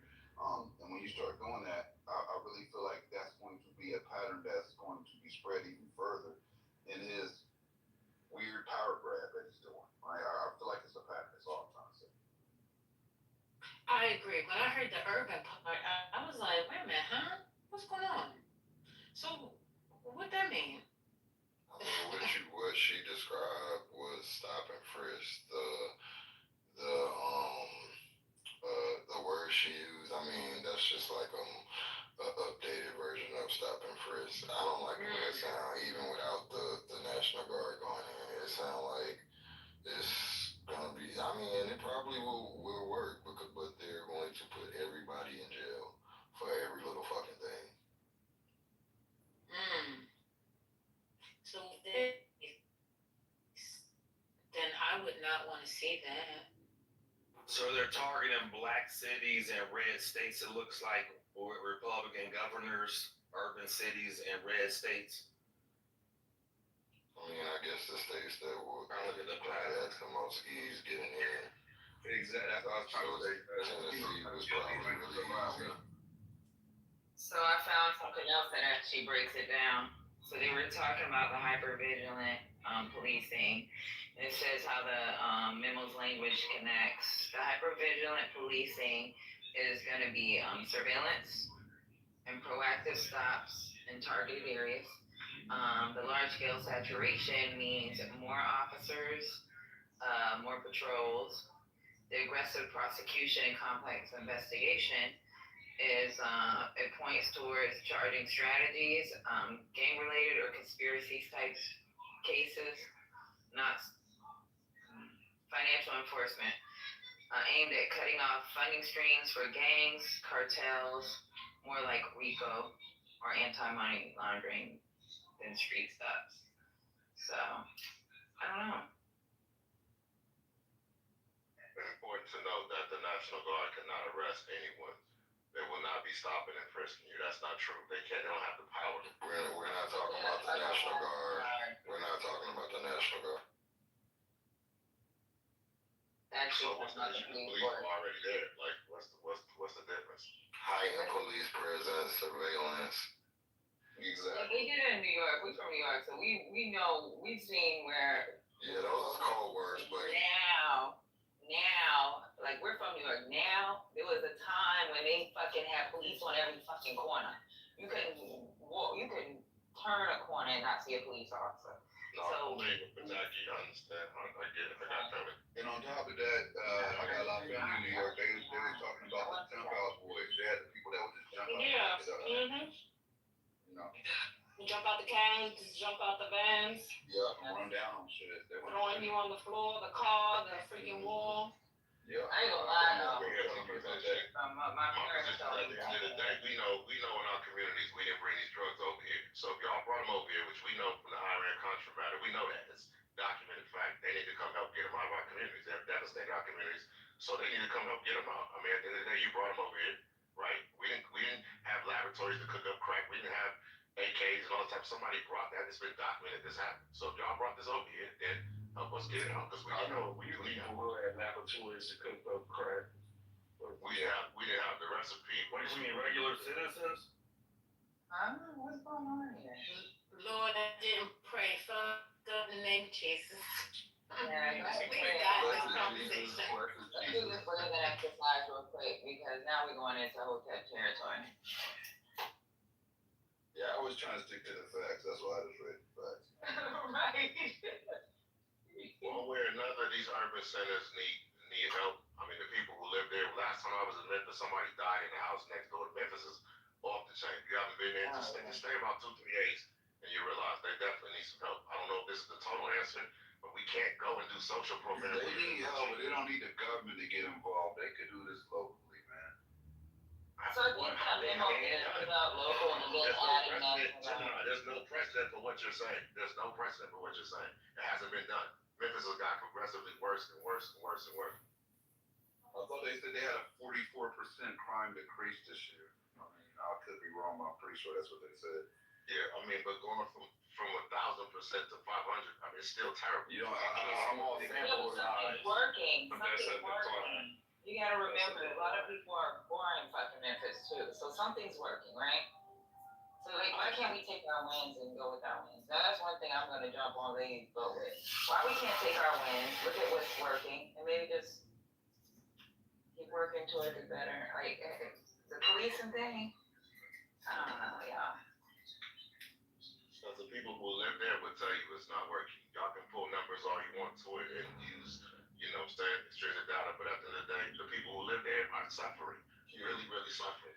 I'm looking at this, right? Like, I'm sitting here feeling no feelings on robot right now, bro. I'm just looking at stats and facts, right? And it says that there's been a significant decrease in crime in Memphis in 2025 compared to prior years. Here are the key points. 25-year low in major crime categories. The Memphis Police Department reports for the first 8 months of 2025, overall crime is down to its lowest level in 25 years across many major categories, including robbery, burglary, and larceny. Violent crimes down, including homicide down to a 6-year low, aggravated assault down to a 5-year low, sexual assault down to a 20-year low. Year-over-year drops compared to the same period in 2024. Crime incidents are roughly down 23% in 2025 as of August. Compared to 2023, crime is down about 37% in the same time period. So they're doing something right, bro. Like what they're doing. Well, I can tell you what they're doing because I do this work, right? In our neighborhood in West Las Vegas, we had a park right next to our church, right? In this church, black women's bodies was being dumped inside of the park. What the police chief did was call them suicides.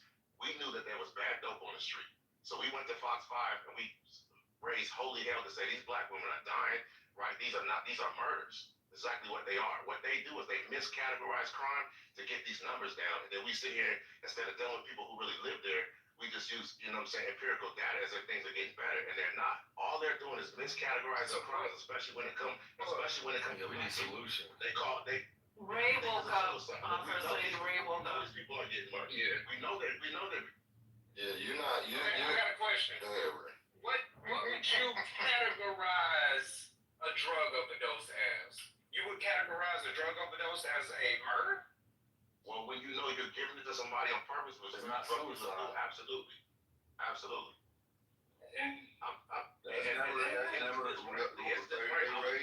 was just using a bad dope as an example. They were. Let's stop right there. That's got to be a bad example because the worst you could be charged with if you were to provide bad dope is not murder.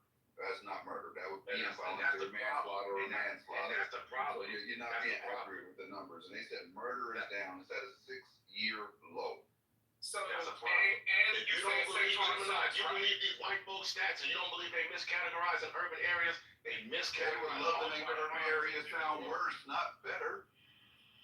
So no, that's not true. They want it to sound better so they can be elected. And also so they can not and look better. Okay, so they can also not place the numbers so they cannot have to send resources. You guys understand that? So I agree with some and half, 50-50 of what's being said because the numbers have been found to have been fudged when it's dealing with urban areas. And then two, it's everybody's perception of their crime in their neighborhood. And you're not going to be able to change people's perception if they don't feel safe. I just think this conversation is sir, that you always start with this empirical data, and then when I start pressing you, you don't have it. So, what you're saying is okay, sir. I'm really trying to Alright, so you know all these things, bad dope, Are you interested in doing anything about the causes of these things? Or are you just Bitch, if you don't shut the fuck up, you just asked me a question. Shut up! I'm not done. Shut up. The fuck is wrong? Bitch, you a big girl. I'm a little girl and you're a big girl. Now, do you want to do this? Bitch, you already know how I give it up. Stop playing with me, big bitch. I know how you give it up. You've been right over. All right, so stop. So shut the fuck up, bitch. You're from Vegas. All right. A corny ass bitch anyway. So, all right, so tell Big Face to leave me alone. Okay. All right, so let me Big Face, leave him alone. All right, so you keep saying all of this stuff about empirical data. What I'm talking about is changing the environment, changing the resources, the access. So maybe you don't raise little drug dealers. Maybe because drug dealing is something that people usually do to get resources because they are desperate. But you're not talking about that. And this is what I hate about black people. Y'all come in here, y'all want to shit on other black people, but talk about no solutions about lifting them up. You just want to, let's punish all the black people. They doing this. So then what the fuck gonna happen to the next generation that's raised up in the same type of environment without the same resources? You just gonna get another crop of fucking criminals. Y'all niggas don't care. You just hate yourself. If I can respond, I started off by saying in my neighborhood, right? It's my hood that I personally serve. The average median income in my neighborhood, because I know, because we've tried to establish several businesses there, one being a UPS store, is $23,000 for a family of 4 or 5 for the black community. So we out here doing the work. We got that. We have the real empirical data, and we understand the environment that causes crime to flourish. What I'm saying is we can't bring all these social programs where there is no safety. When I have to do a funeral as a pastor, and I got to stop the Bloods from coming up to shoot up the funeral with the Crips, and I got to get the Black Panthers to stay in the corner, we really out here doing this work. And I just don't want y'all to forget. You can read all the numbers that you want, but people are still people. But you using your empirical data. Post a video where you held the Black Panthers and the Bloods up, because you just got that from a movie. I would love for you to post that video, because that's all like that's the way you know shit.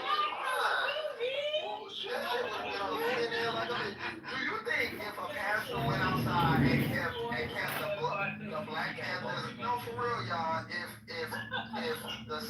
CNN would, I mean. If the Black Panthers was at one end of the block, it's a funeral home or a church in the middle, and the Bloods and the Crips is at the other. Do y'all not think that wouldn't have been on CNN? Or some fucking thing? Y'all gotta, come on, but I just want my people to wise it up and notice the snakes. I appreciate you for pointing that out, Jess. I hate some of us out here don't do it. We don't do it for that. I definitely hate Clubhouse. But these things are really going on. These things are really going on in the neighborhood. I come from East Baltimore, where the kids are already hooked on heroin and everything else. We can't forget that people. You can read the numbers all these. Okay, so And he from Georgia too. Okay, good. So, and this is conversational. I had a little spaz out. I just got off work. Just give me a second. So look, you said East Baltimore, right? So explain. So you from East Baltimore, you know that. So then you know that the black mayor, the young black mayor, has gone there, and they have crime rates lower than they've been ever since they started recording crime. So there are things that are working without the intervention of government, but they're using common sense and people from the community that know how the community works to solve crime, to bring in resources. You haven't said anything about that. This y'all get me like this because y'all be saying, oh, I want black people and all this other stuff. You don't talk about that. If you're from Baltimore, you should know about that, right? Ray, do you live in Memphis? Do you operate in Memphis? Yeah, I break out of California with the Bloods and Crips out of Baltimore and Memphis. And don't forget Georgia, because he said last time. So why is he speaking on Memphis like he knows more than us? Like, I don't get it. He said Vegas. Hold on. It's too many people talking. First of all, Tiffany came on stage to speak. When Q was talking, I heard him mention Vegas. He never said anything about Memphis. If I'm He just mentioned it right now. Okay. I said when I was there, I had a young man die. And then he didn't know anything about And then last time you was here, you was claiming Georgia. So we just getting everything straight on every city you claim. You be on the block. You used to be on the block on the drugs and attitude. Right. So you all can understand. I have an organization called Hope for the Hood. We go to every urban area in the school. We show up. I have a link on top. If you could head over to Mississippi, because they just hung a young man on a tree. So the link up on top, so you can send your organization over to Mississippi. Thank you. So you're telling me, well, give me 1 second, Q. So you're telling me that I just read all the stats and facts that they had as far as the drug crimes and the current rates in comparison and context to the past rates. And you're telling me that you visited, so you know more than the rates. Absolutely. I just need to hear you say that's the shit. That's all. Can I explain why? Can I answer the question? The reason why, because I'm part. Number one, I'm part of a network. I'm part of a network that calls on us all the time. We can't be there. But hold on, the pastors and leaders in Memphis, they are begging for help. They are crying out. So yes, I would know because I have a very strong network. As a matter of fact, the headquarters of my denomination is out of Memphis and has been there for almost 100 years. All right, so there you go. He's been to Memphis too. So Q, if you could mic down, we're gonna allow Tiffany to speak, if that's okay with you. Okay, thank you. Hey y'all, thanks for giving me a chance to speak. So all of a lot of what he was saying was very frustrating because one of the things that people need to know is that you can come to Memphis and you can leave and nothing will ever happen to you. I have lived here 44 years, the most I've ever had happen broken in and stole a computer one time that was 20 years ago and somebody bust my windows out that was too much longer than that. But some stats, since Q has all the stats, let me just go ahead and give y'all this. We're number 4 in women in tech. We're the number 1 logistics leader, and that's 4 years in a row. We have the number 1 chamber in the U.S. this year. We have increased our gross regional product by 100 billion, and that's a 14% growth from 21 to 23. Just FYI, Nashville is a 2, and so it ain't like we all over here poor and broke.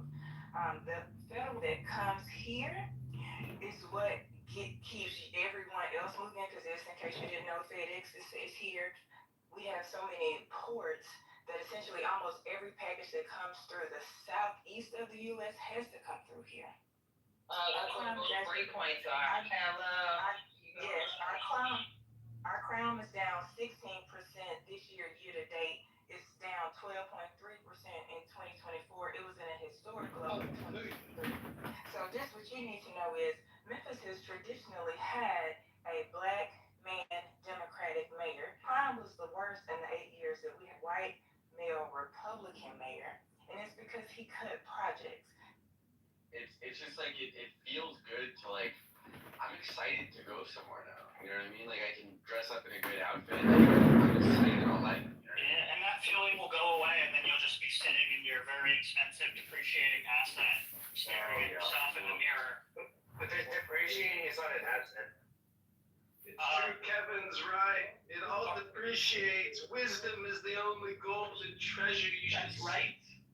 Wait, does an asset definition, like, you can't have a depreciating asset? You expense it out accounting wise. Yeah. It's not considered an asset. It's a contra asset account. It's a contra asset. Rika, are you able to park it in the garage or is it outside? I have too much shit in my garage. Oh, Dan, you gotta clean it up so you can get it parked in there. You gotta park it up front so that way the poor people can drive by. Yeah, I did a little bit of portfolio rebalancing today, and I'm very upset.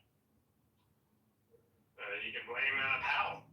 I decided to take Vanguard's advice and go from 80-20 U.S. international to 60-40. Just painful. Pain, Kevin, pain! It hurts. When you got TPS, it hurts every day. Is Powell gonna blue ball us again with rate cuts? I don't know. Well, I mean, now that inflation's picking up, I mean, I think he'd be an idiot to cut rates. But that's some. Orange man wants the orange man must get. Oh, that's what he wants. That's what he wants. He wants to juice up the economy like he did before COVID when there was no reason to do so. Wait, did you say Jew? The Jews?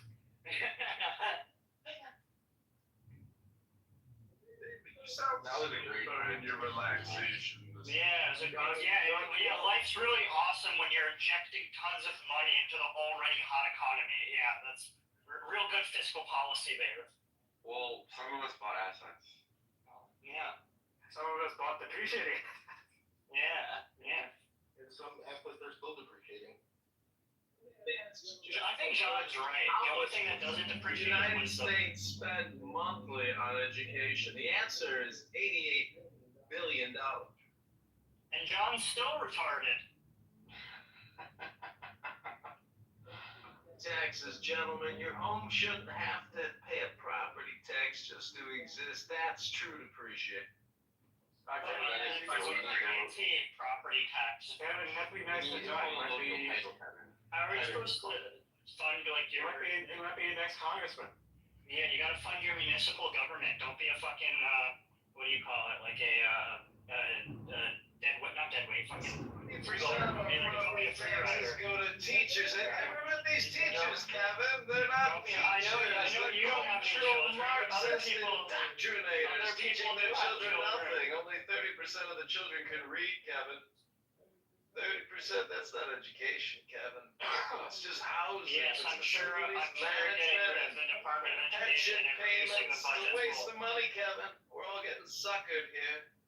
You know, McMahon is gonna get rid of the. I know. Yeah, well, there's no more education department. It's great. Everything's great. What's her background that made her qualified for the education? Well, you see, she's the wife of a man that had a sex slave and would poop on the sex slave, and that's why she's qualified. Allegedly. Look it up. Look it up. It's true. That's not very nice. It's true. It's true. Look up what Vince McMahon did. That was overwhelming. She ran for governor of Connecticut or senator, or I forget. Kevin, why has Maxine Waters been the chair of the finance committee for 10 years? No, I don't know. Maxine Waters in charge of the Federal Reserve. Why are you like 50 years old and you spend all day on Clubhouse with no children? Explain it, little Kevin. How did Maxine Waters become the head of oversight for the Federal Reserve for 10 years? How's that possible? She's probably more qualified than Melinda McMahon. I'll give you that. We're the 22-year-old that was appointed to lead the counterterrorism, whatever. What about big balls? Most qualified, yeah. This is clearly you guys are in the position to be throwing shade about qualifications. Fucking Cash Patel. You know, this is like the first time we've had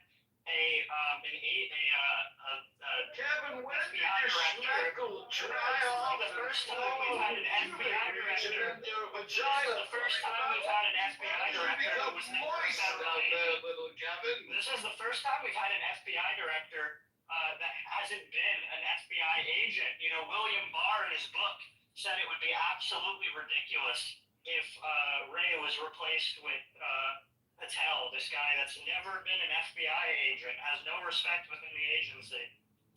Clearly grossly incompetent, shows up to Senate hearings without having done the readings. What's an FBI agent? Stupidity exploded Russiagate. You guys are so funny. You're so funny. John, how can I donate to your congressional campaign? Put the link in the chat, little Kevin. And if he wins, he'll do you a favor. Yes, I know. Reducing tariffs and imports for you and your family, David. I want John to at least win his primaries because there's no way he'd win a general. Maybe he'll name like a street after you, Kevin. Yes, can you do that? Schmeckle Way. That's what I'll call it.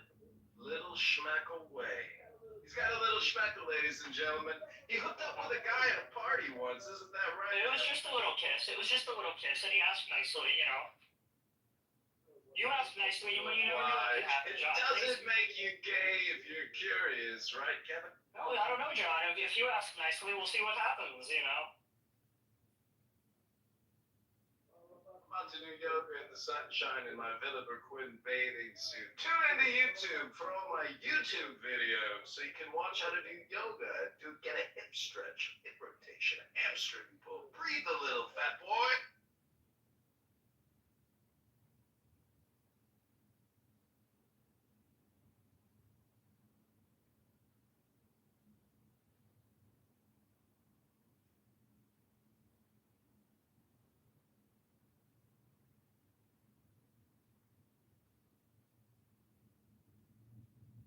I hope you all do know that Rabbi McDickerson is a world-class schmuck, a complete and total troll, a total idiot, and he's wasting his time. Just like all of you here on Clown House right now.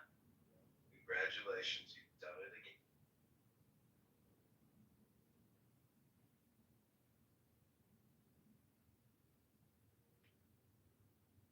But we have moderator status.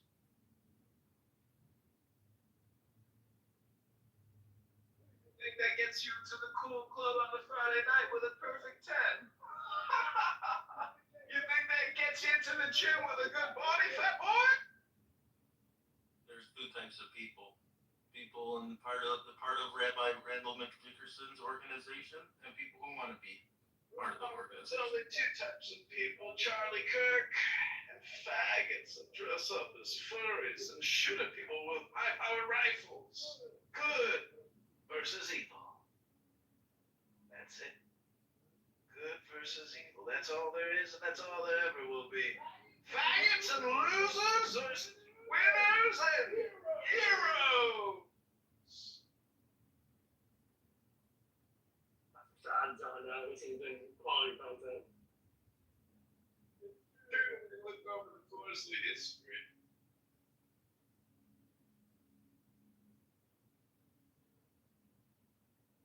Some of us were just born to take the vaccines.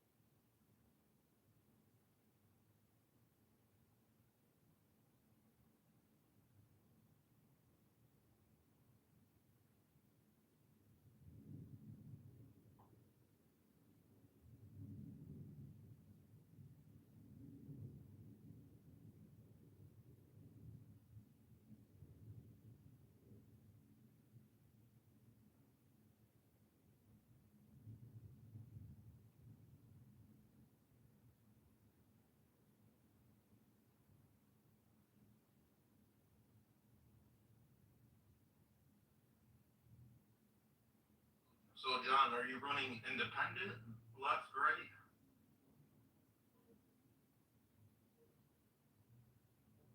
As a Republican candidate against a rhinoceros maximalists that are super creative.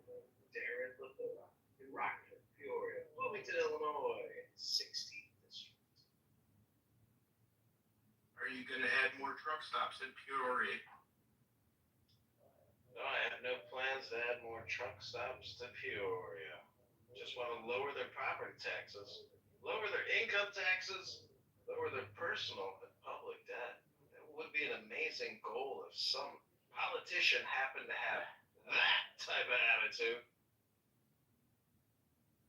I love it.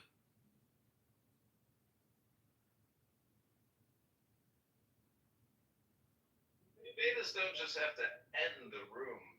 Betas also kick people from the room.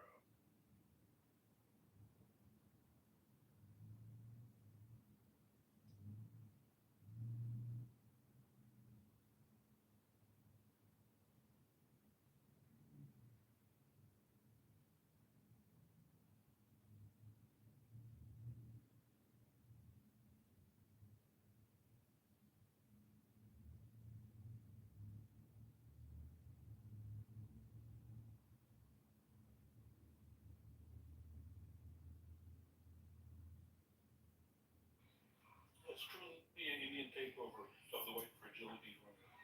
When I look around my eye, I look for the wisest, most intelligent, most successful guys around. I see the Boo-Boo, SpongeBob, S500, myself. So it's a higher level. It's whiter than white. We are whiteness. We are the highest heights. Of your white wants and needs and fantasies, we personify that whiteness. Pointing out that, it's a world where brown isn't.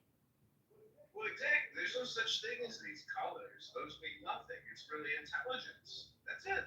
Intelligence. And if you're intelligent, you don't get angry on a social audio chat with a child. You don't get angry over anything because you're intelligent.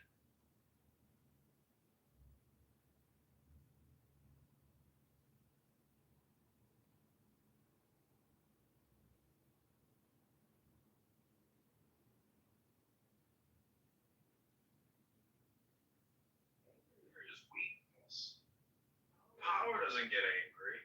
Power gets more intelligent. Yeah, the cry comes from the weak cuck, like Mr. Anderson. Q, these guys in the room. It's so fun. I want the best of the whites to battle. And the white fragility makes them just lose it. John, why do you always come in with your anonymous account? Like, why do you need two phones?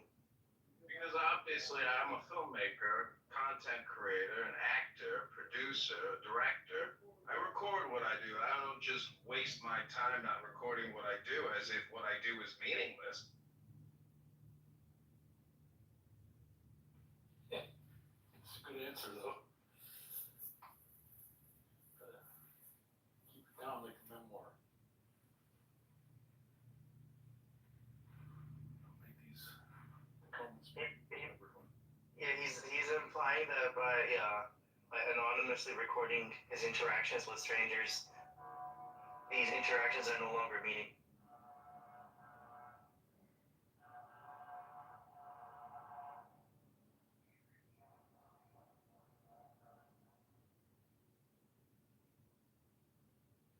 Well, he's still there. That's the thing. Someone kick him. Well, what if he becomes a congressman? Oh, that would be amazing.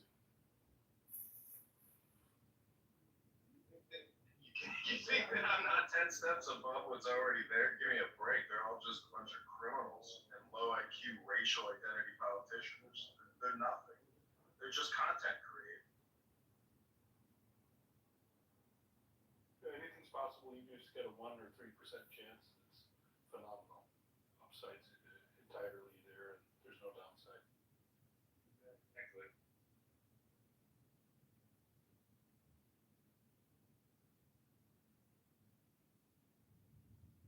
Wait, the thing is, I'm doing a lot of mass media, and I'm being attacked not just on this app, but on X as well.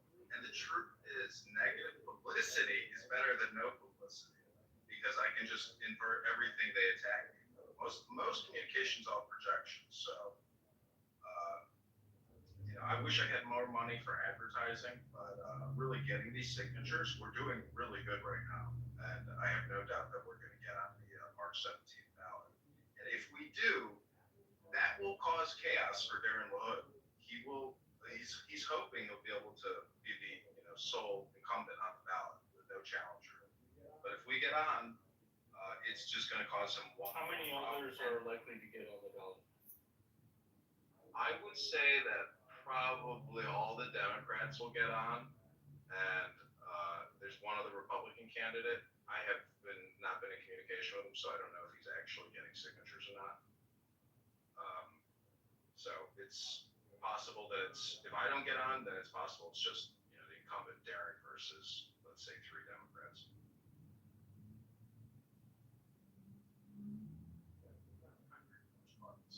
I don't know who's the strongest contender. That's how we give them all equal space. One of them is a college professor, so maybe he has the most credibility.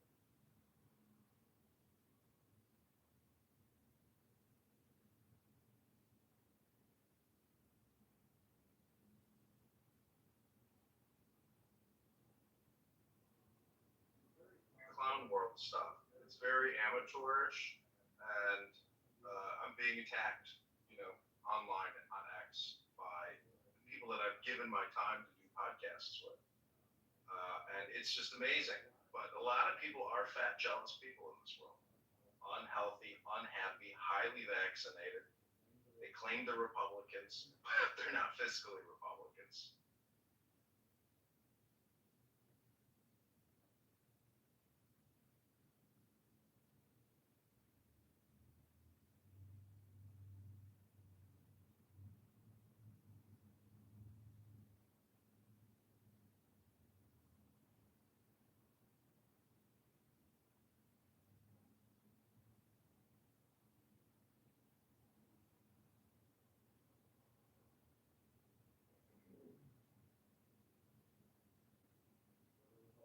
Democrat, you can go straight to the people to address the issues of the people. You don't need to go to the party. Everyone says, oh, you gotta have the party's permission, you gotta have the party's blessing. No, go straight to the people.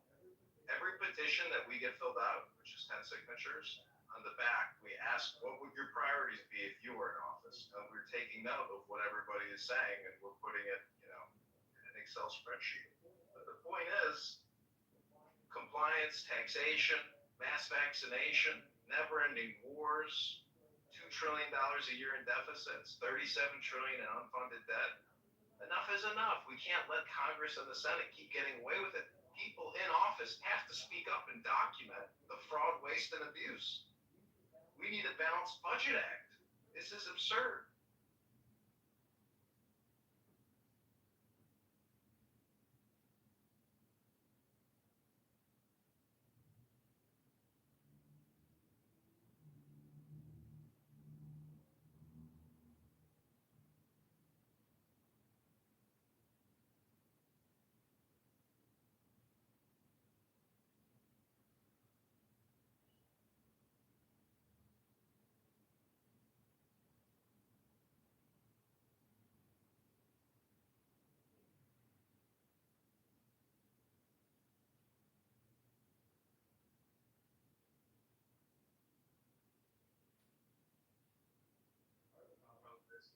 Trump is the president, so we want to help Trump so much because we love him so much.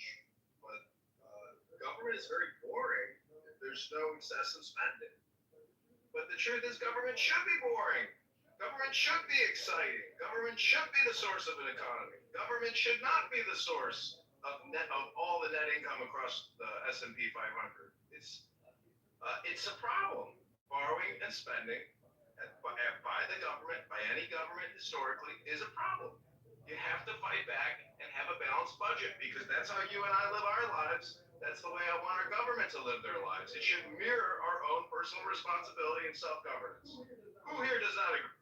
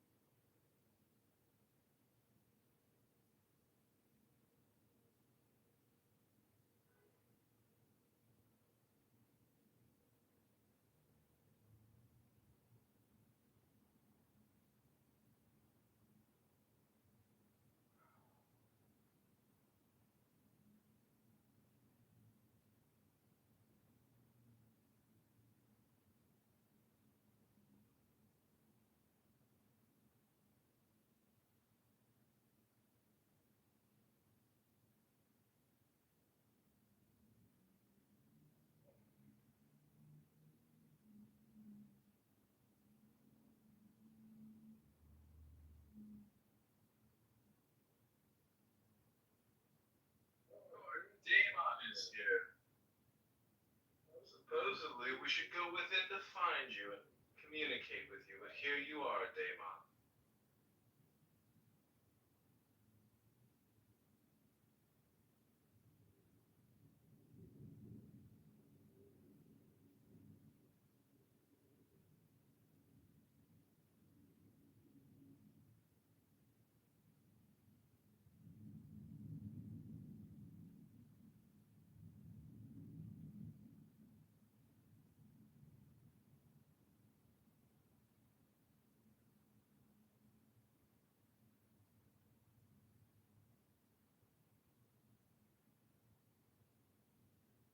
Is in the chat. If you want to give $1.50, that gets us one vote or one petition signature in Rockford, Illinois. Just $1.50. That's it. Political consultant strategists like Marsha Rankin, Stephen Bader, they would charge you $30 a signature because that's the kind of cucks they are.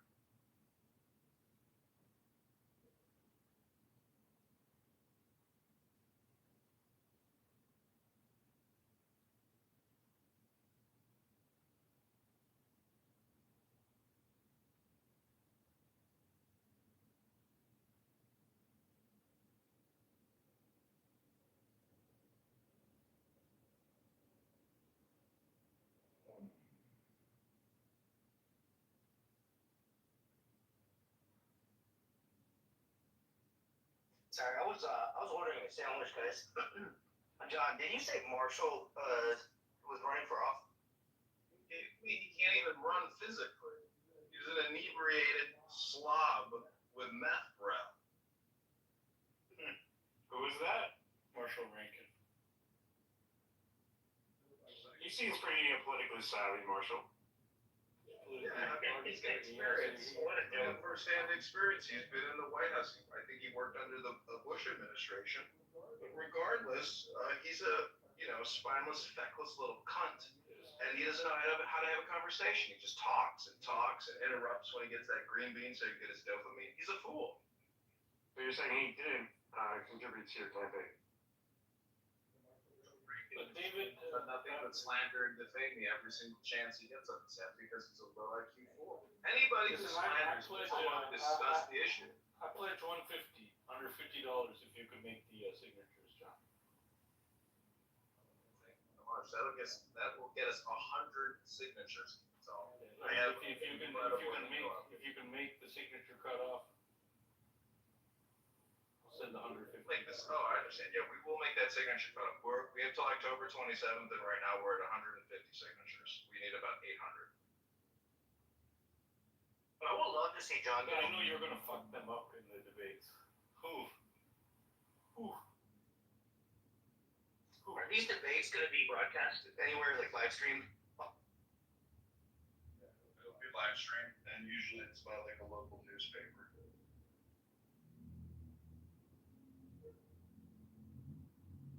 Yeah, John is an incredibly strong debater. I would love to watch those debates.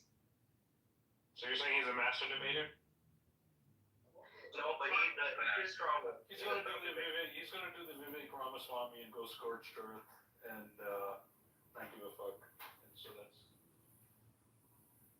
Oh, I think you may. I don't know what technique you're going to take, John. Experience tells me that being a gentleman and being polite, but also just being accurate in my diagnosis is all it takes. Maybe throw a little trash on the other candidates, hit the weak spots. Or you're going to take the high road. Do a little due diligence. Do a little due diligence on your competitors. Ask around the community. Get a little bit of dirt on them, just in case. Just in case. I have to get to Peoria, Illinois, where Darren Hood lives, where his primary office is, and I'm going to do a Charlie Kirk style event outside of his office in the public space. Just put up a couple signs, plastic table, and we're just going to roast Darren Hood for probably like 3 days straight and gather as much gossip as we can. Because whenever I say to somebody, hey, you have 10 seconds to sign a petition to get Darren LaHood out of Congress, people grab the clipboard from me and they sign right away. A lot of people have a lot of built up anger against this guy because he rubs people the wrong way. Just in the same way that I rub a lot of people the wrong way. John, you rub me the right way, but I need to ask you.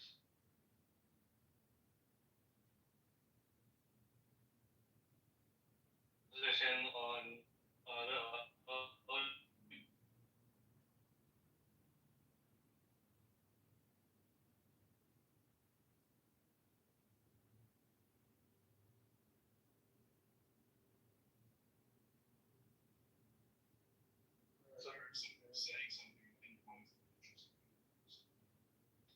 Sorry, I might have broken up. I was saying, what do you think about LGBTQ plus people?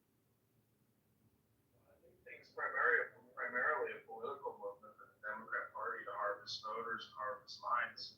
I think if people want to have orgasms in their private homes, it's completely up to them. I don't care what words people use. I don't think the word gay means what people think it means. I think it means happy. And I think faggots means sticks. So if you want to play the semantic word game or Hegelian political dialect, we can do it all day long. It's not about how I feel about how people have orgasms. It's about power.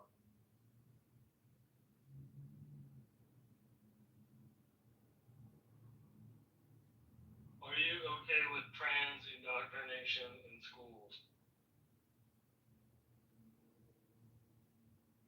Absolutely not. It should be forbidden.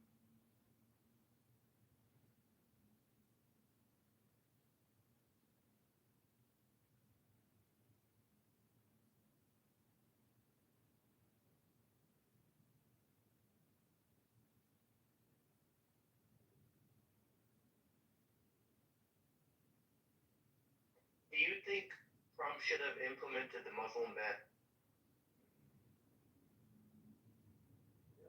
Absolutely. If only to make a point that Muslim sensitivities don't override national security priority.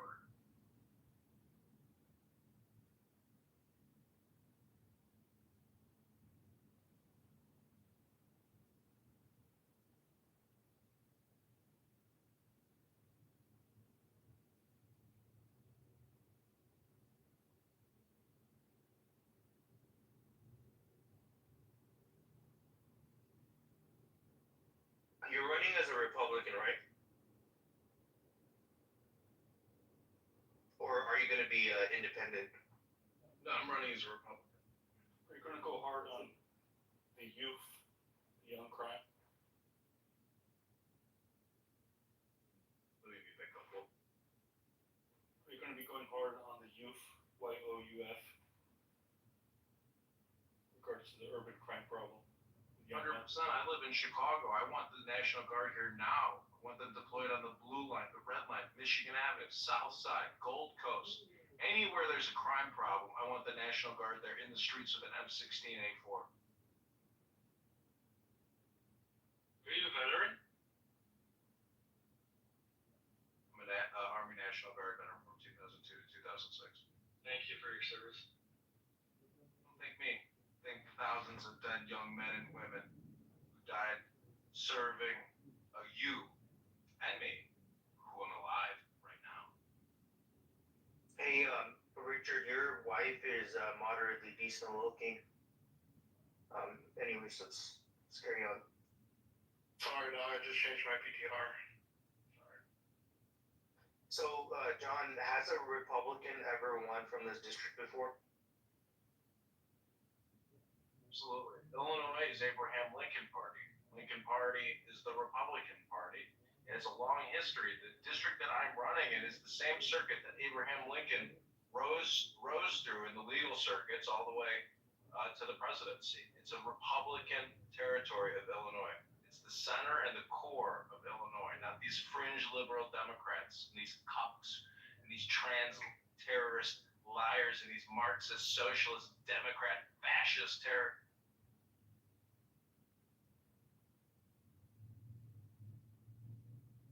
So they do a runoff vote, or what's the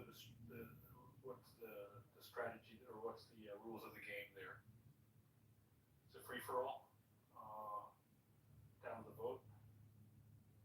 They just have to get on that ballot, and he has to get his signatures too. So it's just a straight primary. Whoever has the most votes is the party's nominee.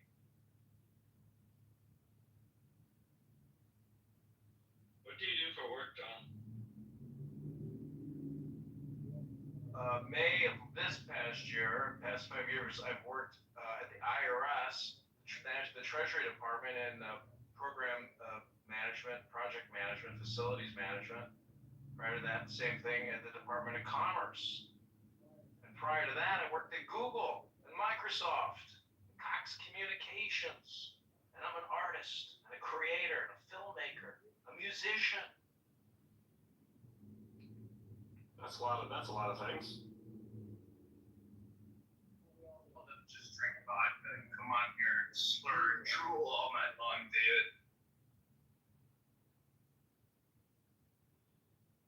So you're like semi-retired now? I do have 2 PhDs. You, David. Let's do a quick diagnostic.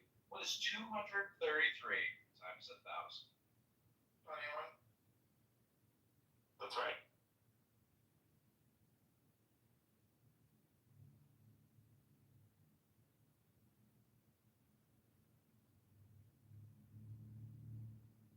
What is going on in the room, guys?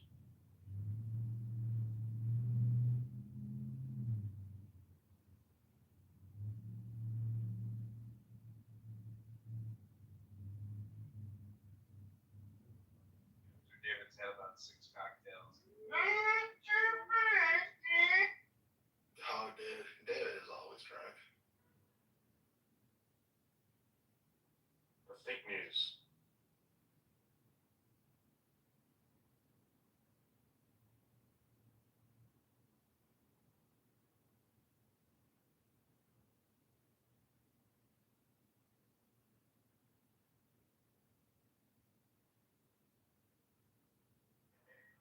So nobody's gonna talk. So Richard, what kind of car do you drive? I drive a 1968 Mustang. That's your daily driver? Daily driver. What? Come on, guys. We're interviewing John for Congress. What are you talking about? What was that? Well, the good thing about running for Congress is, like, you don't have to interview him. He doesn't vote for him.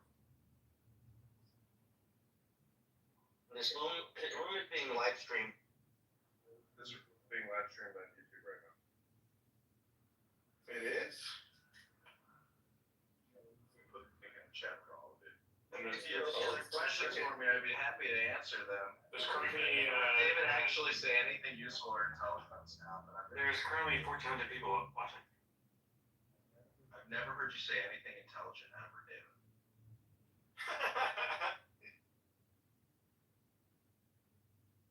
David, he's the people. Yeah, he's funny. Don't get me wrong, I think he's very funny, but I mean, you haven't heard me debate philosophy. it tells us the meaning of life, David.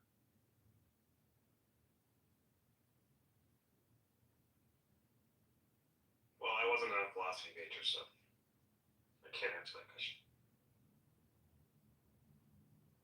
The meaning of life is to procreate. Yes, it's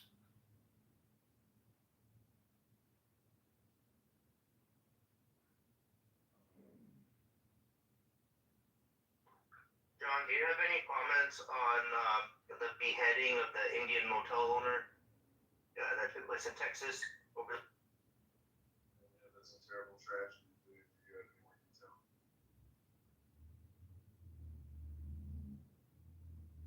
Why did you mention that he's Indian? Holy fucking shit, it is on YouTube, bro. It was a racially motivated attack, David. I was in Wilmington last week at the hotel, so I said, Ferdinand Suchet. He says, how do you know this? I said, oh, because I went to school with a ton of Indians, and my best friends are all Indians.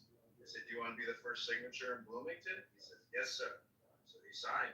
Then he got his hotel employee to take a sheet and go out and get 10 more signatures. You know, my high school, there was about like 5 Patels, a lot of Indians in my high school.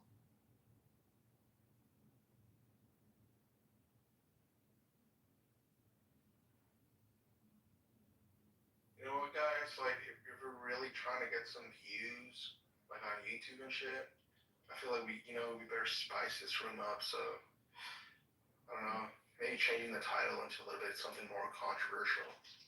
I mean, Richard, we're not cloud chasing here. We were just trying to interview John for Congress. You know, it's a pretty big deal.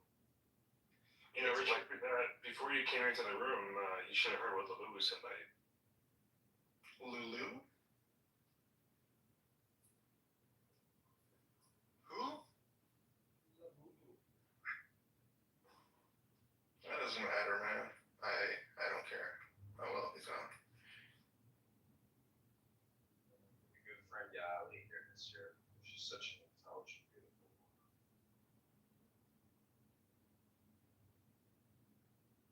woman. Ask you, if you were to get into Congress, what would your 3 priorities be for we the people? Was that question like for the whole room?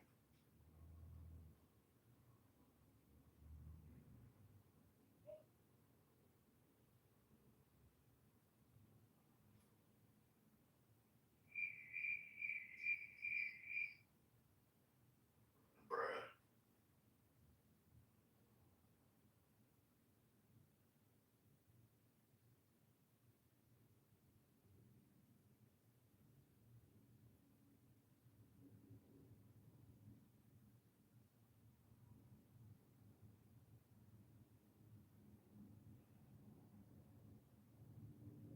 That's what I'm talking about, boy.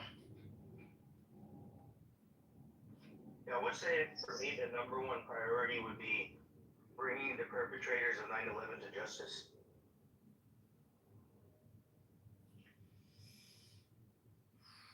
What are your thoughts on that Texas beheading thing? Just like reading it in the news. South Texas does. Well, it's good to know self-defense. That's one thing. It's probably good to carry arms if you're in a high-risk field. And it's probably good not to hire criminals who are mentally unstable. But it's difficult. Can employers know that the one they're hiring has a criminal record? Not if they're an illegal immigrant, like the killer in this case.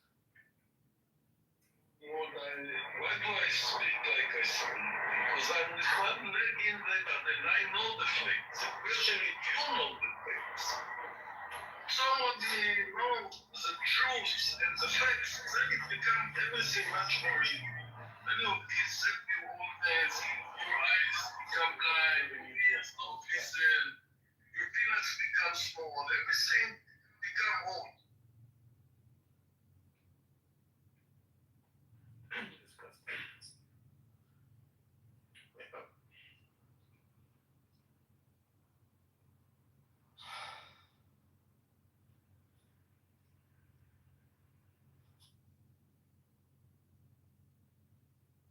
Saying, I haven't been to the Middle East, I've been to Israel and Jordan. I would say that they're nearly identical on both sides of the river. Everybody's extremely self-centered. Everybody lives in their little bubbles. Everybody's got their racism, their bigotry, their hatred. Very rarely will you meet an individual who is not completely and utterly bigoted. Intelligence really is what separates us in terms of these bigotries and these tropes and everything else. But also politics. People are so political in everything, and I'm not a violent person. I don't want to have to do any of the killing. Just like you all, I want to have a good life, and I don't want to live by the sword, nor do I want to die by the sword. I want to live in peace, and unfortunately, for a lot of people, they view their entire life as being a war, and that just seems to be pretty, standard status quo. But I would suggest that is not the way to live your life. The way to live your life is strategically, and if you want to win the war, don't die.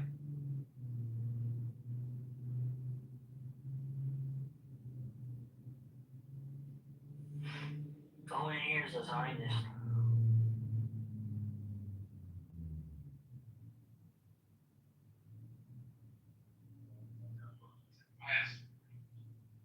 Oh my God. Zionists. It's all for what's wrong with Zionists? Is everything wrong with Zionists? I disagree. David. One day your eyes will open. Who here is a jihadist? I'm not a jihadist. Well, I'd rather take a Zionist than a jihadist any day. I think the entire meaning of jihad kind of shifted.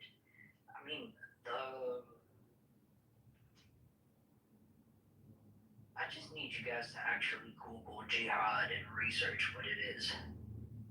It's battle. Inner struggle, specifically. It means people blowing themselves up in public. Not necessarily.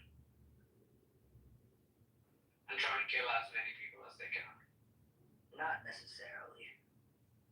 Yeah, not necessarily, but it includes that as well, right?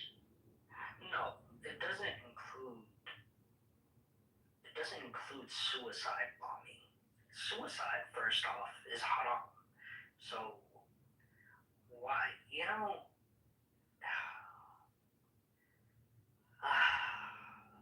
I agree with I disagree with Nachigeta. It's not necessarily like someone blowing themselves up in public.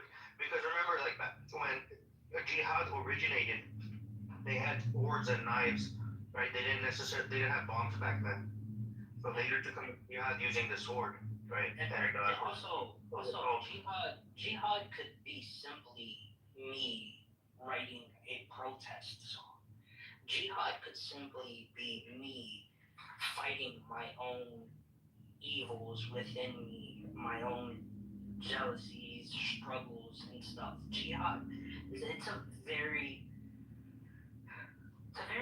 complex thing. Yeah, we get it. The discovery of self. Wow, Basil. Truly revelatory. I mean, if they want to kill people, I mean, that's not good. You can simply say that. There's nothing wrong with that. I mean, aren't Zionists killing people? No.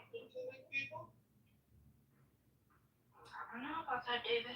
They're killing terrorists. This is what I mean about Zionists. The truth is always negotiable with Zion. Like with Western societies and like Zionists, the truth is literally always negotiable. So you're saying you're pro-Hamas?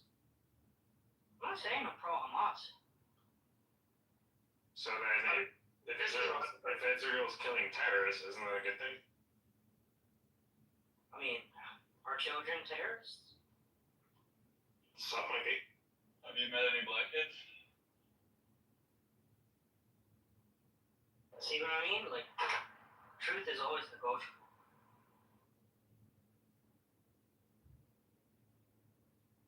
Basil, I hate to tell you this, you'll never find any satisfaction until you become a philosopher. Many Muslim jihadists will never become philosophers. But I would like to break your mind virus and your conditioning and programming with a beautiful song dedicated to betas who end Rabbi's Room. This is by creator and musician, politician, John Kitover. I don't know. I'm a pretty happy person. Turn this shit off, bro. Turn it off. Turn this shit off. Basil, are you a woman or a man? I don't even know you, first off. Who are you? But that's what I'm asking. Are you a woman or a man? I don't want to get to know you. Can you not ask me questions? I generally can't tell.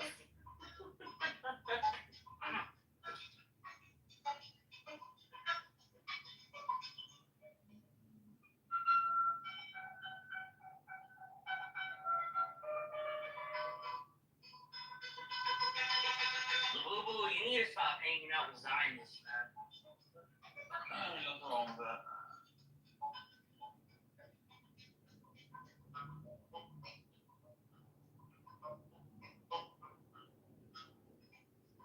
Who is a Zionist? God, I'm learning things every day. Oh my goodness. I'm so salty over it right now. It's incredible. I mean, there's never a good solution to like two extremes. And I'm just saying, I think people want to The one solution, stupid, that's strength. I think honestly people want to What is the prolong. final solution? People just want to prolong human suffering. Yeah, I mean, you're prolonging it right now for me. Basil, you have to decide which side you're on. Man cannot exist with both positions. Either you are for or against terrorism, and you are either for or against the law. John, this is a generation that hates their parents and refuses to have children because they hate children. They don't give a shit about anything. Honestly, it's a waste of cause. They should have all been aborted. I don't know why you're creating assumptions because I love my family and I would like to have children one day.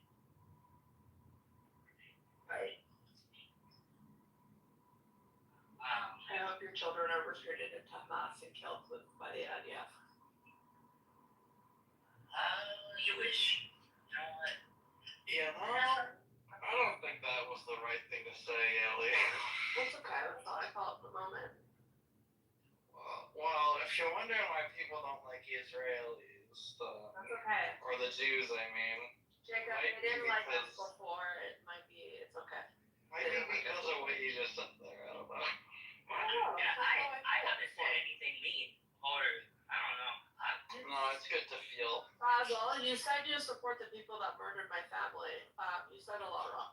I never said. When did I say that? I never said that. Why are you lying? Seems you're Hamas? obviously a miserable person. You're Do you support Hamas? Do you support Hamas? No, I You don't. said you support Hamas.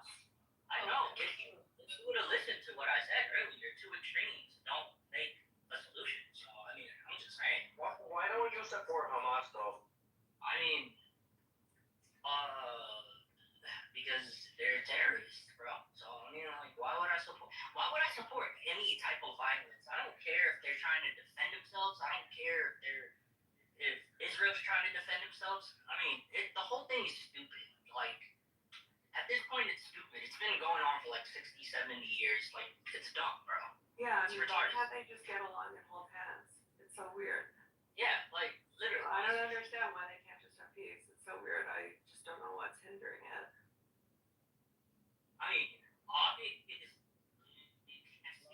What she's trying to say is that perhaps the Jews are more intellectual and developed than you give them credit for, and the Muslim terrorists are actually reprobate medieval anarchists devoted to polygamy, child rape, and political I mean, there's cases of women and No, there's actually not any cases of IVF kidnapping.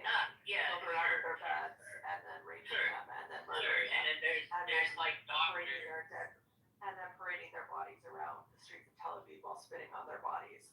No, there's actually no cases of this. So shocking. I know it is shocking, but there are no cases of this. No, for sure. Like I said, Yeah, the for truth is sure. negotiable. For sure.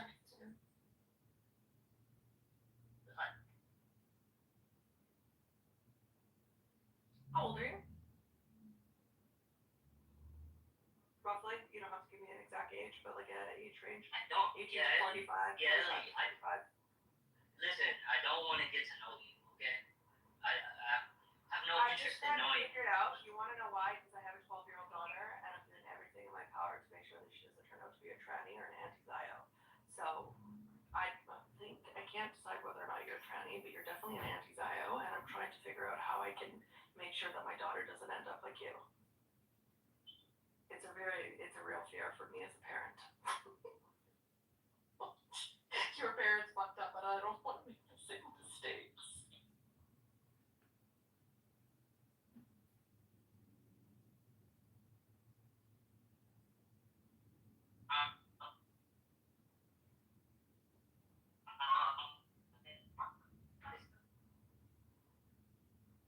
You're in the Matrix. Rico.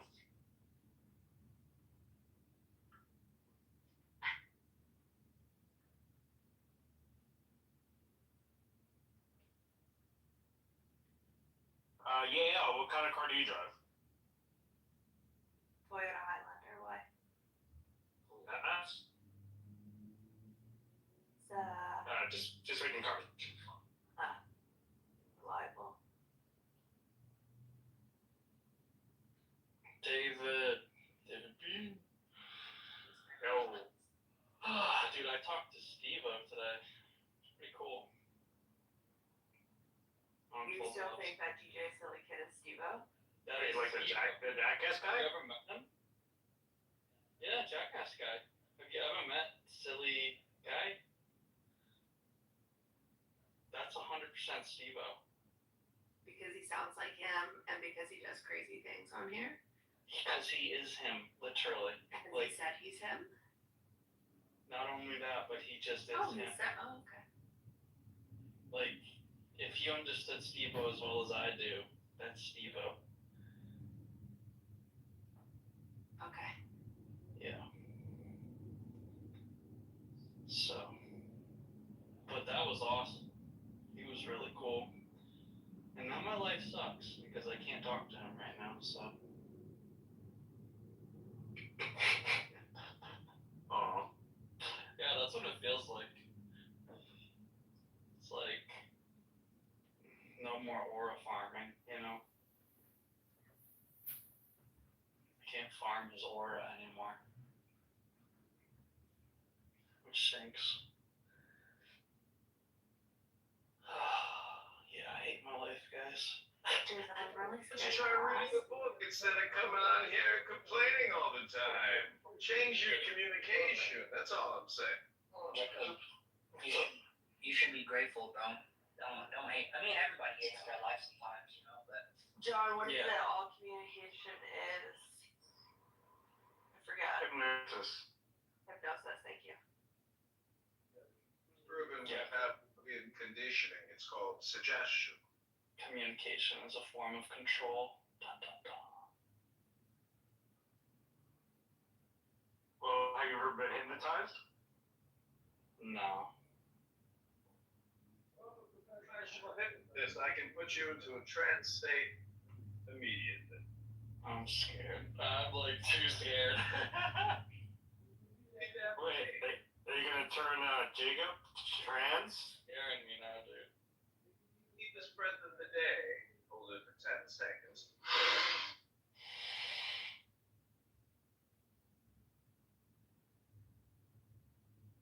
I would say I am reaching critical mass. I am reaching critical mass. And like space, And like space, free. I'm free. I'm a flower. I'm flower. Fresh. I'm fresh. I am a mountain. I am a mountain. I am strong. I am strong. I am solid. I am solid. I am balanced. I am balanced. I am at peace. I am at peace.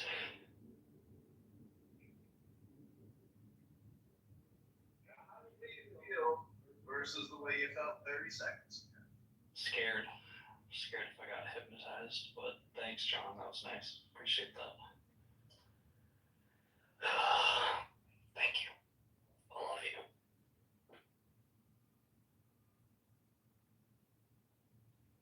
What am I doing? What am I doing on here?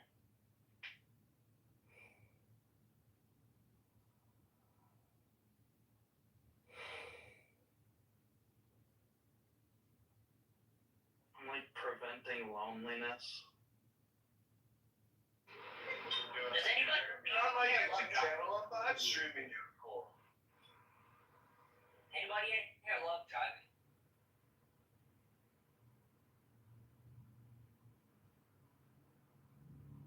I don't know if you guys can hear me or not. Where are you driving to? I'm going to pick up some food for my family. That's nice. Oh my That's gosh, very good. a buttercup. Yeah. It's a Mediterranean restaurant. Are you Lebanese?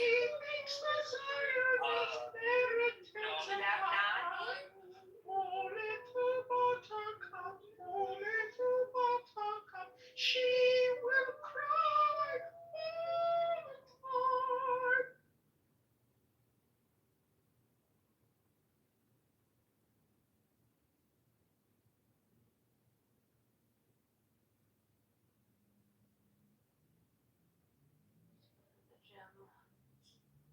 You go to the gym, Yelly? It's a good example of healthy projection.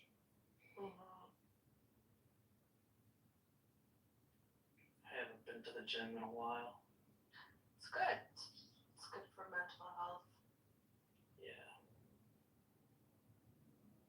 You mean going or not going? Going. Okay. It's felt good for me not going. Actually, do a hike today. So I don't know if I want to be inside, but something. Been outside. Jacob, you really scared me today. I woke up in the room and you were the only one there and you were breathing very heavily.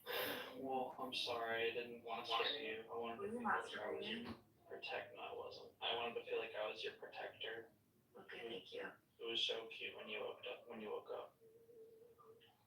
Okay.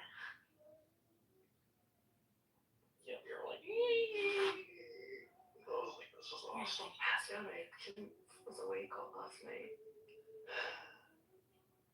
Well, hopefully you felt comfortable in your sleep today. I did, thanks. Where are you from, Yoli? Canada.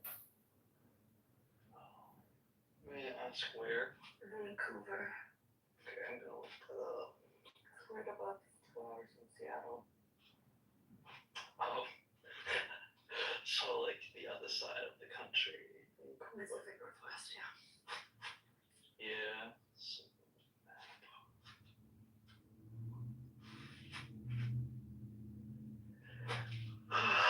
Okay. Yeah, like literally the exact opposite end of the country as me. How funny is that? Because I'm in Massachusetts. We're on the opposite ends of the continent, which is pretty funny. Not really funny at all. There's no humor in that statement whatsoever. Perhaps there is something wrong with you. Did you grow up in Vancouver your whole life? Vancouver. Excuse me. Did you say yeah? Is she gone? Vancouver.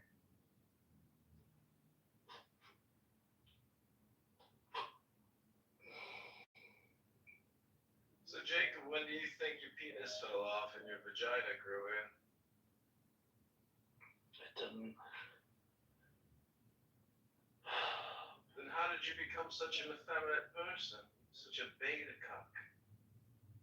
I don't think I am, man.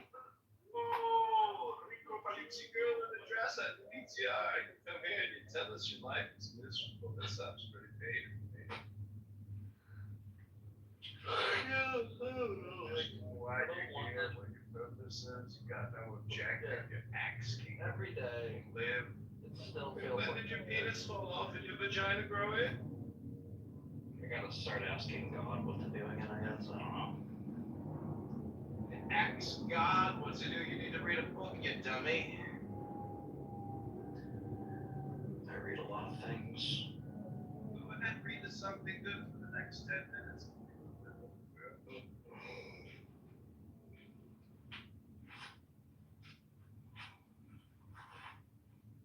My heart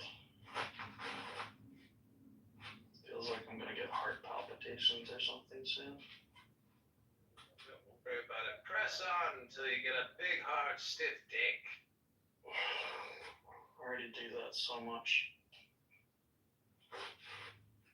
Welcome back to the book club, everybody, where nobody reads books anymore. But we only have one rule in our book club.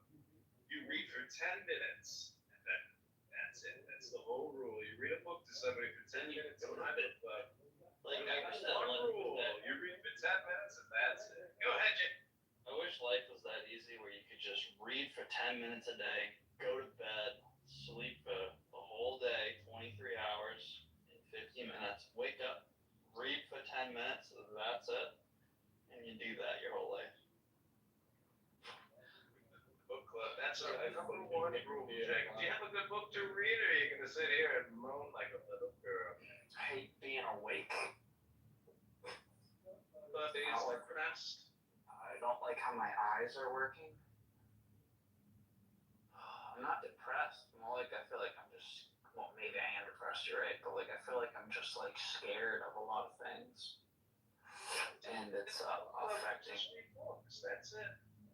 10 minutes. Do you have a good book to read? No, I haven't got a good book. I do, but I don't want to reach it. Okay, that's the reason why you're depressed. You're not reading anything. You're just coming out there and talking, wasting time and energy. No focused attention, no goal, no objective. Not reading from a script, not doing any new reconditioning of programming. Dude, Just a woman with a vagina, with moisture in between her legs. That's okay, Jacob. One day you'll become a man and join my book club. I've been learning so much. I'm done. I don't want to learn anymore. I'm done. I'm done. I don't want to work anymore. Literally. Am I just going through the stages of grief right now with Charlie Kirk? I'm on depression. That's probably what I'm doing. Literally, we lost our fucking shield.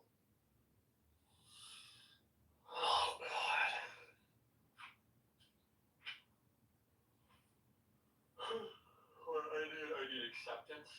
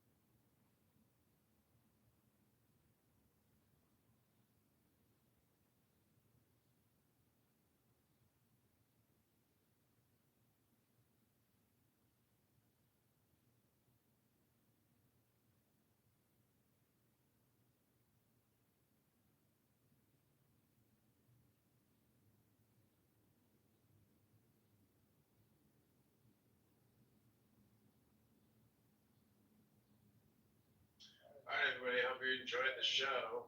This YouTube Live is coming to an end. We're going to jump back into Patty's Politically Correct, where we have created a new room called African American versus Charlie Kirk. Hashtag Democrat. Hashtag liberal. Hashtag LGBTQ. Live here on Clubhouse. Hope you're enjoying the show. Lou, you should have joined the campaign. We could have used you. Instead, you chose the coward's way out. But I'm sure that's normal for you. You're used to being a coward, running from your fears. Could have been big in the political racket. Lou, you could have made it big off my campaign. Could have gone somewhere, done something with your life as an AI campaign strategist. Instead, all you do is listen to T-Rob say the N-word. What a life. God, how did your father raise you, Lou? What happened to you?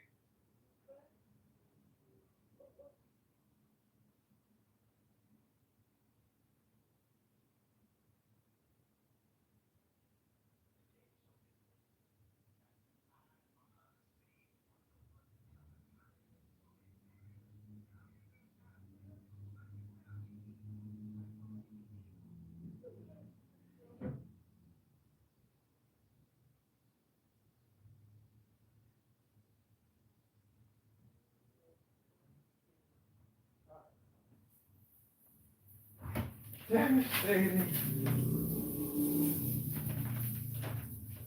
Woo!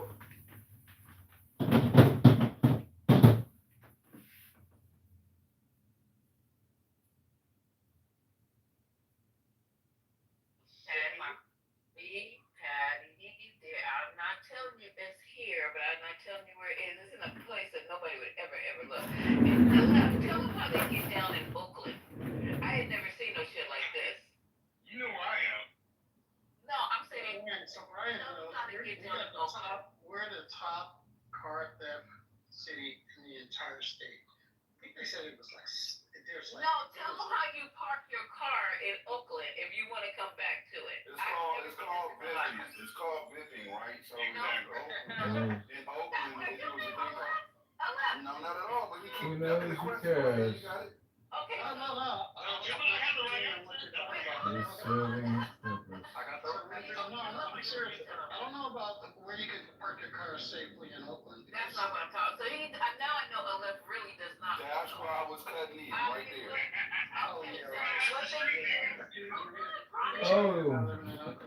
No, you can't, because when I Who first knows? got here, Who cares? I was He's serving wondering his why purpose. is everybody's What are you gonna do? windows down? Because they don't want They their can't cars run towed. away. I was about to say that. Yeah. Everybody.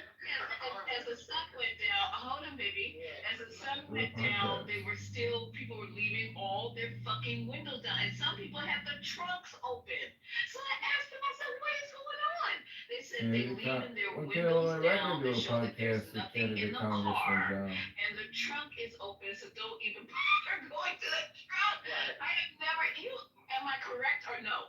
You're correct, and also cars get stolen and open, so. This is some crazy ass. I've been in Atlanta for forever, so. I think they'll open, Really? I think Oakland will go for it, though. Yeah, if you live in Atlanta, everybody knows you either roll you roll it. Well, we don't roll our windows all the way down. What you do is you crack them so they can see. You can put your hand in there. It's nothing in there, and they'll just leave your car alone. Everybody like, that's especially when I stayed in Midtown. Yeah, I never lock my door. I make sure, and if I do lock my door, I go and make sure I unlock it and crack my windows halfway. Well, I was trying to tell Lisa earlier, is it's called bipping. They got a name for it. It's called bipping, right? Right. Bipping is when they pull up on a parking lot and they're going to hit almost every car that look like it's worth of shit in that parking lot. And they do it quick as fuck. They break the windows, they rummage through the car. There's another car there. It's always with another car. They don't do it on bikes, don't do it on nothing else. They have car pull up. Pull up And then to the one person side. hops out, and then they break out the window real quick. They run through the car and grab everything they can grab. And they'll do a whole parking lot. Like, and people will be outside watching, and they don't care because they strapped. So they like Here's basically something else. right. But they go like, we don't want to do shit no matter what. And that's not just Oakland. Yeah, they got the thing to break the window real quick. But this is the thing.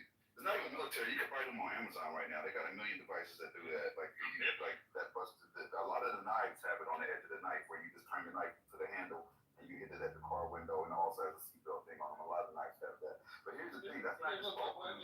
That's the Bay Area. That's Oakland. That's San Francisco. That's Vallejo. That's San Jose. That's the whole Bay Area. That's not an Oakland thing. That is a There's Bay a Area. little budget way, though, that people do in Oakland, right? They go to the parking lot with their Bluetooth, right? And then they see if you got like a Apple computer or a computer in your car while they're walking around. Oh yeah, I heard about that too. Yeah. Yeah, you leave your Bluetooth on, there's a scanner to show it's in the vehicle. Anybody leaving their money in their car, Lisa, it's crazy as hell. Like, you are asking for it. I'm telling you guys, you'll never find it. I'm That's telling what they you. all say. No, Lisa, babe, I thought I that too. swear. And I woke up one morning, I was living in Dallas, and it was like, senior, 250, Kroger, 590. I'm like, what the hell? And you, I don't know if y'all got like debit or credit cards where it show you like in real time when you, so I'm getting these notifications. I'm like, what the fuck is going on? It took me a second. I went downstairs, these motherfuckers went in my car, found my little hiding space, I got my little, extra debit card, my little cash stash. You better stop that shit. They're gonna find it. Let me tell you guys a funny story. There's a guy in San Leandro, which is basically Oakland, but San Leandro, like the east side of San Leandro, guy's car got broken into. So he recorded it on Instagram and said, y'all are stupid, you didn't look under the seat. Look at the money that was under the seat that you didn't get. And he put it on Instagram. Then that same night, it could have been the same person, but somebody came back to get it and he shot them while in his car. So he set them up to think there was gonna be more money in the car. They were stupid to follow up on that. Yeah, that was in San Leandro. Well, let's see how this goes. It's not a lot of money at the moment, but it's gonna be hard to find. It took me a year, and it's I'm telling you guys, there are places in your car that people